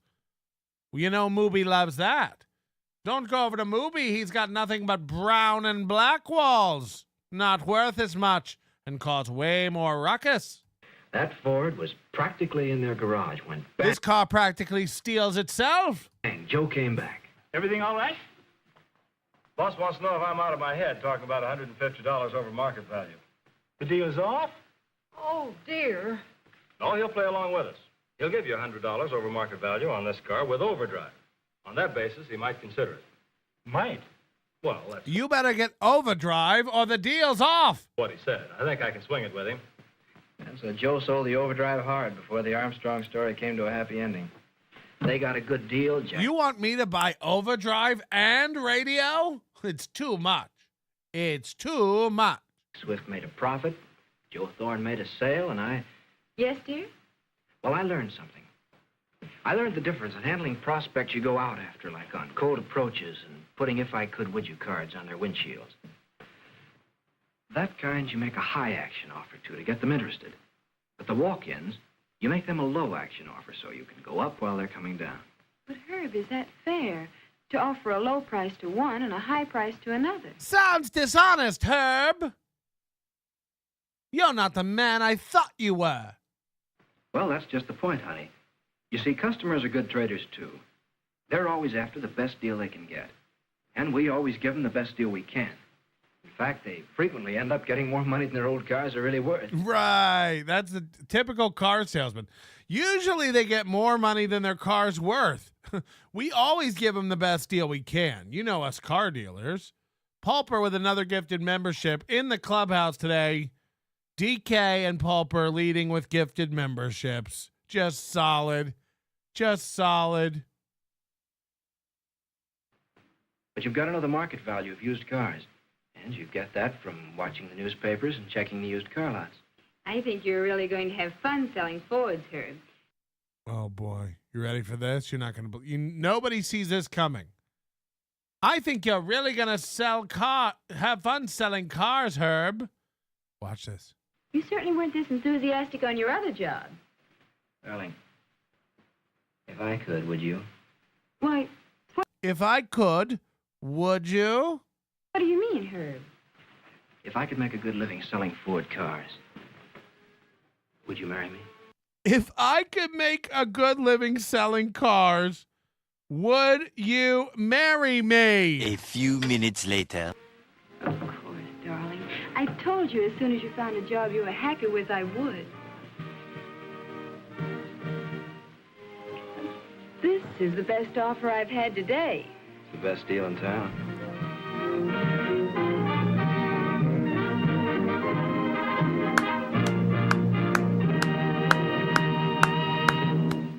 Really great. Really great. I told you as soon as you found a job you liked, I'd marry you. He had a job. He had a job. She made him quit. She's like, you find a job you like, and then we'll talk to my father about getting hitched. It's like, okay. I guess. I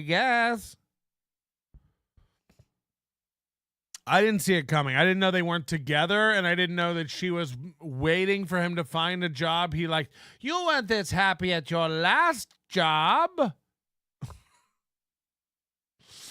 Oh, God. We did it, everybody. We had a Tuesday. We had a nice time.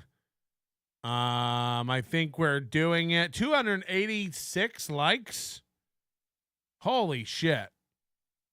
Nothing to scoff at. Addicted to Ubiquity. It's got Bluetooth. It's got Bluetooth with. I said Bluetooth. It's got Bluetooth with map. KB says they can finally push those beds together. Yeah, right. Yeah, right. I don't want to sleep with her. I just want to fuck. We can keep the beds apart. You guys don't know how sex works. You guys don't know how sex workers work. Anyway, happy Halloween. I hope you had a good time.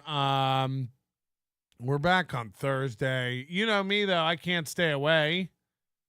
So maybe we'll have like a bonus show or after MLC or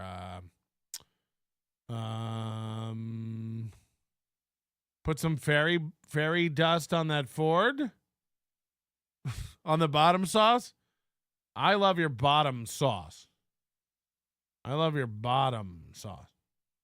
Okay, Steel Toe did more coverage on you. Oh no. Oh no, they're gonna figure out that I'm coping. I'm coping because I wish I could get gigs. I wish I was standing up comedying.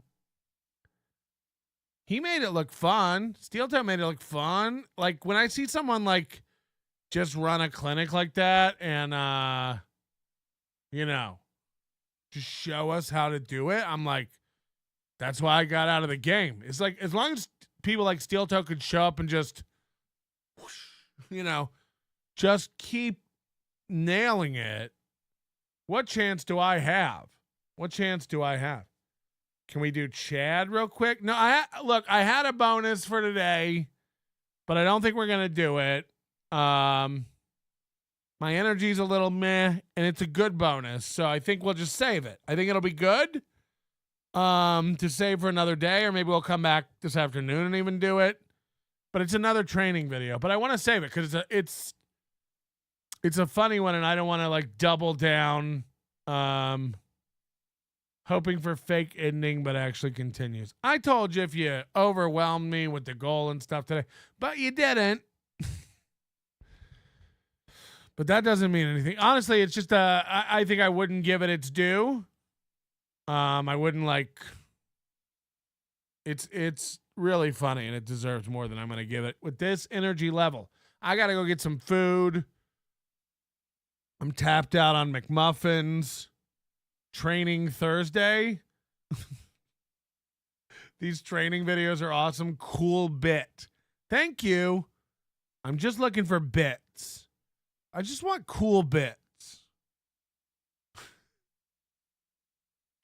It's the bottom line. I really just want cool bits. What are you guys doing for Halloween? Anything fun? Is there anything going on, like Halloween-wise? Is that even a word? I almost wore little cat ears in here today, like sexy little cat ears, but I thought that would be inappropriate and would make a lot of the girls get splashy downstairs. Oh no, don't do it. Don't do that. 10 gifted memberships from Spaghetti Tooth Jean. You guys are trying to make me do it, huh? I will do it because it is my nut day. So look, if you throw enough money at me, I'm here. I'm no different than Steel Toe at my core.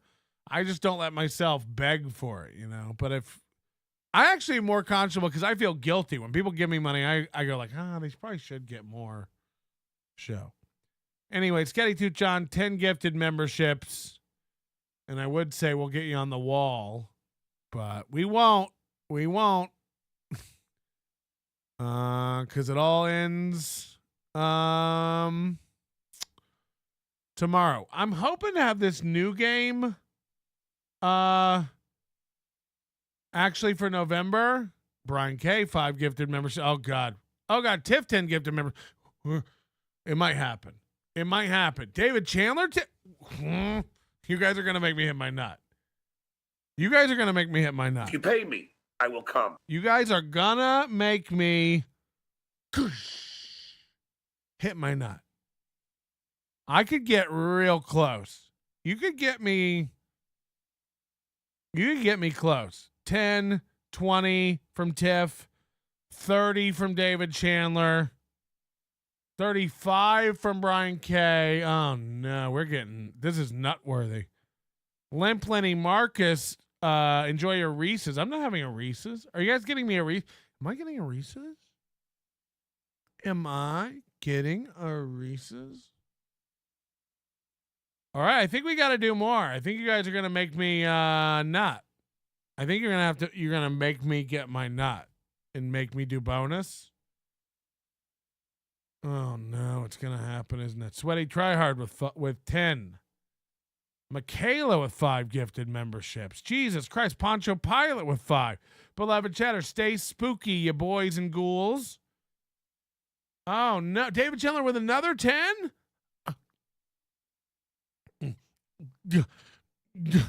I'm gonna. Where's my? Go.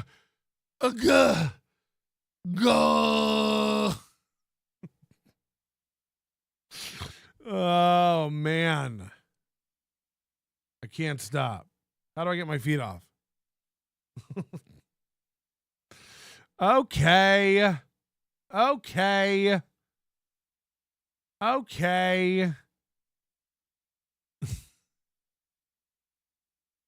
Okay, you've guilted me enough. Chip Galloway, bonus. Okay.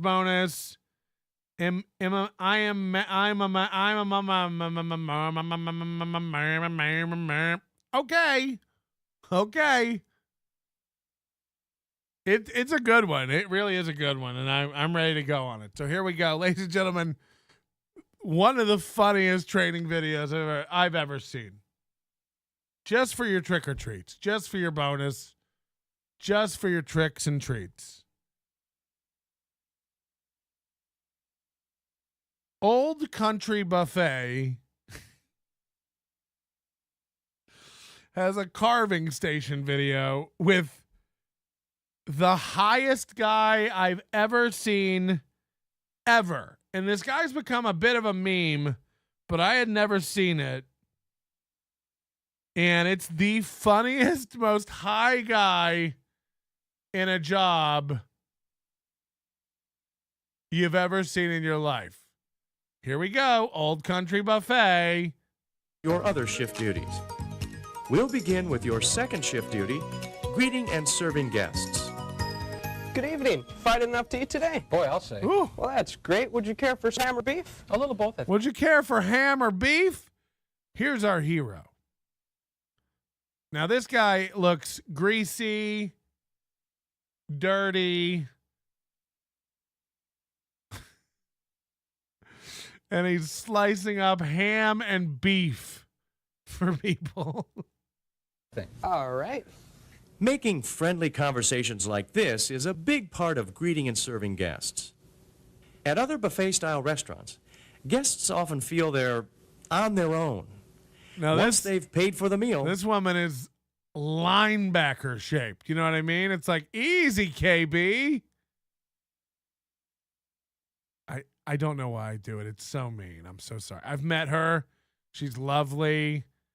Everyone just likes to pile on her and call her fat, so I join in, and it makes me feel better, like I'm part of a group. But as soon as I say it, I feel bad. Because the truth is, she's not fat, you know. And the truth is, I just want to be with her. But I know it can never be. And I just don't know if I ever will have what it takes to look at her and just say, holy jeez, I want to lick him. Remember that from, because of the, she has big, because of the, what, the tits? No one pays much attention to them. At Old Country Buffet, we work hard. KB is awesome, and I'm so sorry. I really am so sorry for being fucking mean. It's so mean. Come on. Hard to make sure our guests never feel that way. As a carver, that woman was large, though. I'm pretty sure she played for the fucking Bills. Like, she was If she didn't play for the Bills, she weighed at least 2 of them.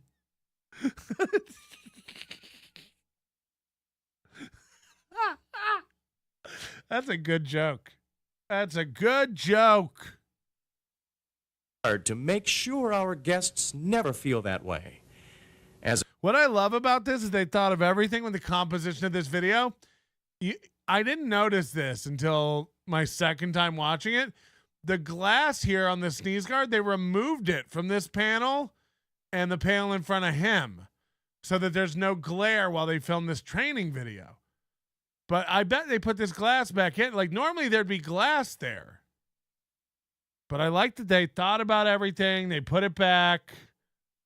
As a carver, you spend a little more time with guests and other team members. That means you have a great chance to make them feel welcome and appreciated. I mean, there's never this many women in line for carved meat. Melton, is that your mom? See, that's mean. That's mean. Directed at KB, not me. KB said I'm going to the gym now. Don't. It's a trick. Don't go to the gym. We've watched this before. No, I had never watched this on the program. I don't believe, unless I'm just blasted. KB is a hottie. I've seen her online. Look, these are jokes, dude. They're not. It's like when we say Colt C is like 24 chromosomes short of a human. You're like, that doesn't make sense. I don't believe it. Right. By greeting the guest warmly and holding brief conversations as you serve them, you say to our guests, "We're glad you're here." Let's take a closer look at greeting guests. Every conversation you hold with a guest should begin something like this. Good evening. Again, it's just all hot women coming up for this sliced meat. I don't get it. What branch is this? It's just all women coming up for sliced ham. I love it. Or, hi, how are you? Once you've greeted the guest, start a brief conversation. Try asking a question the guest... Well, this woman's already back for more? KB! You already had some ham. The vegetable... Does he ever go, the vegetables are... Look at this woman. More ham, please. Ham! Can answer in a sentence or two. You might ask something like this. Is it still hot out there? Yeah, that's a good conversation starter. Hey, is it still hot out there? Is it still hot out there? His eyes are dead. He's got April Brooker eyes. Hey, is it still hot out there? I mean, he doesn't care at all. I'm starting to think he doesn't even care about the weather. Hey, is it hot out there? Or this. Did you catch a game last night? Did you catch game last night? Did you catch game last night? Did you catch game last night? I didn't. Ham or beef?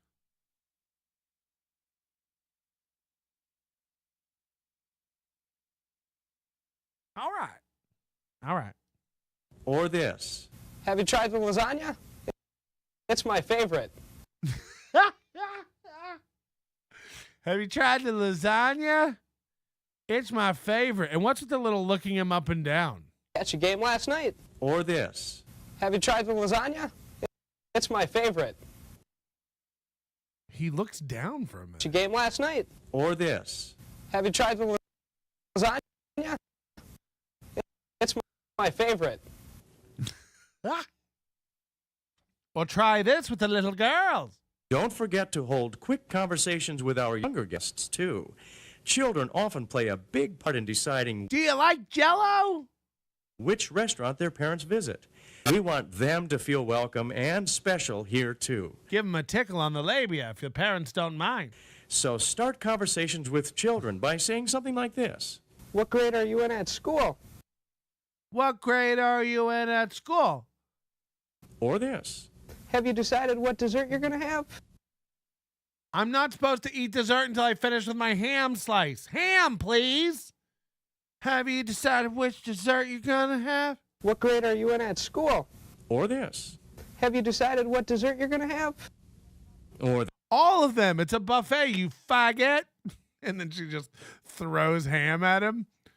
Why would I decide, idiot? It's a buffet. Are you new here? Manager! That's what the little girl screams. This. Do you like hot fudge sundaes? No, I hate them. I hate them. Hot fudge sundaes suck. More roast beef, please. Once you've held a brief conversation, it's time to move on to the second half of this shift duty, serving the guests. Begin by another woman coming up here for some hot meat. Asking, would you care for some ham or beef? Ham, please. Once guests have chosen what meat they want, you'll carve a slice of it.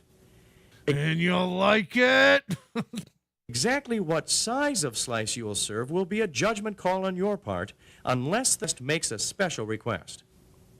We don't put the whole roast beef on my plate, sir. Limit the can have. We do, however, manage it to reduce waste. Here are some guidelines for knowing how much meat to serve a guest. When your guest's plate has very little on it, if she's the size of one of the Chicago Bears, go ahead and give her 4 slices. Watch your hands. Keep them flat if you're feeding her out of your palm. If you're trying to put the slices on her plate, watch for her nails, as she could lash out and gash your eyes. Hungry women are ferocious. Carve a full cut. Lay it over the bare portion of the plate. Children usually prefer smaller portions. Carve them a smaller cut. Give them a giant chunk and then watch their face as they try to handle it. Place it on an open section of the plate. Way down the whole thing and make them drop their food. It's hilarious. If your guest's plate looks like this, quarter cut or a half cut of the meat the guest requests. Sometimes guests will tell you exactly what size of cut or number of pieces. The whole ham, please. 2 weeks. 2 weeks. 2 weeks. It's Arnold Schwarzenegger from Total Recall. Remember when he was that woman? That's her. 2 weeks. 2 weeks. They want. Other guests will ask you to carve a slice thicker than our usual dime width. These guests all feel they're getting... These guests of size offer them a seatbelt extension if they ask for more than 3 slices. More when getting a thicker cut. Actually, the thin cut ensures them a tender piece of meat. Careful, ma'am. We don't sell pants in the gift shop. Which is why we carve dime thicknesses. Haven't you had enough ham? We have other things, man. She's been up here 6 times. It's like you've had enough roast beef. This little piggy likes roast beef.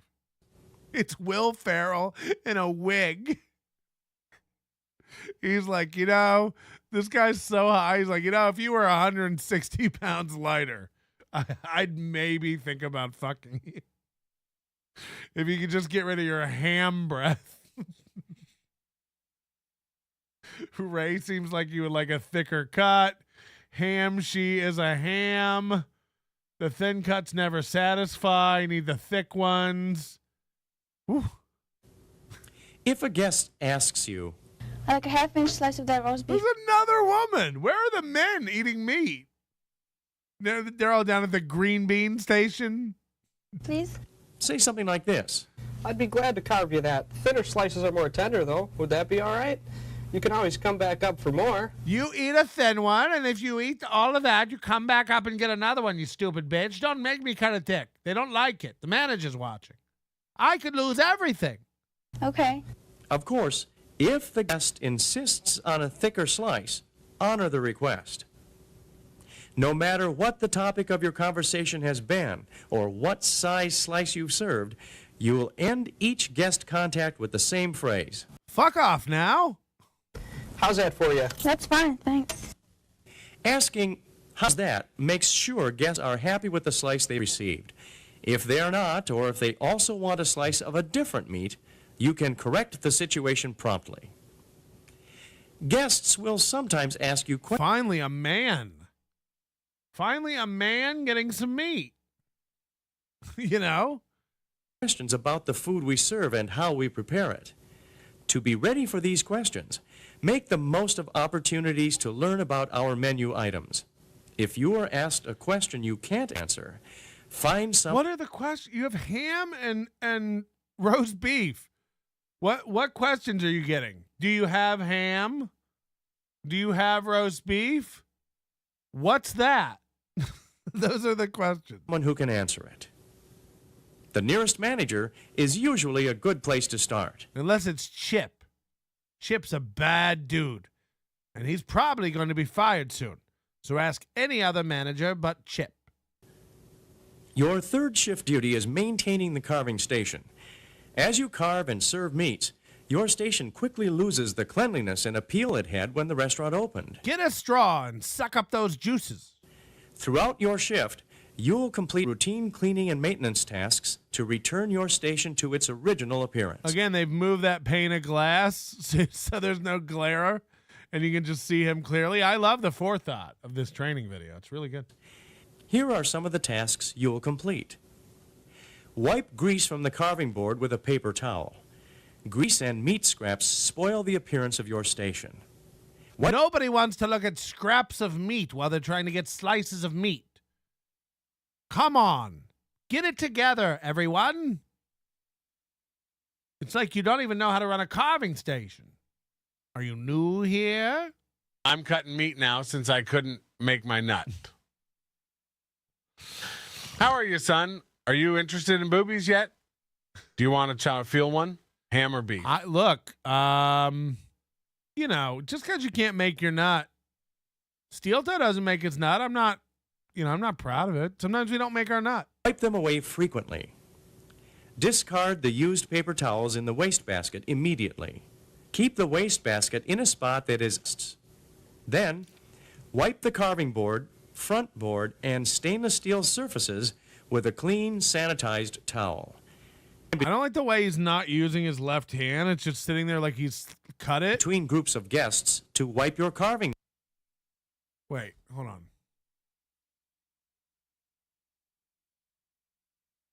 Look at his left hand. It's just sitting there at his side, like dead, like he's unable to do anything with it. Carving board, front board, and stainless steel surfaces with a clean, like why? Sanitized towel. In between groups of guests to wipe your carving knives and chef's forks with your clean, sanitized towel. Did your man wipe that knife? Just checking. Keep an eye on the walls, mirrors, sneeze guards, and floors around your station to make sure they stay clean. If they aren't, use the time between guests to clean them. Yeah, I want to see a man get up off his knees from wiping a counter to stand up to slice me ham. Floor spills immediately by guarding the area personally or putting up a wet floor sign until the spill can be cleaned up.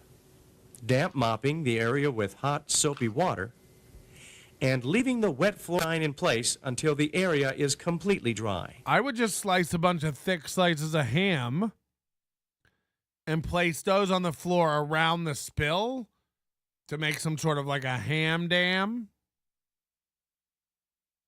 And then people walk up to it and they're like, what's this, free meat? And I'm like, if you want, but it's mostly just containing that spill. Be sure to wash your hands after performing every cleaning task. Rinse out your towels frequently in. But washing your hands is a cleaning task. So if I have to wash my hands after every cleaning task, wouldn't I just be constantly in a loop of washing my hands? We got to talk about some of these policies. Sanitizing solution. Towels that aren't sanitized frequently not only are unappetizing to look at, but they also leave streaks on the stainless steel. Maintaining the carving. That's how you know you're high, when you're just staring at a knife. He's just looking at it like, I could totally just end everything right now. Station includes maintaining carving knives. Look how many times he's flipping it around. Like, what is there to look at? Maintaining the carving station 3. includes maintaining carving knives. To keep your knives sharp and ready to carve, you use a grooved steel rod called, appropriately, the steel doesn't actually sharpen the knife. It hones it by aligning microscopic burrs on the edge of the blade. After cutting about 10 to 15 slices of meat, you will notice that your knife isn't cutting as easily as it was when it was first sharpened. It's then that you use the steel to restore the knife's edge. Here's how to use the steel. The steel. Note that the process is described for right-handed carvers.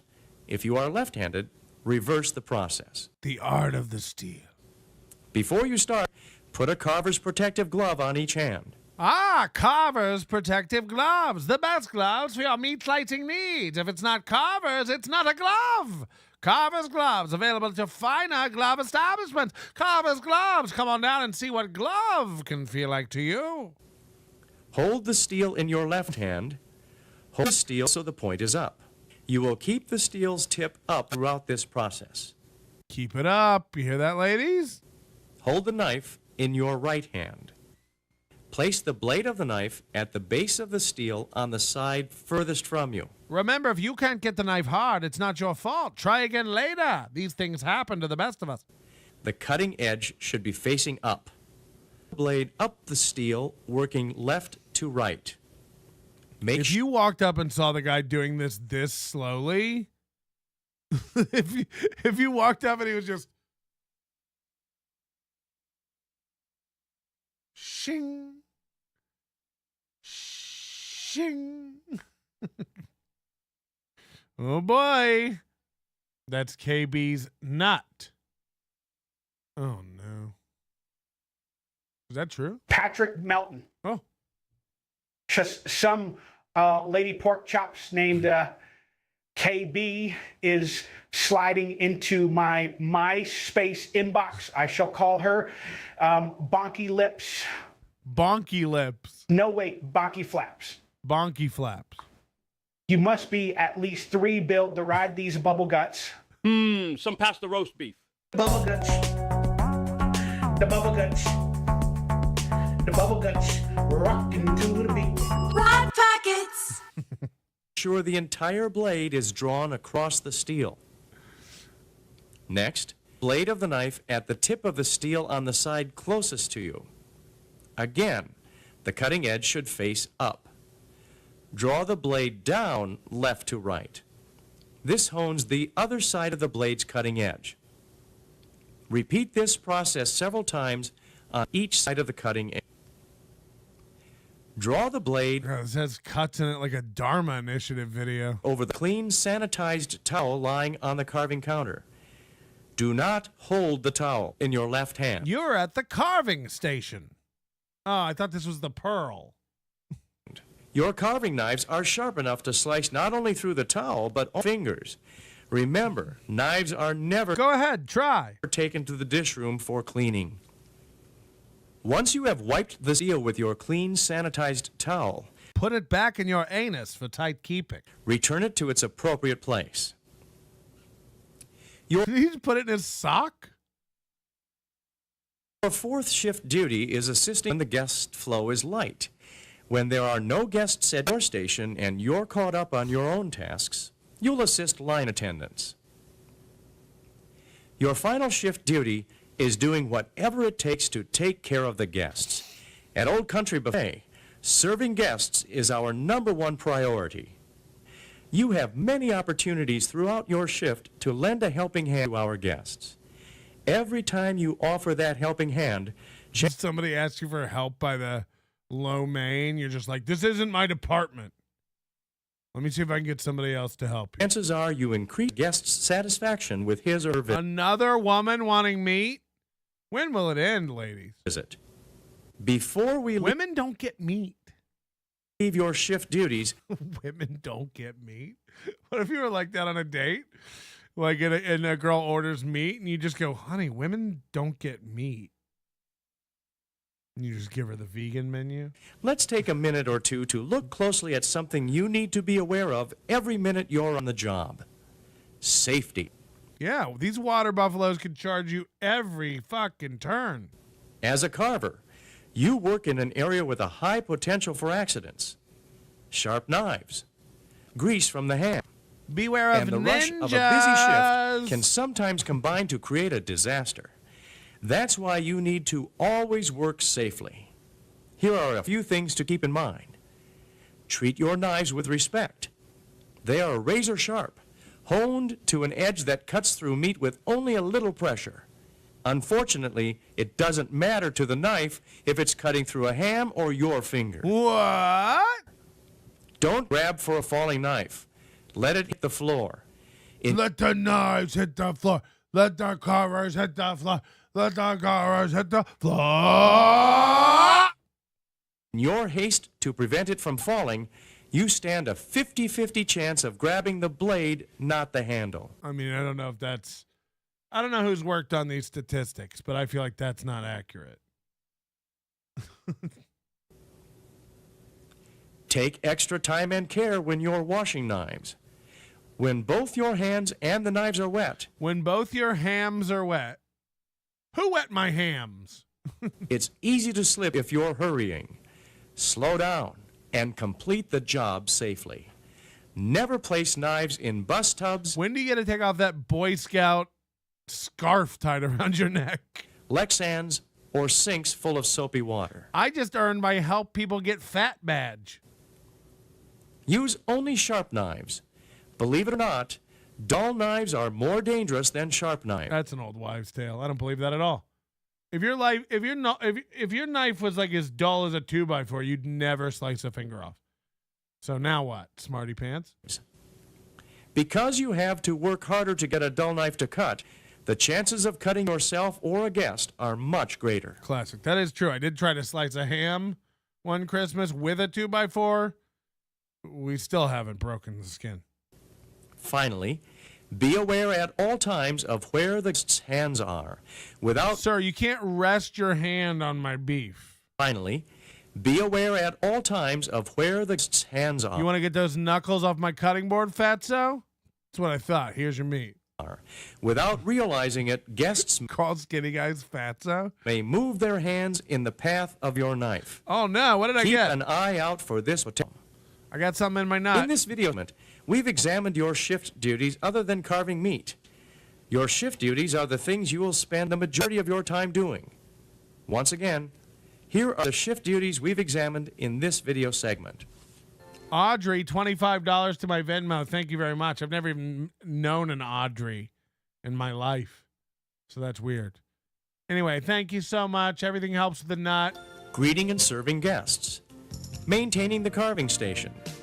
Assisting line. Well, that's it. That's it. Oh, man. Anyway, that's a little bonus. I love it. That one cracks me up because the guy's so high.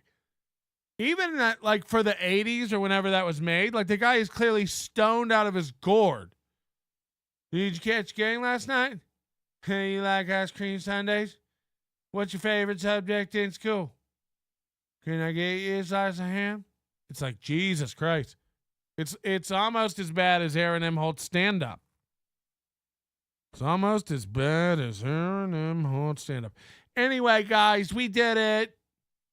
We did it. Over 4.5 hours of gold today.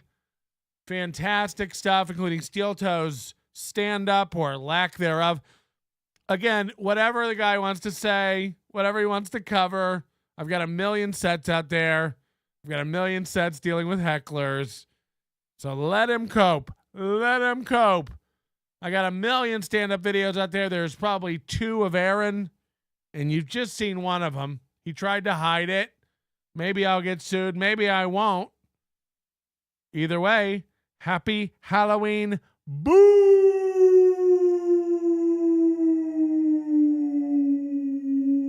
Your manner is most unbecoming of a gentleman. Would you be high on cigarettes? I don't know if the comedy hasn't hit them yet. They're full-blown retarded or just high on cigarettes.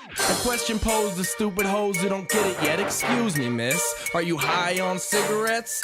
I don't know if the comedy hasn't hit them yet. They're full-blown retarded or just high on cigarettes. All the laughter that you dig, boy, if you listen to the show, boy. Patrick melting faces have you stacking that low point. It's the low point, not the reason. The reason is fucking gold. Gonna make the taco pony party be a party of soul. To make you vandalize a van with a pedal sticker so bold the family probably get arrested before they get down the road.